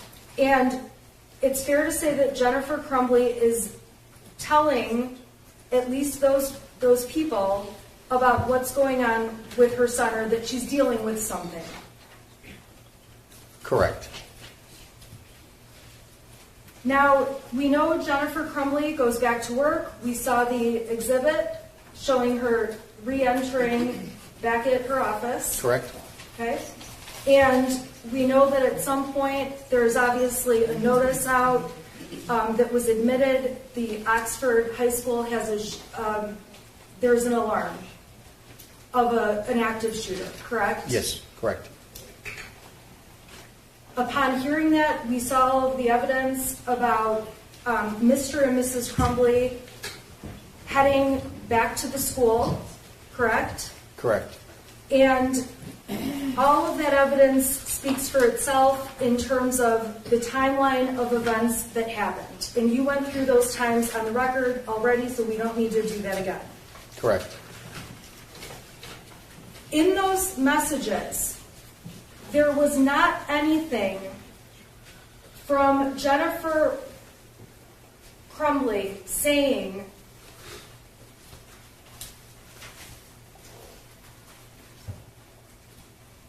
anything along the lines of, I think Ethan might shoot people today. It's actually the form of the question, anything along the lines. Okay, I'll rephrase. Jennifer Crumbley, the text messages that we have are the extent of the text messages.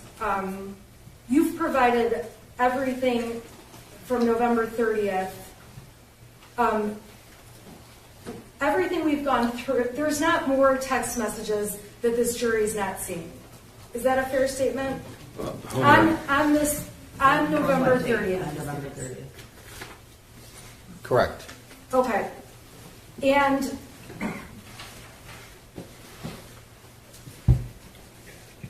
we can see the messages that Jennifer sent over to her son at the time. You introduced those when you testified. Correct. And there's various exchanges,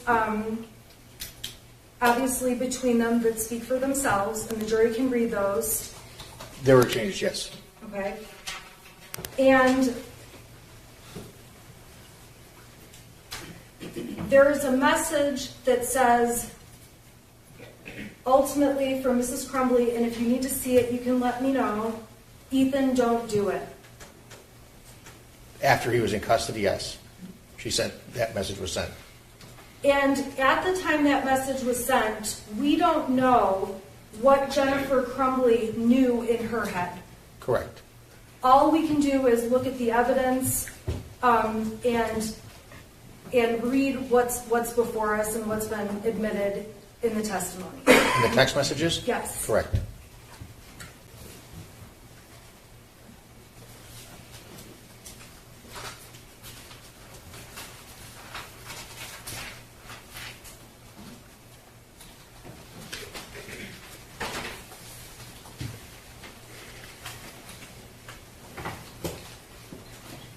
You testified about alarm images in exhibits 149 and 150. Do you recall that?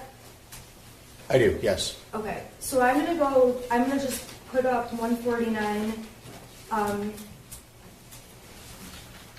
150. Okay, and I just want to make sure I understand this correctly. This was an alarm clock on the track phone. Is that right? Correct. So this is an alarm clock set for 6:30 in the morning and 6:45 in the morning that would have been for Saturday, December 4th. Correct. Is that accurate? Yes. Okay, so these alarms, from what you can tell, were set on the day before, on the 3rd. Correct.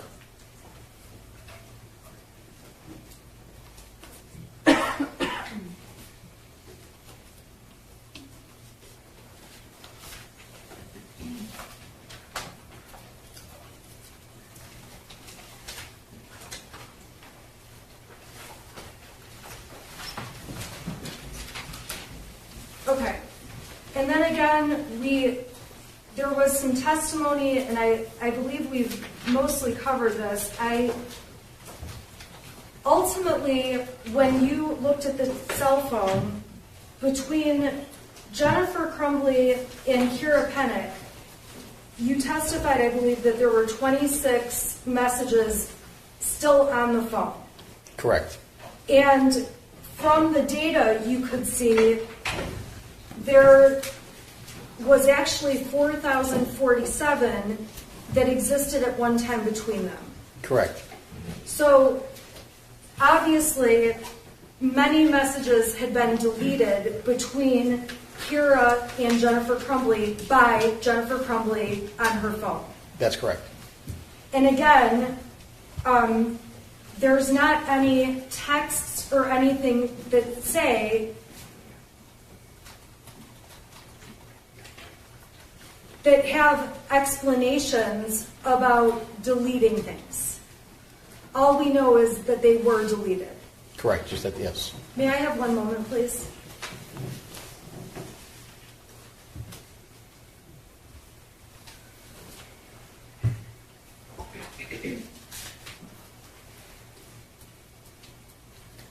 So there's also, I just have one point of clarification and then I'm done, promise. There are some messages that say that they are unsent. What's the difference between unsent or deleted? Deleted would tell me that it's just not there anymore. You would delete the message that says it was unsent even. Okay, so the unsent messages, it's possible for someone to send a message to someone else, but before it's received to unsend it and recall it back. Is that a fair statement? I believe also if it was received, that you can unsend it, you can pull it back, yes. Okay, and throughout some of the evidence we've seen, it appears that messages were unsent at times. Correct. I have nothing further. Tell me how long you need for redraft. I'll finish today. Okay. Just give me a few minutes. All right. Okay. Now, let's talk first about the deleted messages on the message between Jennifer and Brian Maloche. So when you looked at the return, it didn't just say unsent, it had the red X insignia next to it. What does that signify to you? That it is deleted. Okay, so clearly Jennifer Crumbley knew how to delete those messages. Correct. Okay, and in fact, she deleted ones that said, "We're on the run again." That's correct. And "We're fucked." Correct. Okay, and I want to talk to you just really quickly about this word right here. It was a harmless act. Does that signify anything to you? Yes, it does. How so? It was also written on the modified math paperwork. Harmless act, right there. Okay, that's Exhibit 123. And Jennifer was sent that. Correct. And she was sent that on November the 30th before the shooting. That's correct. She was also sent this, People 74. And People 74, the shooter wrote, "Help me." Correct. She was sent that, and she saw that. Yes, sir. Okay, and then she communicated about that with her husband. Correct. Okay. Now, you were asked lots and lots and lots of questions about, is there any evidence of, did you find any evidence of certain topics? So, specifically with deleted content, you can't tell if there's something that was deleted but unable to be recovered by search warrant. That's correct. And we've already established that Jennifer Crumbley knew how to delete. In fact, she did delete certain messages. Correct. All right. And one message in particular she deleted to Kira Pennock was that picture of this drawing. Correct. Okay. And speaking of that exhibit between Jennifer Crumbley and Kira Pennock, that's People's 130. In those exhibits, they're in front of you if you want to look at them, there's about 28 pictures. They're screenshots. So there are many communications regarding her horses. Yes, sir. Okay. So one of the first things she does after the meeting is say, I can't, or after the shooting rather, is I won't be able to make it there tonight. Is that correct? I believe that's correct. I can look it up. Take a look.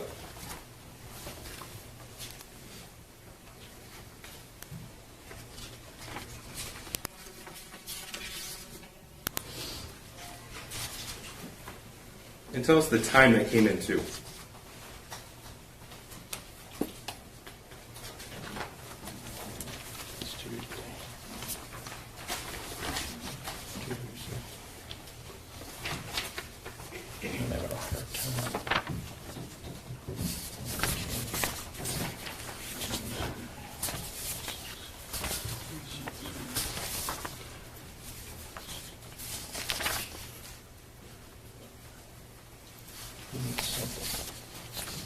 You know what? I'll pull it up for you. Yeah, I don't see it real quick. That's all right. I'll pull it up for you.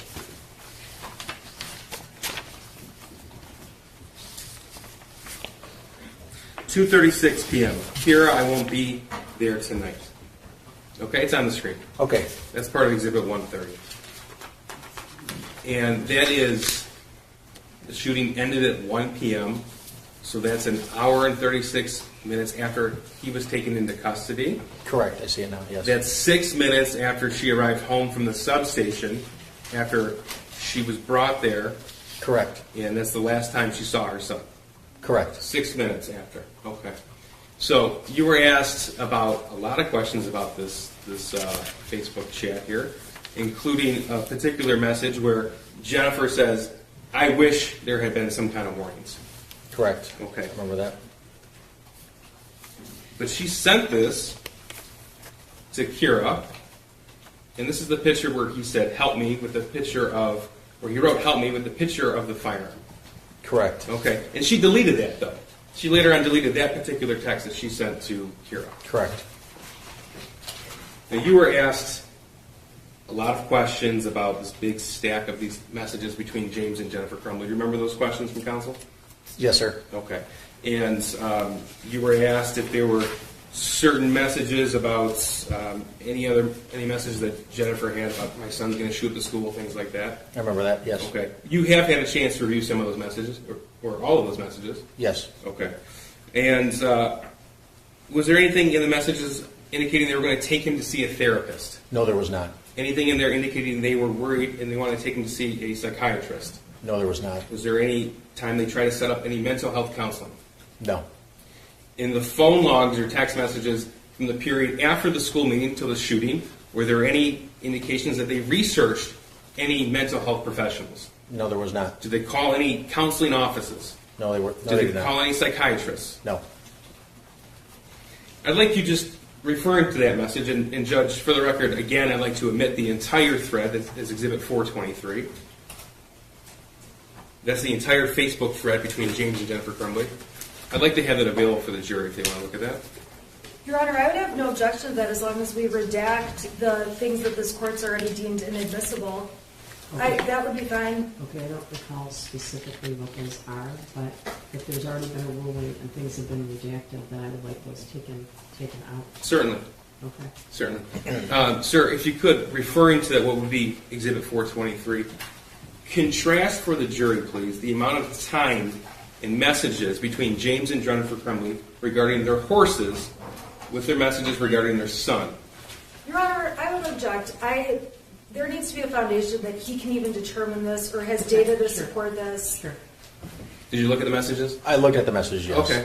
Are you able to contrast the amount of time and messages between James and Jennifer Crumbley regarding their horses versus Your Honor, their I son? would object. This is misleading and speculative, and there's been lots of talk about things that have been deleted, that we don't have all the messages. So I would object, Your Honor. Judge, for the record, the point is that counsel asked, is there any evidence of when this witness has already testified to things are deleted, and he's going to testify what's actually on thread. Okay, I'm eating your dust a little bit here.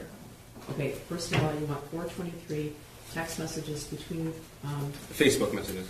Facebook messages between Mr. and Mrs. Crumbley admitted in a redacted form. I'm going to ask that the redacted form be verified by Ms. Smith, and then I'll admit 423 because you do not object. Thank you. Okay, you want him to ask him. He's going to be estimating, obviously. I'm asking for an estimation. And, Your Honor, I was not allowed to ask his interpretation of topics or words that were in there. And so for the prosecutor to ask this question, that's asking him to interpret how often they're talking about various topics. That's the same kind of question I was asking, and I was prohibited from asking. Well, you asked him to interpret something that someone said or what they thought, which I you can't do. I also asked questions about, in those text messages, there was nothing about, I believe our son could be a shooter. And that was objected to, and he wasn't able to. He answered. There were other questions along the same lines where I was not able to talk about. No, he answered that there were no communications like that. He answered that. If you had another example, he reviewed all of the text messages. He also said some were deleted. He looked at the Facebook, right? 423 is going to be admitted, so it can be argued later. I will withdraw my objection. Okay. Could you contrast for us the amount of messages between James and Jennifer Crumbley regarding their horses with the messages regarding their son? I would say there was a vast majority of just discussing their horses and putting ointments on their legs and getting the vets to see them. If I had to put a number on it, it'd be upwards of 75-80% of the conversation. Over what period of time, if you know? With that volume right there. Oh, okay. When does that start and when does it end? It's early in 2021. Early 2021. Okay. Right. Thank you. Now, what about the percentage of time expressing concern over their sons? Up Your until Honor, I object. This is speculation, and there's no way he doesn't have data on this. Do you have data on this? Just the conversation after the pictures were sent, that they drew on the math paper, and there's a couple other conversations about him having a headache and that, but other than that, I can't remember any more conversations. So I have some data. You're going to make us listen to data? No, well, this is just a one question. Does this sound right to you? That Your Honor, I object to leading this witness into this. If he has data, he can testify about it. If he doesn't have data, this is inappropriate. people are entitled to lead if it will. Okay.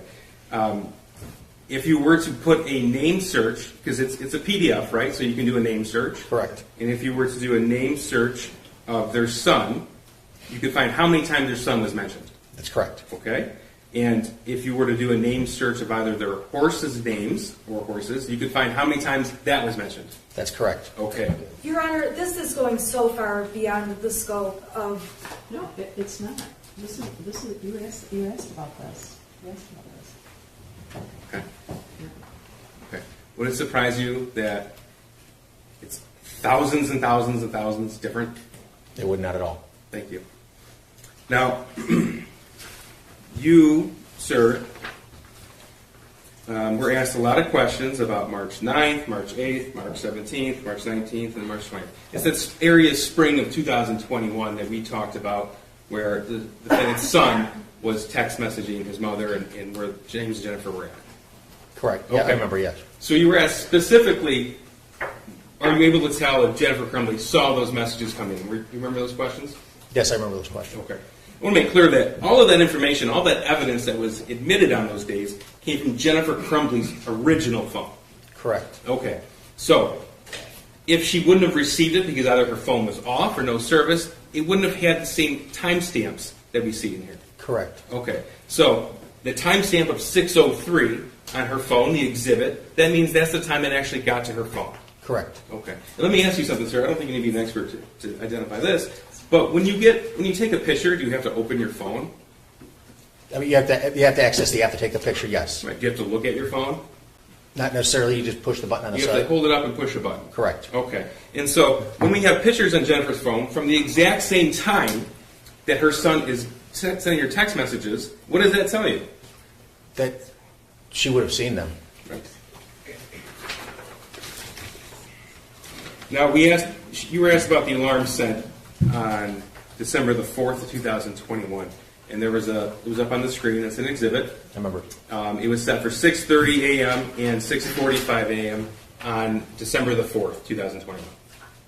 Correct. Okay. And it said when it was set. It said from 7 hours and 30 minutes from now. Correct. So then we can tell that she actually set that alarm at around 11 p.m. on Friday, December the 3rd. That's correct. Okay. Were you aware that Detroit police were actually on scene at that date and time, at that specific time, at the location where she was found? Your Honor, I object in terms... If he knows. I would... What is the objection? Well, the objection is the lack of foundation about whether he knows. Well, you can tell us.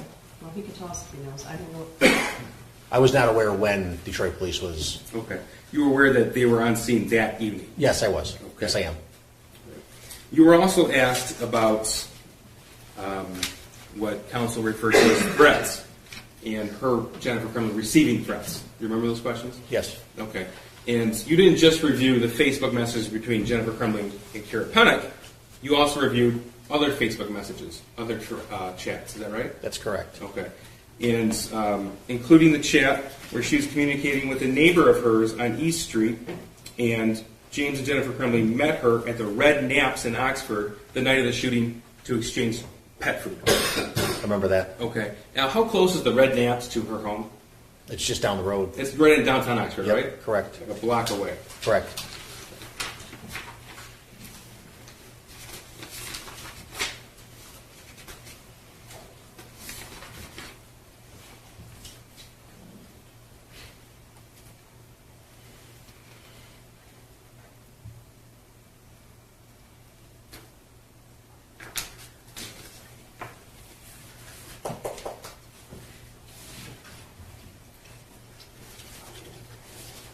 So you were asked specifically about Exhibit 130 here.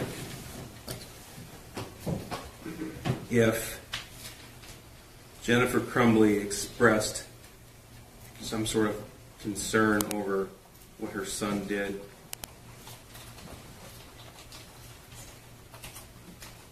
right here, it's, I'm bawling right now, Kira, my son ruined so many lives today. Yes, correct. Okay.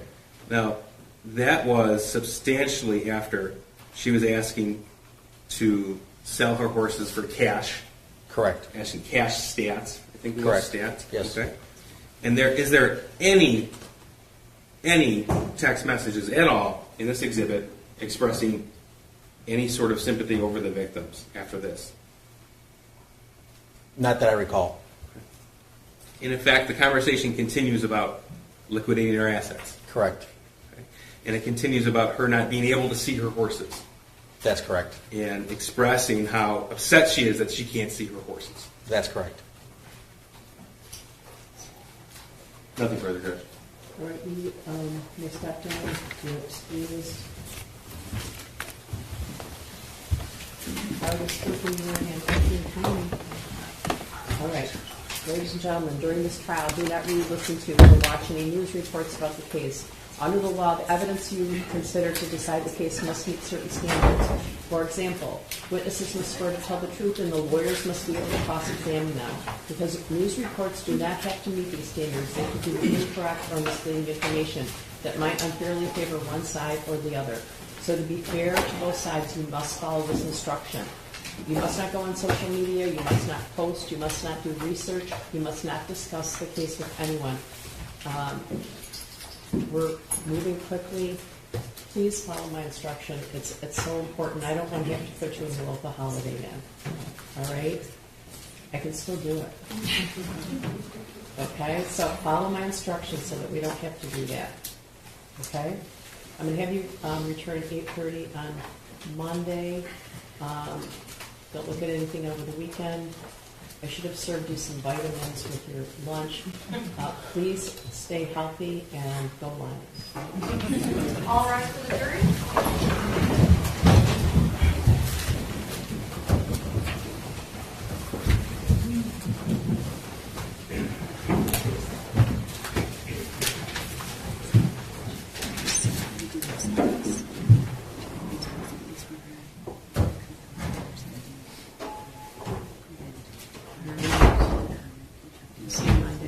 Your Honor, I want to make the court aware. You can be seated. You can be seated. Because I know the court, are we still on record? Yes. Okay. I know the court does not like objections in the midst of testimony. There is an officer that is going to be testifying. I have numerous objections to many of his exhibits that are proposed. Who is it? Stoyak. I'm not sure I'm saying Stoyak. Stoyak. Okay. And Your Honor, I just want to make the record clear. I received all of the materials in this case in over 30 discovery, sets of discovery given to me. Okay? I went through all the discovery, obviously, as it came in. I did not get the exhibits that were being used in this trial. They weren't identified. I didn't get them until after day one of jury selection. So I have done my best. Wait a minute, there's a scheduling order in this case. Judge, all of the exhibits come from the discovery. This digital evidence was turned over 2 years ago. Well, she doesn't say she didn't have the evidence. I'm not saying I didn't have the evidence. I'm saying that it wasn't identified until after day one of jury selection. So I just want the court to know I'm doing my best to object and to handle the evidence. I don't envy your job, Ms. Smith, at all. I don't. It's a lot. I don't envy their job either. It's sad. It's voluminous. I know it's very difficult. So tell me what you're asking. Okay, so the issue is I have numerous objections to exhibits they intend to admit.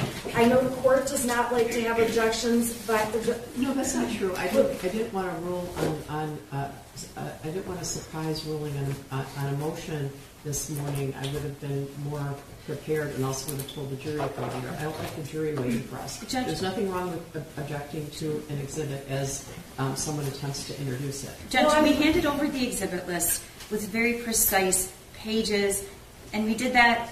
We weren't required to at a certain time, but we did that. I think the first day we were here, Ms. Smith told Mr. Case she would be providing her exhibit list to us that night. We did not receive it. So I'm not sure what the purpose of providing an exhibit list is if she's not going to actually go through it and say, these are the ones I want to object to, these are the ones I have an issue with, and we can talk about it, and then the court knows that there's something to argue about before we bring the jury in. Your Honor. Okay, well, I think that's what she's trying to tell me now. I'm trying to tell you that now, and also, every time we've been off the record, I've had conversations with Mr. Case. During this next witness, I'm not objecting to any of these exhibits. Mr. Keast, I plan to object to a lot of the photos with Stoic. I haven't talked to Ms. McDonald, but that doesn't mean I haven't communicated to them when I have objections. Okay. That is just misleading, and I'm tired of it. Okay. I'm saying, I just want to know what the objections are so we don't have it. It'd be great if we could know that before.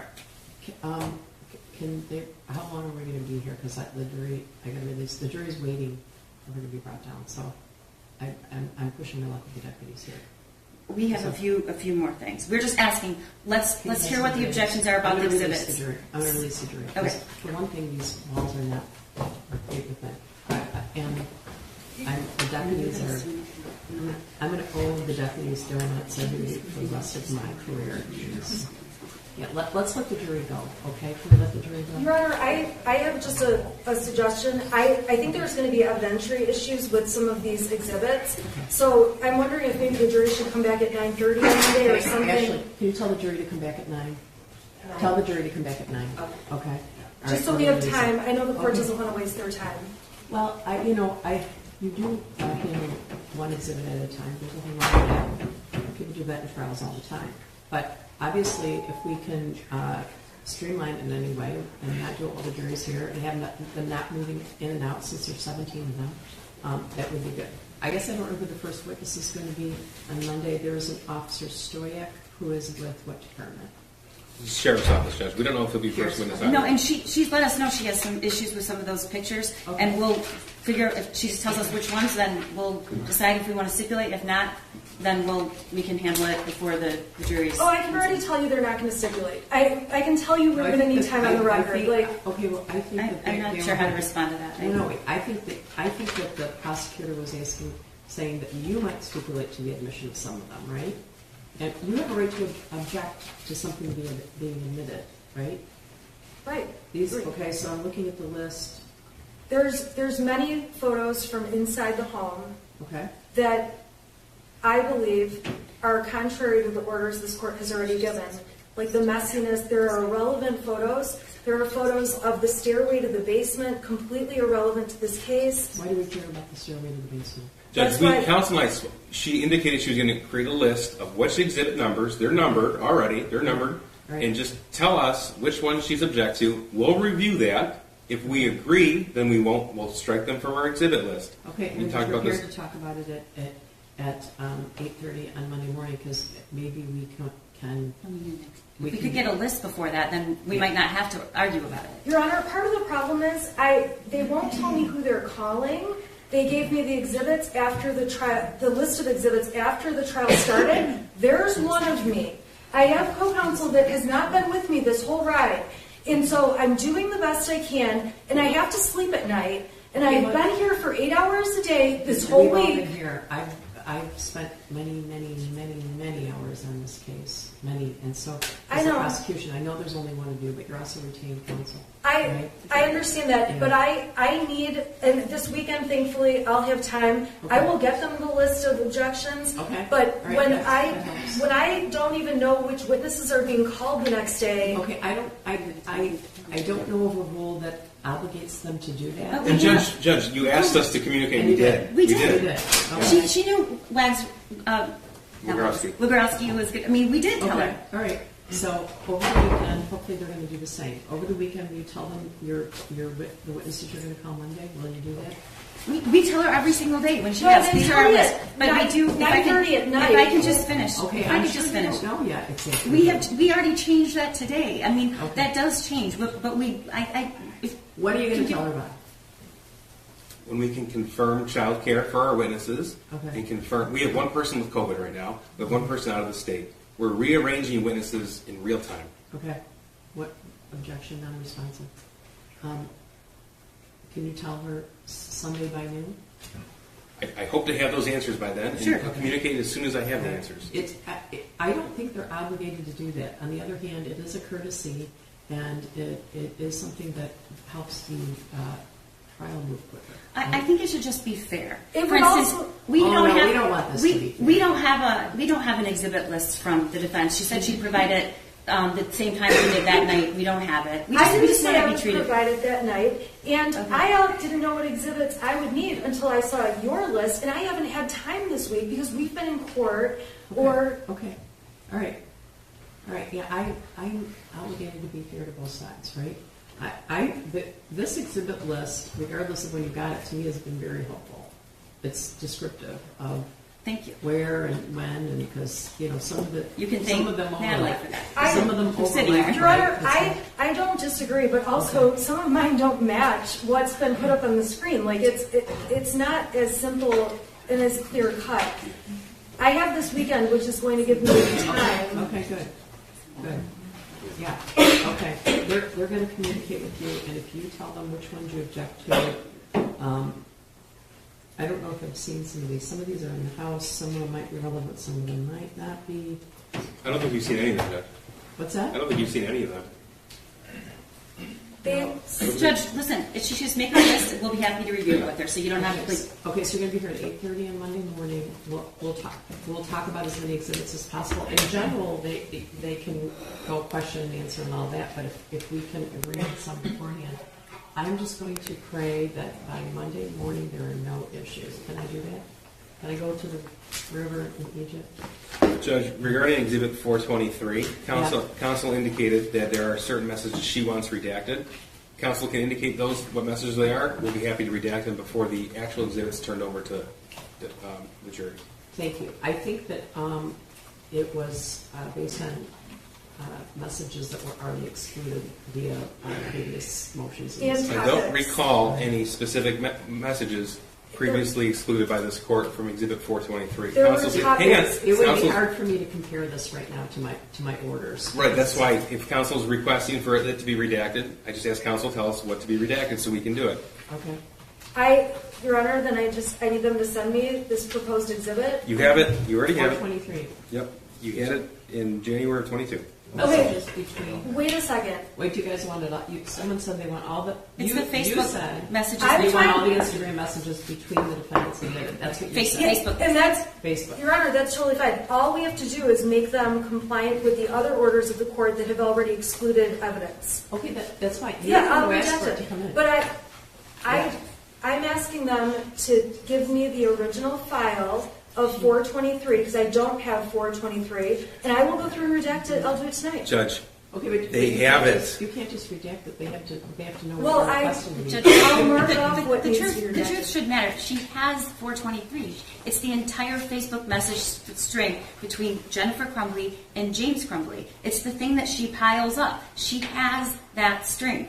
So The court would like we can produce a proof of service first thing Monday morning. No, and I'm not saying I do have it in the evidence. I don't have it. They're talking about it as if they've given me a 423. They haven't. It's buried in the stacks of evidence. Okay. That's fine. I'll dig it out. I will go through it tonight. I will let them know what I want redacted. Okay. All I want is redacted. We provided a digital copy. I don't understand. There's a thumb drive that has 423. Yeah, they handed it to me today while we've been in court for 8 hours. Okay, So but you're the one who asked for it to be admitted, right? You're the one who asked for it to be admitted. So, which I'm happy to do if everybody agrees. So, all right. You have just a couple more things here. Uh-oh, here comes the problem. What else? Just one thing I think is important.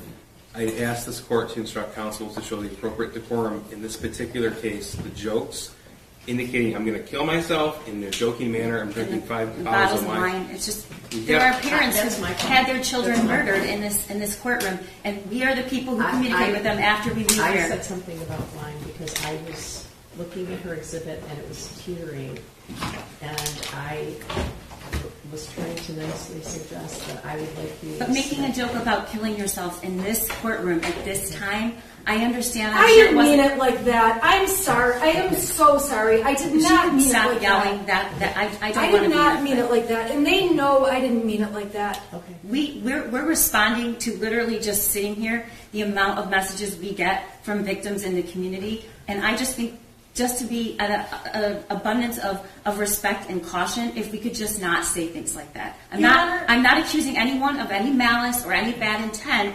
I'm just asking that we just not engage in that, because this is hard enough for the people who are sitting here now and who will be sitting here next week. I understand. It's very hard.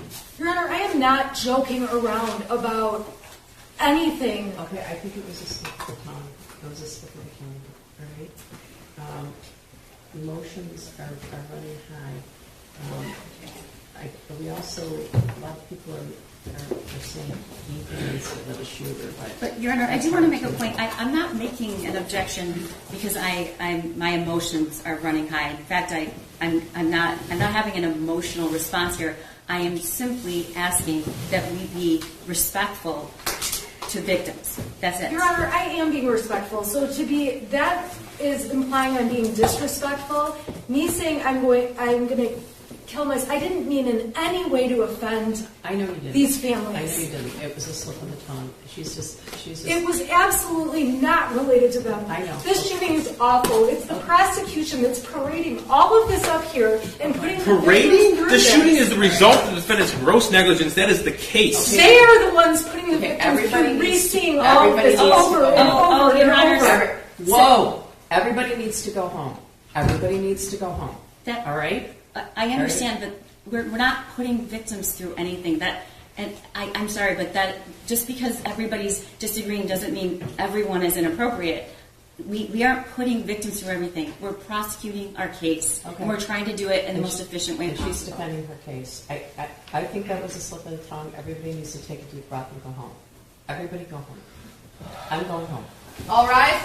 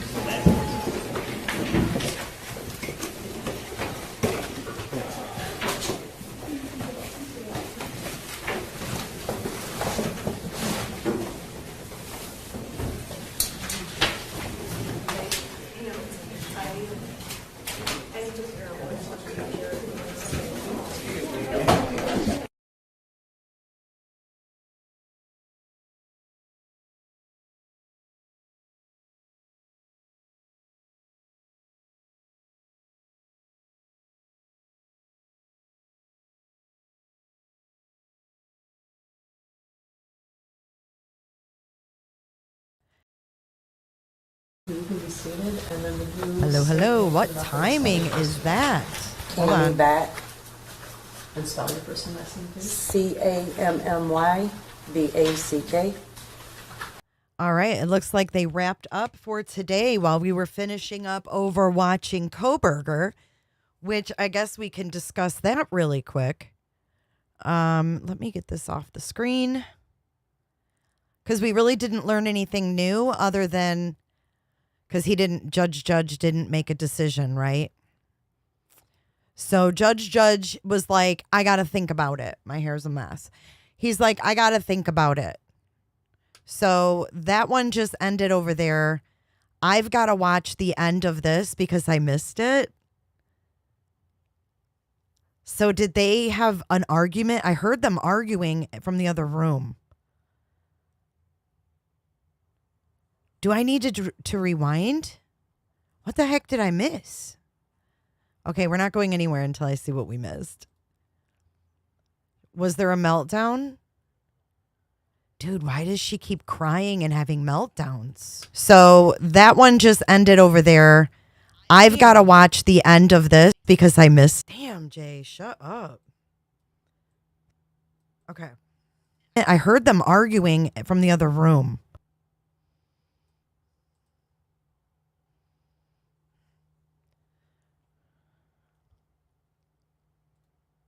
We don't know if that's true. Correct. And when he says, but this time I'm going to tell them about the voices. Okay, that's the next text, right? Yes. Speaks for itself. Oh my God, the color of her jacket. So when does the fight start here? Oh, okay. Probably right around here. I remember that, yes. Okay. You have had a chance to review some of those messages, or all of Okay, those I messages. missed it all. Okay. And Let's watch it. Was there anything in the messages indicating they were going to take him to see a therapist? No, there was not. Anything in there indicating they were worried and they wanted to take him to see a psychiatrist? No, there was not. Was there any time they tried to set up any mental health counseling? No. In the phone logs or text messages from the period after the school meeting until the shooting, were there any indications that they researched any mental health professionals? No, there was not. Did they call any counseling offices? No, they were. No, Did they they did call not. any psychiatrists? No. I'd like you just referring to that message, and Judge, for the record, again, I'd like to omit the entire thread that is Exhibit 423. That's the entire Facebook thread between James and Jennifer Crumbley. I'd like to have that available for the jury if they want to look at that. Your Honor, I would have no objection to that as long as we redact the things that this court's already deemed inadmissible. Okay. That would be fine. Okay, I don't recall specifically what those are, but if there's already been a ruling and things have been redacted, then I would like those taken out. Certainly. Okay. Certainly. Sir, if you could, referring to what would be Should I fast Exhibit forward? 423, contrast for the jury, please, the amount of time and messages between James and Jennifer Crumbley regarding their horses with their messages regarding their son. Your Honor, I would object. There needs to be a foundation that he can even determine this or has data to support this. Sure. Did you look at the messages? I looked at the messages, yes. Okay. Are you able to contrast the amount of time and messages between James and Jennifer Crumbley regarding their horses versus Your Honor, their I son? would object. This is misleading and speculative, and It's- there's been lots of talk about things that have been deleted, that we don't have all the messages. So I would. I guess we missed a big, huge meltdown. After the jury left? Your Honor, this is going so far beyond the scope of. No, it's not. This is you asked about this. You asked about this. Okay. Okay. Would it surprise you that Look at Shannon. She's glowing. thousands and thousands and thousands different? It would not at all. Thank you.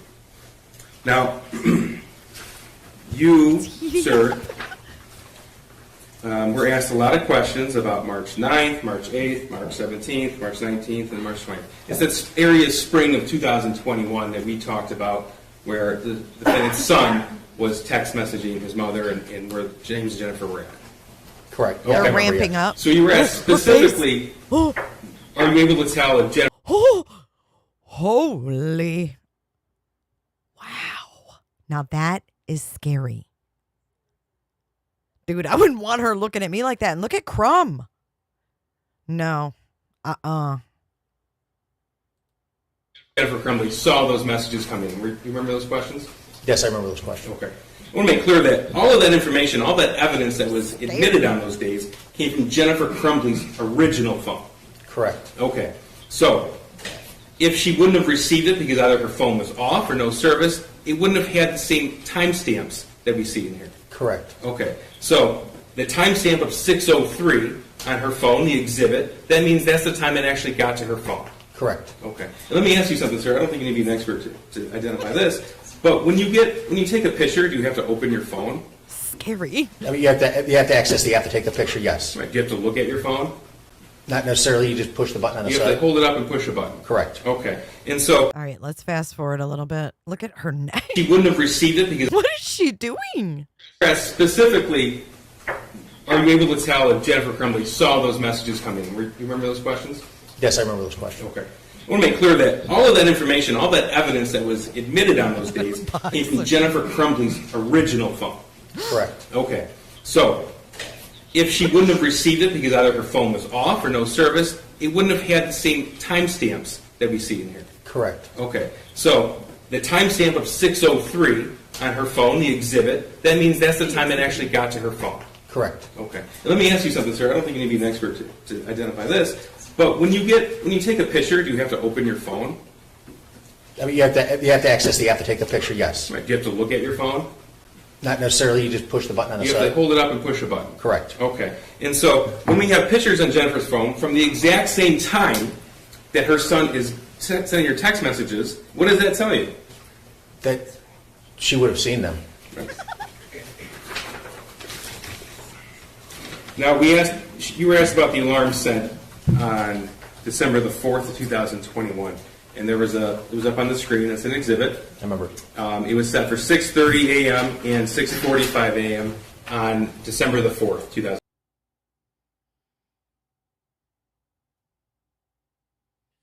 That might unfairly favor one side or the other.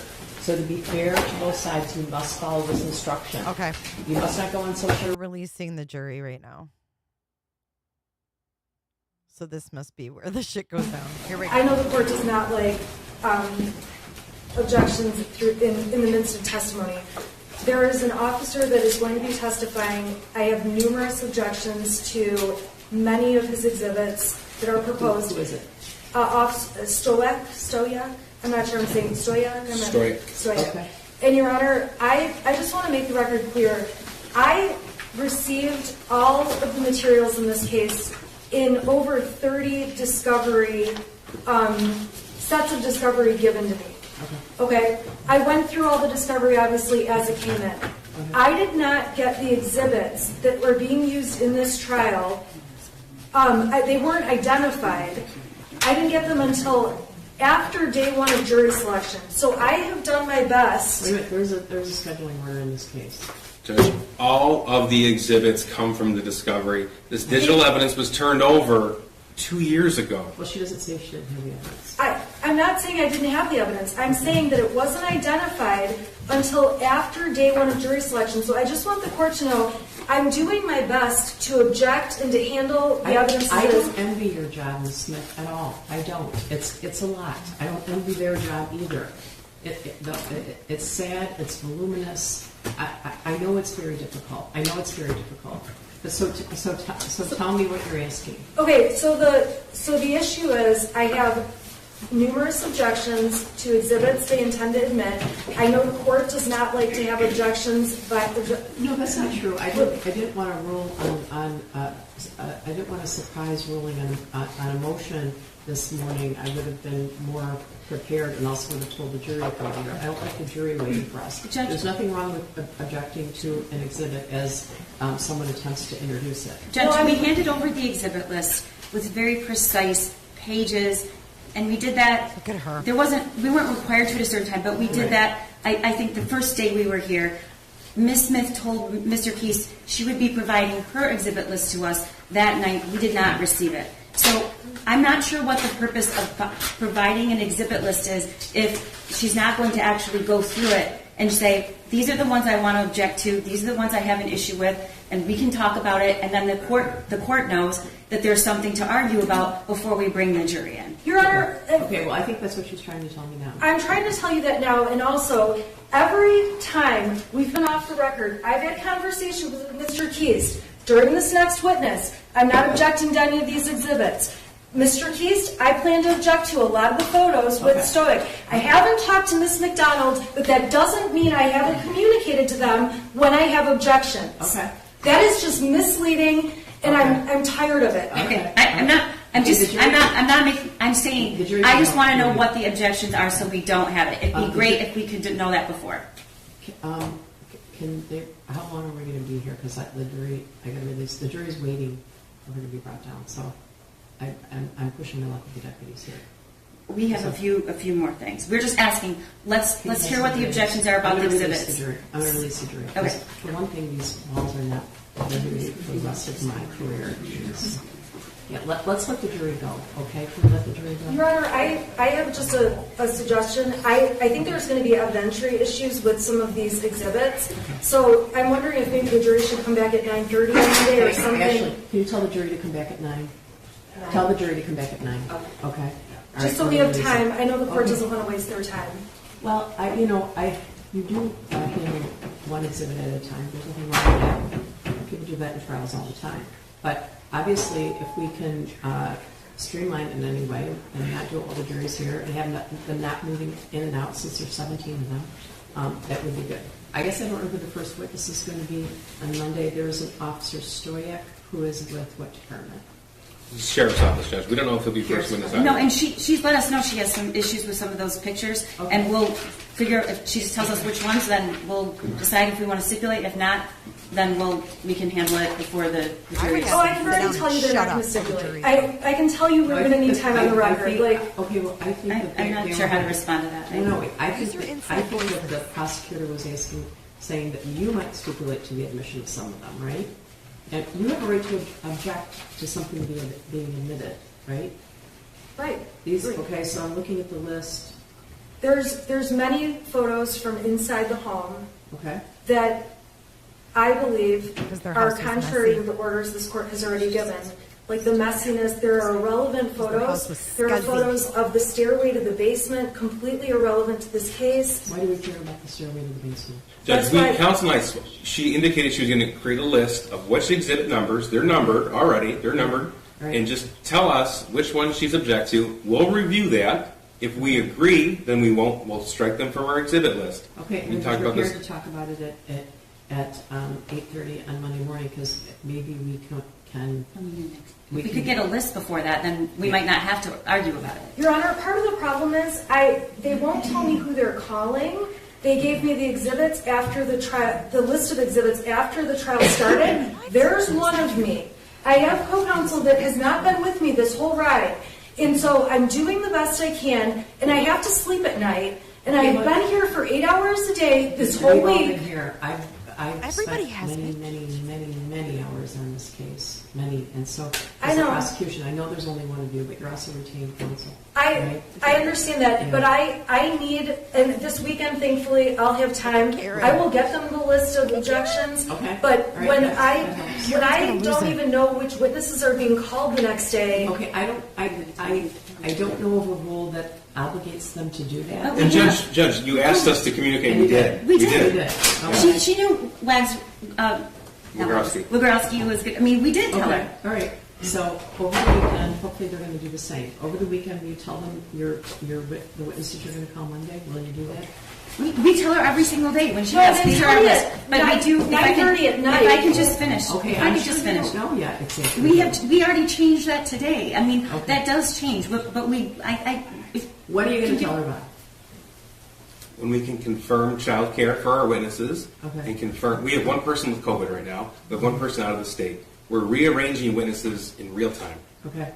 What objection non-responsive?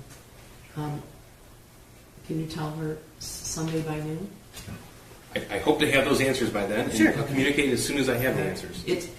I don't think they're obligated to do that. On the other hand, it is a courtesy, and it is something that helps the trial move quicker. I think it should just be fair. For instance, we don't want this to be fair. we don't have an exhibit list from the defense. She said she'd provide it the same time we did that night. We don't have it. We I didn't just say want I to would be treated. provide it that night, and I didn't know what exhibits I would need until I saw your list, and I haven't had time this week because we've been in court Okay. All right. Yeah, I'm obligated to be fair to both sides, right? This exhibit list, regardless of when you got it, to me has been very helpful. it's descriptive of right. So why can't she navigate it? Because some of it, you can some thank of them Natalie for that. Some of them overlap. Your Honor, I don't disagree, but also some of mine don't match what's been put up on the screen. Like it's not as simple. You have the Leaning Tower of Pisa. I have this weekend, which is going to give me time. Okay, good. Yeah. Okay. They're going to communicate with you, and if you tell them which ones you object to, I don't know if I've seen some of these. Some of these are in the House. Some of them might be relevant. Some of them might not be. I don't think you've seen any of them, Judge. What's that? I don't think you've seen any of them. Judge, listen, if she just make a list, we'll be happy to review it with her, so you don't have to please. Okay, so you're going to be here at 8:30 on Monday morning. We'll talk about as many exhibits as possible. In general, they can go question and answer and all that, but if we can agree on some beforehand, I'm just going to pray that by Monday morning there are no issues. Can I do that? Can I go to the river in Egypt? Judge, regarding Exhibit 423, counsel indicated that there are certain messages she wants redacted. Counsel can indicate those, what messages they are, and we'll be happy to redact them before the actual exhibits turned over to the jury. Thank you. I think that it was based on messages that were already excluded via previous motions. I don't recall any specific messages previously excluded by this court from Exhibit 423. It would be hard for me to compare this right now to my orders. Right, that's why if counsel is requesting for it to be redacted, I just ask counsel tell us what to be redacted so we can do it.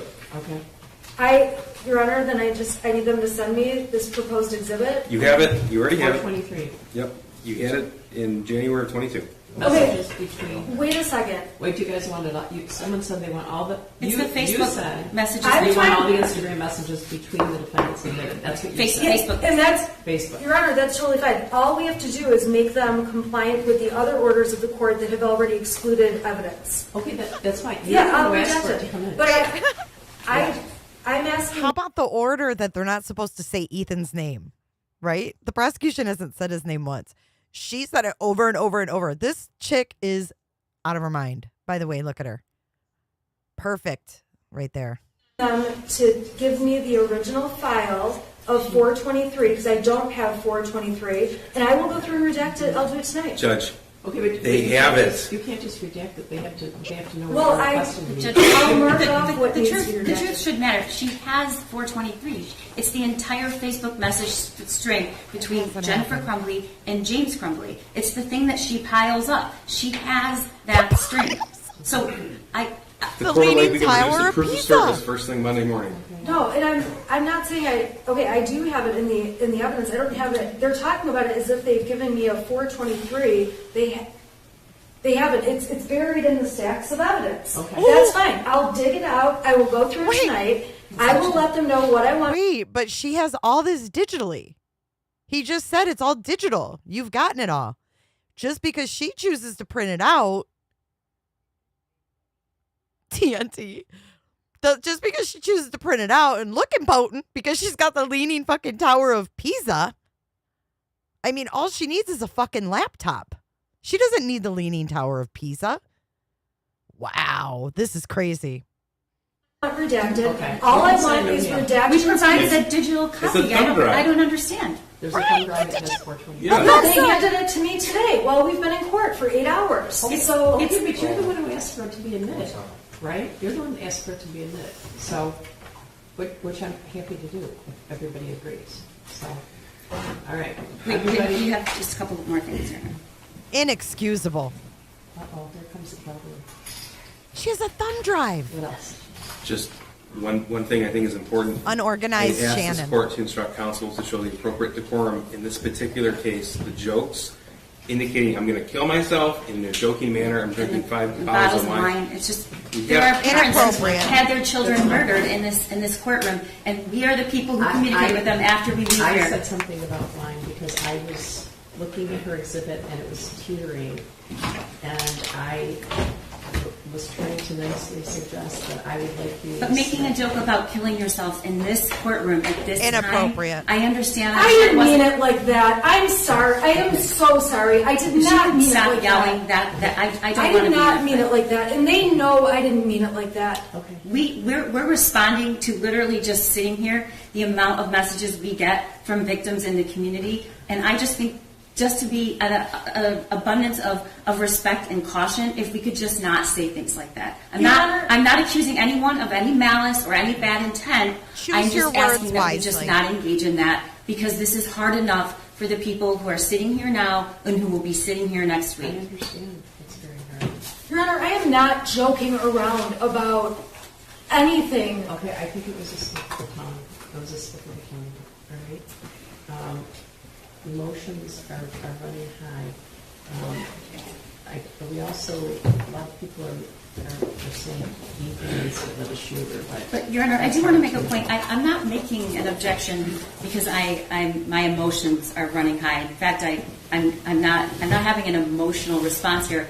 I am simply asking that we be respectful to victims. That's it. Your Honor, I am being respectful. So that is implying I'm being disrespectful. Me saying I'm going to kill myself. I didn't mean in any way to offend I know you didn't. These families. I know you didn't. It was a slip of the tongue. She's just. It was absolutely not related to them. I know. This shooting is awful. It's the prosecution that's parading all of this up here and putting Parading? through The this. shooting is the result of the defendant's gross negligence. That is the case. They are the ones putting the victims through, re-seeing all of this over and over and over. Whoa! Everybody needs to go home. Everybody needs to go home. All right? I understand, but we're not putting victims through anything. I'm sorry, but that just because everybody's disagreeing doesn't mean everyone is inappropriate. We aren't putting victims through everything. We're prosecuting our case, and we're trying to do it in the most efficient way possible. She's defending her case. I think that was a slip of the tongue. Everybody needs to take a deep breath and go home. Everybody go home. I'm going home. All right. Her body language is so aggressive. What the heck? Dude, she's off the chain. She is off the chain. And if I was Karen McDonald, I'd be a little worried.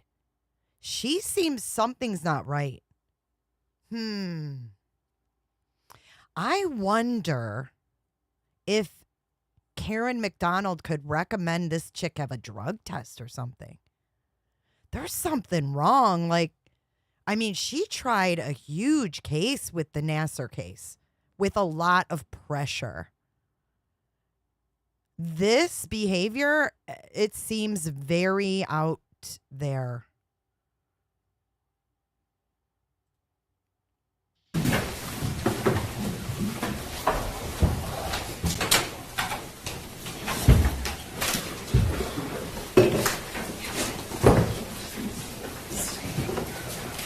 Very weird.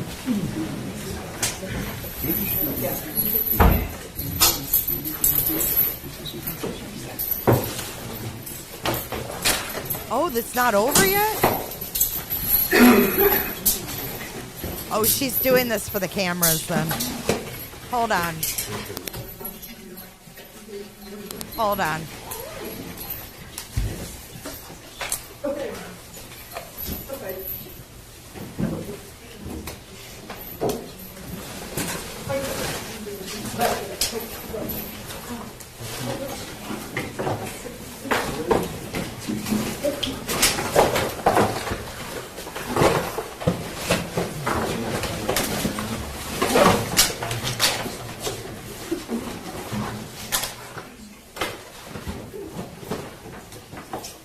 Bizarre. So either she's a really good actress or there's something wrong with her mentally or... I'm going to go back.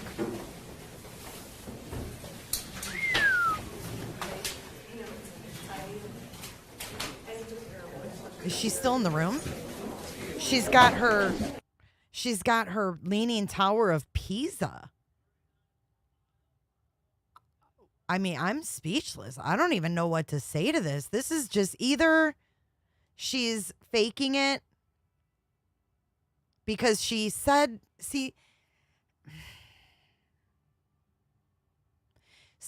she said at the beginning of court today that she has no defense. But she didn't say that in front of the jury, right? But is this an act? If you have no defense, is this some kind of act? I don't know, man. You think her career's over? Yeah. I mean, those tears, you can't really fake that shit, dude. And she's got mascara all over. You guys are right. You are totally right. Yeah, I'm rewinding. Okay, hang on. We could get a list before that, then.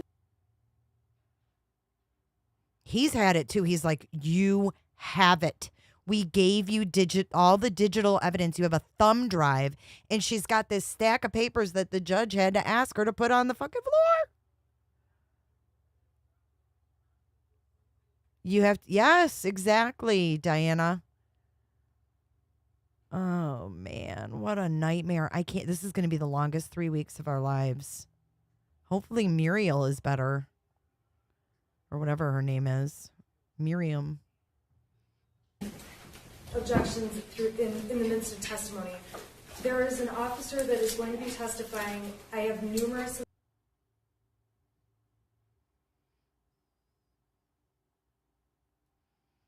And if you tell them which ones you object to, I lost my spot. I want to watch it again. Between Jennifer Crumbley. Now I'm lost in the stream. You have a right to object to something being. I lost it. I'm really confused. Okay, this is the part I want to watch right here. They are the ones putting the victims through re-seeing all of this over and over and over. Whoa. The judge said, whoa. Hold on. We're going to do something here. I got nowhere to be. I'm all pumped up from BK's thing, which was total BS. We're going to slow her down. Hopefully it's not too creepy. That night, and I did.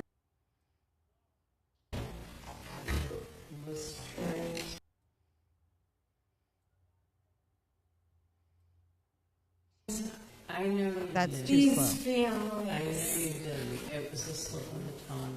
She's. Here we go. The judge always makes excuses too. It's like there's going to come a point where the judge can't make excuses for her horrible behavior.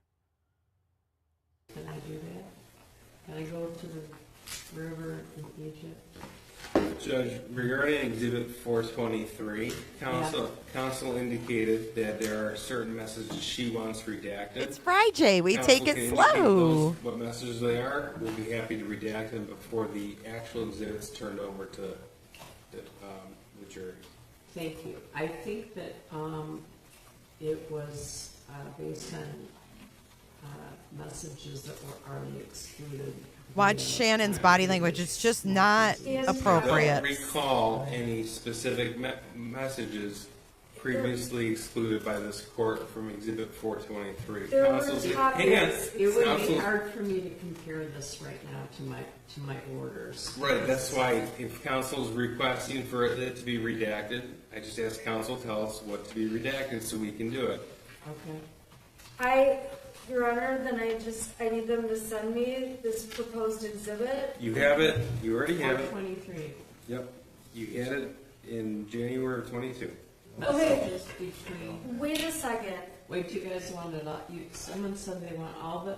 It's the Facebook you said messages. they want all the Thank you, Instagram Poon. messages between the defendants and the, that's what you said. Facebook. And that's, Facebook. Your Honor, that's totally fine. All we have to do is make them compliant with the other orders of the court that have already excluded evidence. Okay, that's fine. Yeah, I'll Go ask reject for it to it. come in. But I'm asking them to give me the original file of 423, because I don't have 423, and I will go through and reject it. I'll do it tonight. Judge, they have it. He's so bad. Well, I'll mark off what needs to be The rejected. truth should matter. She has 423. It's the entire Facebook message string between Jennifer Crumbley Tell it, and Karen. James Crumbley. It's the thing that she piles up. She's so aggressive. Look at her that body string. language. So You can't talk to this woman. The court would like we can produce a proof of service first thing Monday morning. No, and I'm not saying I do have it in the evidence. I don't have it. They're talking about it as if they've given me a 423.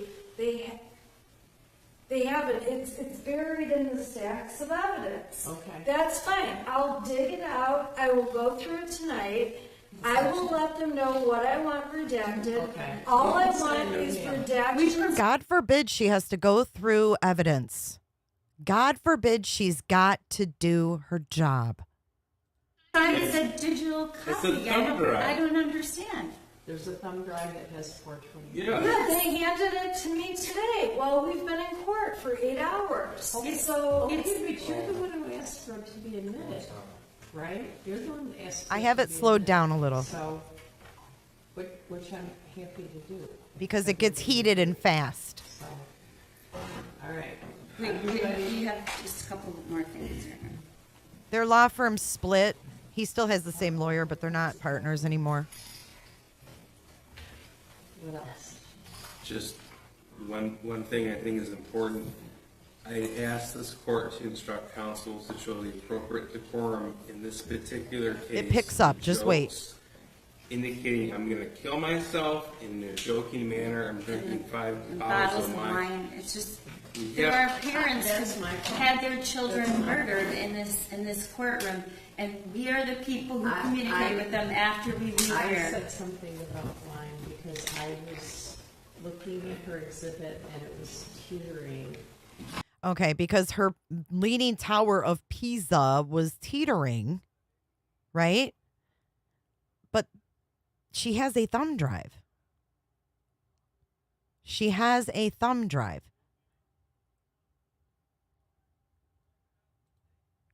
And I was trying to nicely suggest that I would like you But making a joke about killing yourself in this courtroom at this time, I understand. I didn't mean it like that. I'm sorry. I am so sorry. I did not mean it like yelling that. I don't I want to did be not that. mean it like that, and they know I didn't mean it like that. Okay. We're responding to literally just sitting here, the amount of messages we get from victims in the community, and I just think just to be at a abundance of respect and caution, if we could just not say things like that. I'm not accusing you're right, anyone Queen. of any malice or any bad intent. I'm just asking that we just not engage in that, because this is hard enough for the people. I think she counted on the fact that she would get things thrown out that she wanted thrown out. And she's not a team player. No wonder her partner ditched her. Well, I don't know really what happened. But I mean, look at how she's dismissive, she's condescending, and she's defensive. And when you're defensive, it's because you've done something wrong. You know what I mean? You don't get defensive unless you've either slacked, because she should be able to navigate through that digital evidence. She's had it for 2 years. She's had all these exhibits for 2 years. She chose to ignore them because she probably thought, I'll get these thrown out. They're not relevant to your case. That's why she's standing there going, these aren't relevant. Well, they've already been admitted, like she did this morning. That was already argued in a pretrial motion, and the judge said it was allowed. But she's there arguing during the trial that it shouldn't be allowed. She's awful. Who are sitting here now and who will be sitting here next week. I understand. It's very hard. Your Honor, I am not joking around about anything. Okay, I think it was a slip of the tongue. It was a slip of the tongue, all right? Emotions are running high. Okay, let's go forward because she loses it again. Slip of the tongue. Everybody needs to take a deep breath and go home. Everybody go home. I'm going home. Oh, that's the end. Okay. I'm going home. The judge is like, I'm going home. Judge, counsel and I, she indicated she was going to create a list of which exhibit numbers, they're numbered already, right, and just tell us which one she's object to. We'll review that. If we agree, then we'll strike them from our exhibit list. Okay, and we're prepared to talk about it at 8:30 on Monday morning, because maybe we can. We could get a list before that, then we might not have to argue about it. Your Honor, part of the problem is they won't tell me who they're calling. They gave me the exhibits after the trial, the list of exhibits after the trial started. There's one of me. I have co-counsel that has not been with me this whole ride. And so I'm doing the best I can, and I have to sleep at night. And I've been here for 8 hours a day this whole week. Been here. I've spent many hours on this case, and so as a prosecution, I know there's only one of you, but you're also retained counsel. I understand that, yeah. But I need, and this weekend, thankfully, I'll have time. Okay. I will get them the list of objections. Okay. But right, when I don't even know which witnesses are being called the next day. Okay, I don't know of a rule that obligates them to do that. And Judge, you asked us to communicate. We did. We did. Okay. She knew Wagorowski was good. I mean, we did tell her. All right. So over the weekend, hopefully they're going to do the same. Over the weekend, will you tell them the witnesses? She makes me nervous. We tell her every single day when she has these are our list. But we do 9:30 at night. If I can just finish. Okay, if I can just finish. Exactly. We already changed that today. I mean, that does change. But what are you going to tell her about? When we can confirm child care for our witnesses, and confirm, we have one person with COVID right now. We have one person out of the state. We're rearranging witnesses in real time. Okay. What objection non-responsive? Can you tell her Sunday by noon? I hope to have those answers by then. Sunday. And communicate as soon as I have the answers. I don't think they're obligated to do that. On the other hand, it is a courtesy, and it is something that I'd be like, Sunday? No, I'm prepared. I think it should just be fair. It For instance, we don't have an exhibit list from the defense. She said she'd provide it the same time we did that night. We don't have it. We just want to be treated. Provided that night, and I didn't know what exhibits I would need until I saw your list, and I haven't had time this week because we've been in court. Okay. All right. Yeah, I'm obligated to be fair to both sides, right? This exhibit list, regardless of when you got it, to me has been very helpful. It's descriptive of.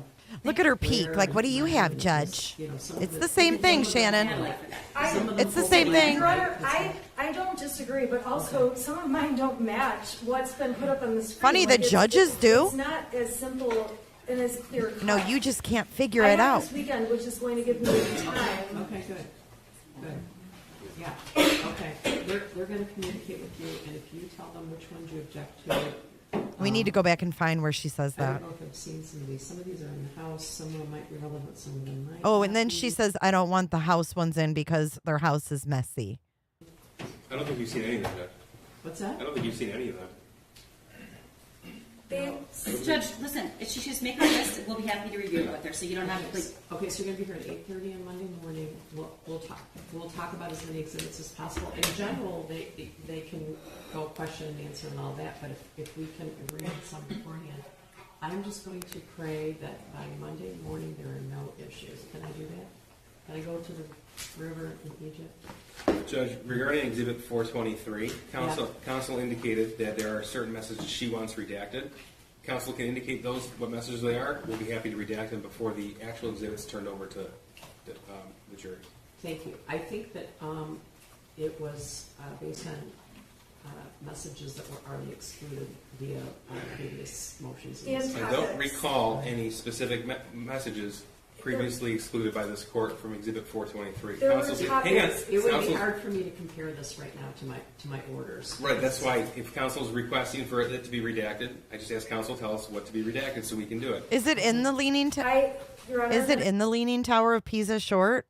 The Kill Myself? Where she says that? Loves Would Heat. Did you watch it? I need them to send me this proposed exhibit. You have it. You already have it. 423. You have it? You already have it. In January of 22. Messages between. Wait a second. Wait, This you is guys where it hold gets on. good. Someone said they want all the. Okay, hold on. This is where she goes off. I'm going to slow this part down. This is where the judge is like, whoa. The Facebook messages. You want all the Instagram messages between the defendants and that's what you said. Facebook. And that's, Facebook. Your Honor, that's totally fine. All we have to do is make them compliant with the other orders Thanks, of the court loves. that have already excluded evidence. Okay, that's fine. You Yeah, can I'll go ask reject for it to it. come in. But I'm asking them to give me the original file of 423 because I don't have 423, and I will go through and reject it. I'll do it tonight. Judge, Okay, but they have it. You can't just reject it. They have to know. Well, I'll mark off what The needs to be truth rejected. should Bye, matter. Glenn. She has 423. It's the entire Facebook message string between Jennifer Crumbley and James Crumbley. It's the thing that she piles up. She has that string. So The core leg we can produce the proof of service first thing Monday morning. No, and I'm not saying I do have it in the evidence. I don't have it. They're talking about it as if they've given me a 423. Okay, so what he said, I just caught, is you've had it since whatever date. And he said on Monday morning, we'll have the proof of service of when we gave her. And she's like, oh, no, I'm not saying that. You're making it sound like it's everybody's fault but hers. Whoever said that, spot on. They haven't. It's buried in the stacks of evidence. Okay. That's fine. I'll dig it out. I will go through it tonight.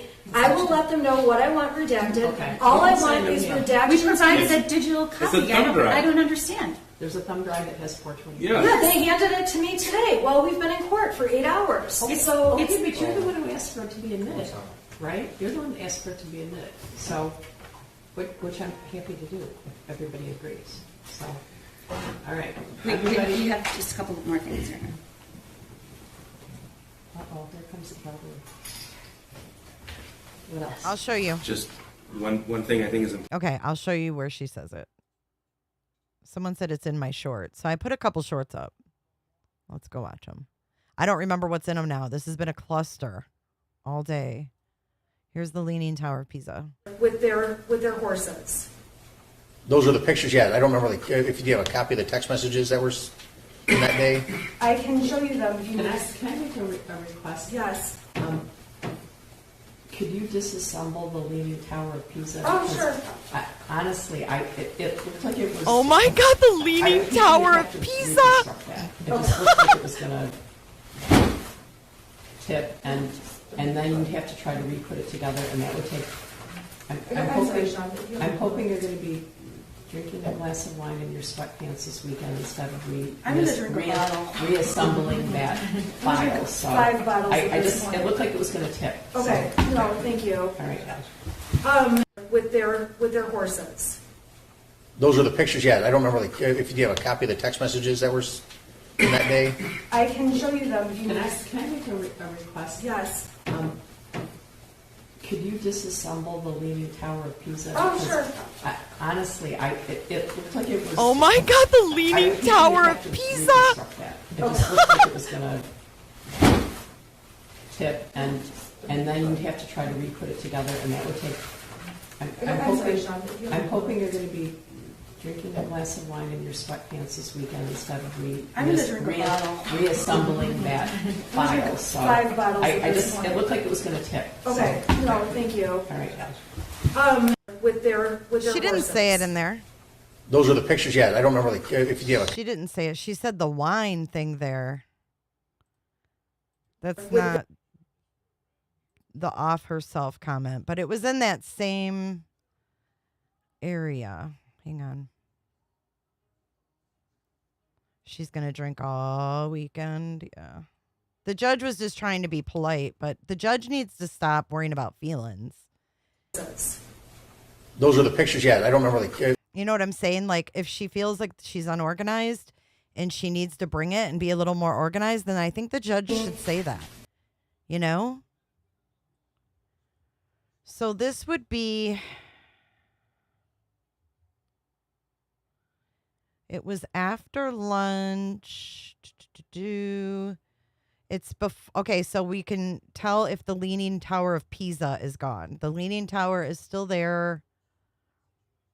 It's after she removes the tower.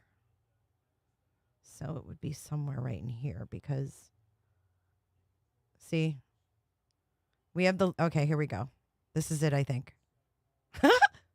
What? Look at her face. Wait. Let me move this. Look at her face.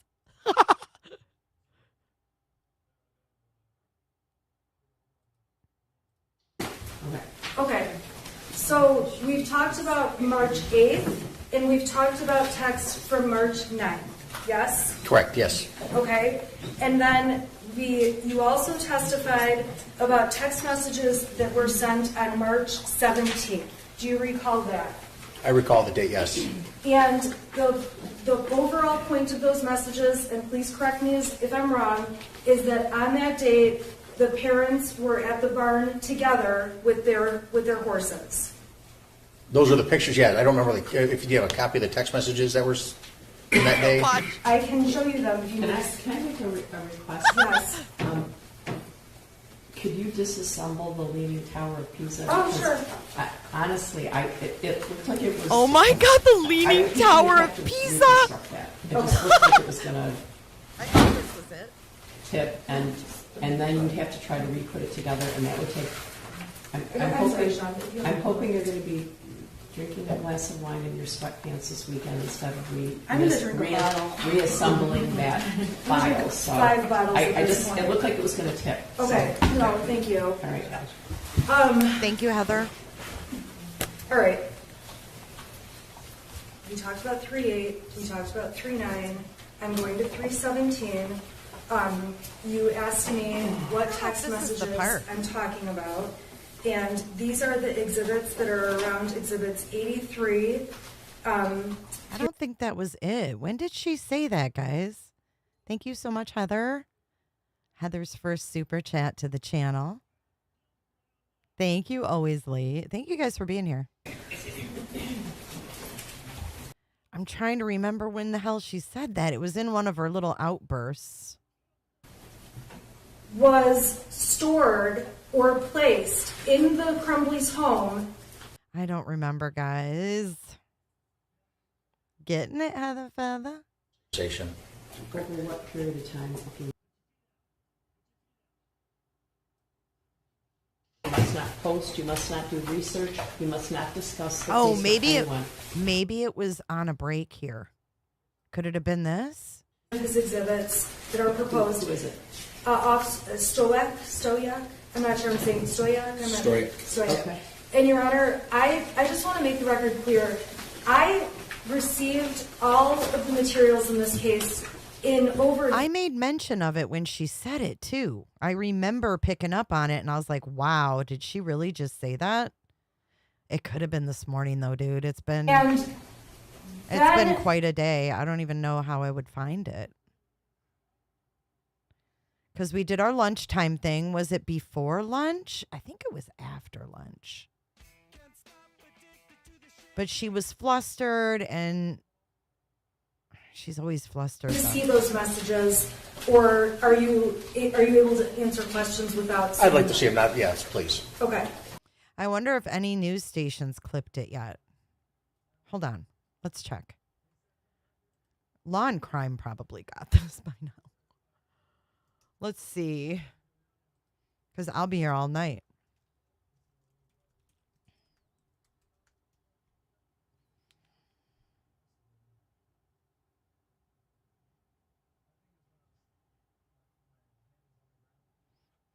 Well, let's put Jennifer Crumbley lawyer. Kill myself. I don't know. Let's see. Nope. Look at it. Brought up You Are Not Alone. Oh, go YouTube. That's good that they do that. Spar over emotion. Could this be it? Your Honor. Oh, that was yesterday. That was yesterday. Yesterday. Look at Law and Crime. Defense attorney for Ethan Crumbley's mom sobs. They put sobs in the title. She's probably so mad about that. If someone can remember when that was, because I just don't. It was when they had all the text up on the screen.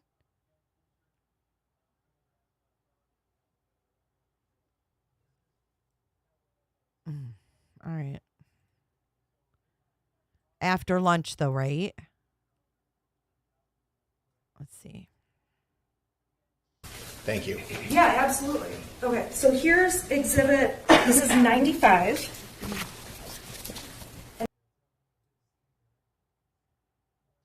That are not specific to the shooter's case. So, you know, I don't want the jury to think that they are not allowed to see something. All right, so I don't want the jury to think that either side is. It was around 4 o'clock, so it was right before BK's thing. Because she lost her place with the text. Is it this part? It was after the pizza. Okay, thanks, Heather Feather. That gives me a good point because I can fucking see when pizza went away. Oh my God. I cannot with these trials, guys. Imagine the shit shows when, you know, we didn't have cameras. These are all so shit showish. It was before BK? Bullets in school. Correct. And the Jennifer son responds. I already went to the office for that. Jennifer Crumbley. I'm trying my Upon best. hearing that, we saw all of the evidence about Mr. and Mrs. Crumbley. Is Pizza there right now? Okay, I need to know, is it before Pizza or after Pizza? Bear with me. BP or AP? Because here's before Pizza.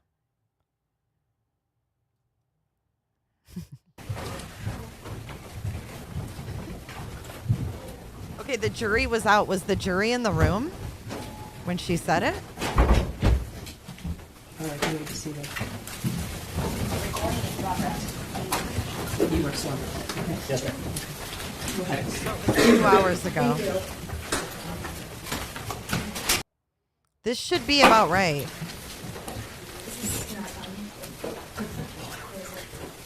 This should be about right here, I think.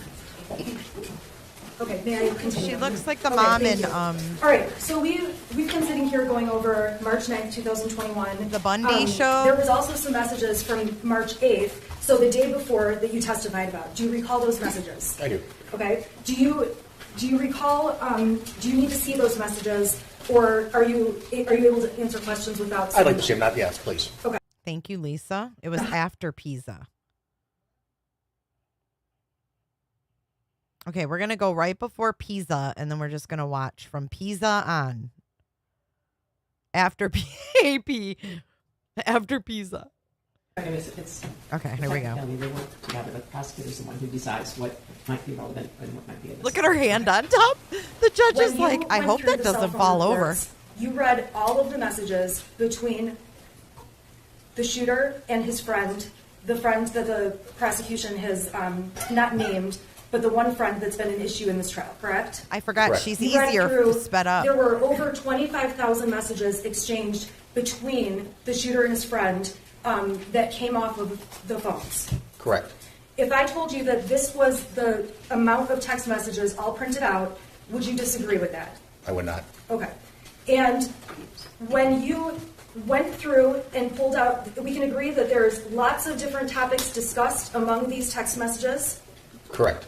And the text messages that were brought in and entered as evidence were from this large stack of texts as a whole. What was presented, I'm sorry. They're in these. Yes. They're from here. Yes, there was more information that was turned over, but Right.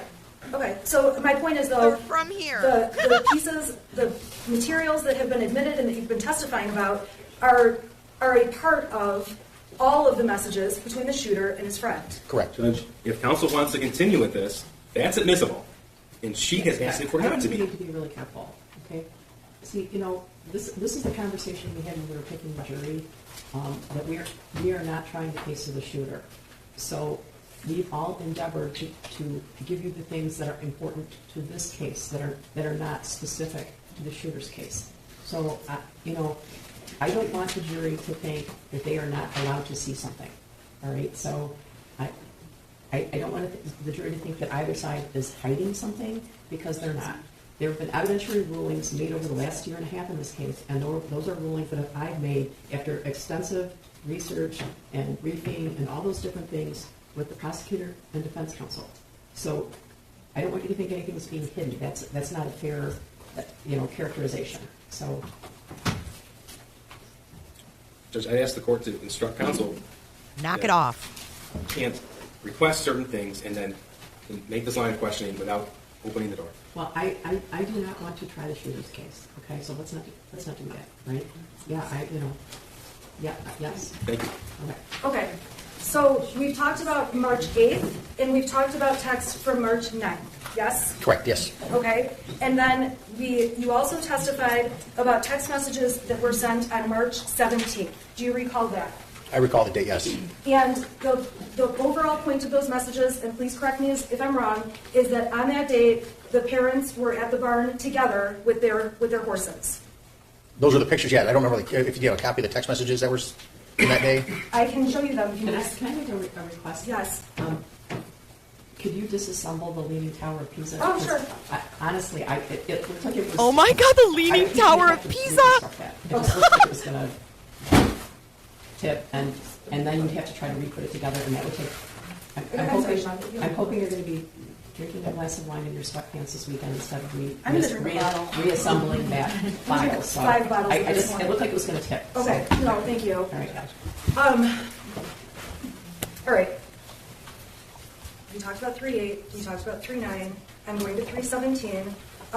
You asked me what text messages I'm talking about, and these are the exhibits that are around exhibits 83 through 86. Would you like me to bring you the text messages so that you can see those? If you could, please, yes. Okay. The March 17th starts with exhibit 85. Hey, Scott. Okay. Now, on 85, we amended it, so there are texts that remember, yes, ma'am. Okay. And then I'm also going to hand you right now what's on 86. Okay? Okay, thank you. Okay.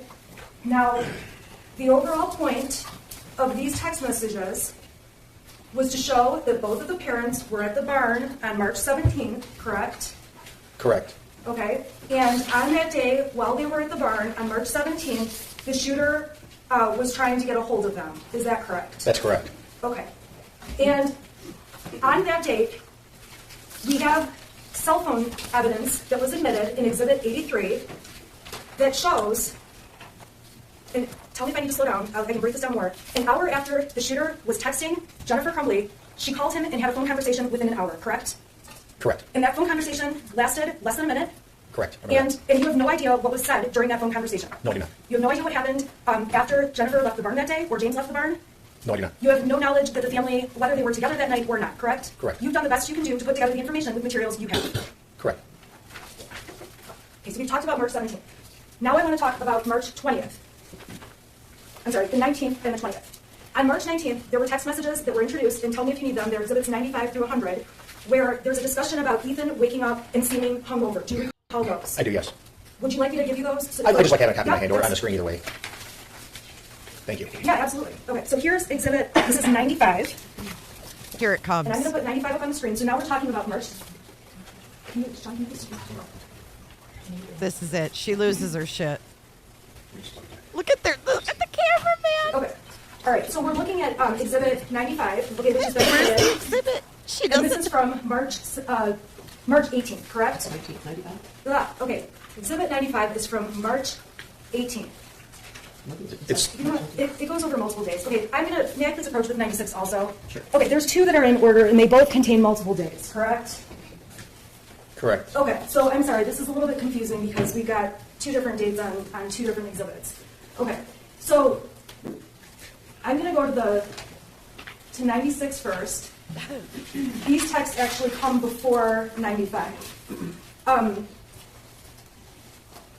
this date, these are the texts where Ethan says, I just finished picking up the room. I cleaned until shelves or clothes started flying off the shelf. This stuff only happens when I'm home alone, correct? Correct. Okay, and I am totally off. I am so sorry. March 17th. I need to be on exhibit 85. 85 is, it says is the thread from March 17th, 2020. Yes, and 85 is one that I cannot display because it's been redacted.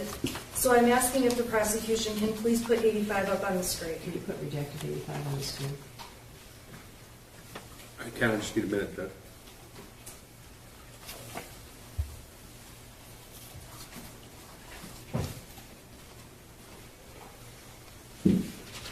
I think that's coming up here.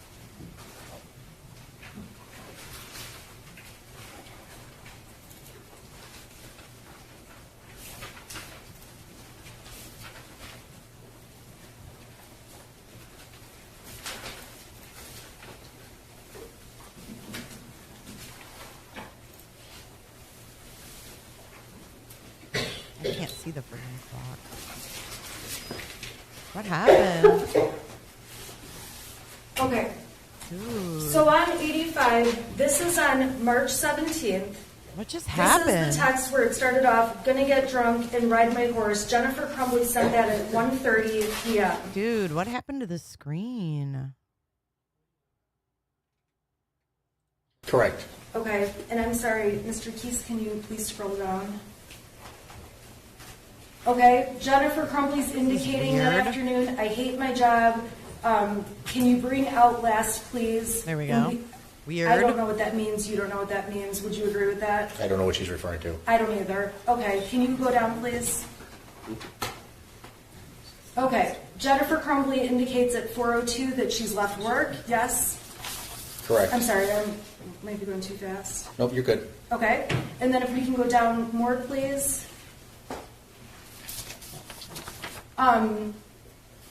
Did it really? That jumped exhibits. That's the end. Oh, I'm sorry. So 85, can you go to the end of 85? Because it jumped to 86.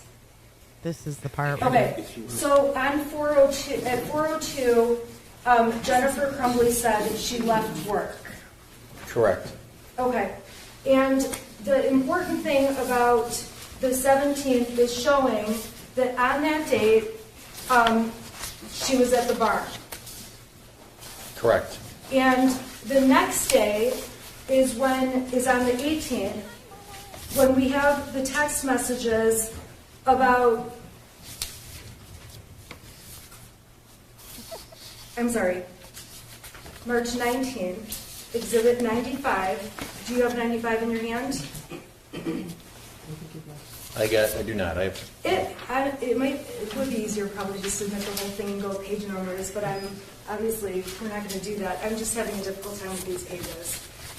Do you have exhibit 95? I do not. I have 96. What do you think of Shannon? Okay.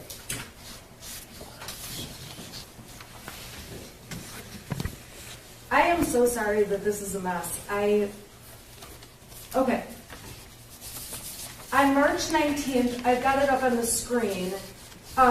This is when Jennifer Crumbley and James Crumbley are talking about Ethan acting like or seeming like he was way hungover that day, correct? Correct. And it appears from the text that Jennifer is asking if he's okay. She says, "How is he?" Correct. Okay. Why is this doing this now? I am going to kill myself.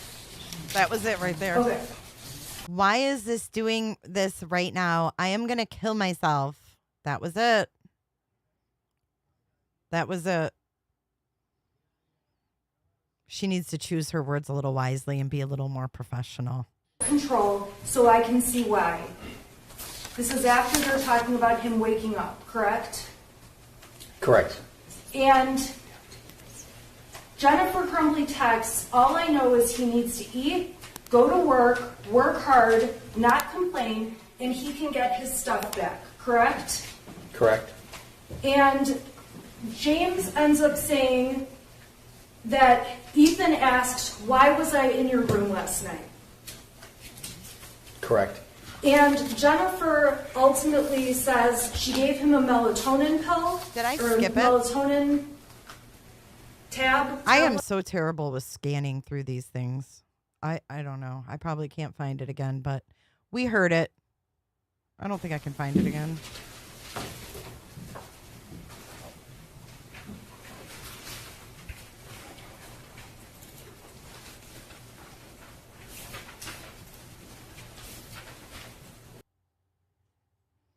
I don't know what clock you're talking about.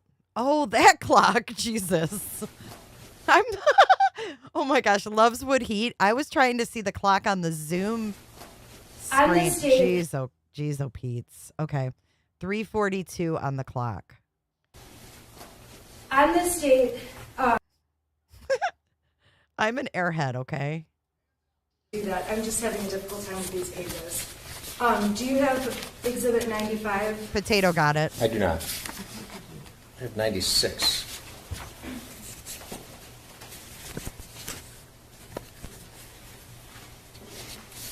Okay.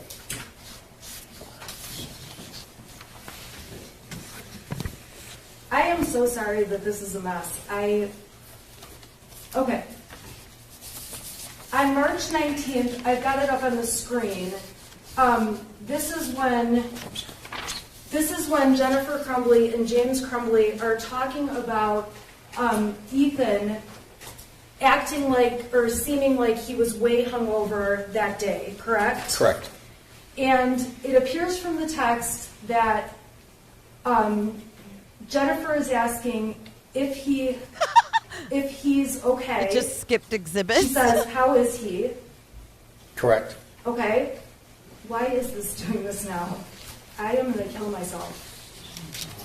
Okay. Did you hear the courtroom? Okay.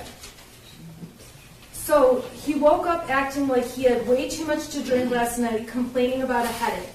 That's what James said back to Jennifer, correct? Correct. Wow. You know how Judge Fran Gull in the Delphi case told Richard Allen, I can't let these lawyers represent you? When does the judge realize that this counsel is not effective counsel for Jennifer? Will the judge come to that conclusion? I'm not sure, guys. It's pretty crazy. It's pretty insensitive. I mean, yikes. Yeah, the courtroom was like, yikes. She has no professionalism, and she doesn't care, obviously. She doesn't care about the victims. So it's really that's really, really sad. Because she claims she does, but she doesn't. So we're at 94,994 subscribers. We're almost at 95,000. Look at that. You guys, make sure you're subscribed if you aren't already. I work hard and I try to bring you guys the best streams that I can. So I am going to call it a day. It is the weekend, bitches. So tomorrow night, we're going to watch Shannon Smith in the Discord on the HBO special that she was on. So if you're not joined, please join. And if you need any help, let us know. There is an open forum called Merch on our Discord. If you download the app and go to J is for Justice, you'll see a merch. And if you need help, post in there. And one of the moderators will definitely help you. Probably Potato, because she's been the designated potato to help people through the Discord maze. So thank you so much, guys. We will be back live Monday. There is an event up. And I'm glad I found you guys too. So take care, Michigan. All my Michiganders, thank you so much. And let's roll our credits. See you guys later. Where do you think you're going? Nobody's leaving. Nobody's walking out on this fun old-fashioned family Christmas. No, no, we're all in this together.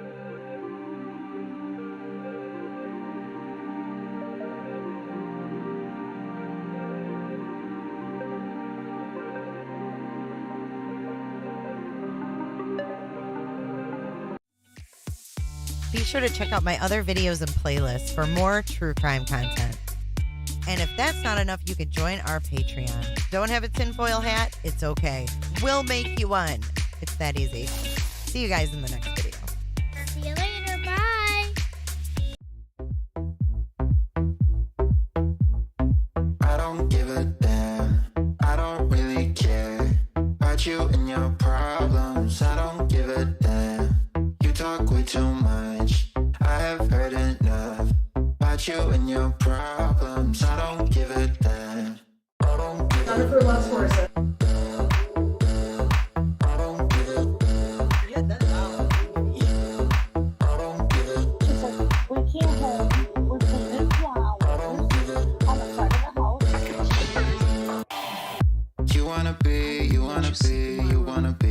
Growing on my you ass. feel something real, but I'm feeling differently. Yeah. You're making plans to get to friends, but don't wanna face the fact that I ain't got time, I ain't got time, I ain't got time for that. Staying up late, sleeping all day, dreaming about Cadillacs. Buying new shoes, hanging by the pool, sipping on Coke and Jack. Calling my phone when you feel alone, but I'll never call you back. There was a lot of leakage. Pieces of leakage in a vacuum.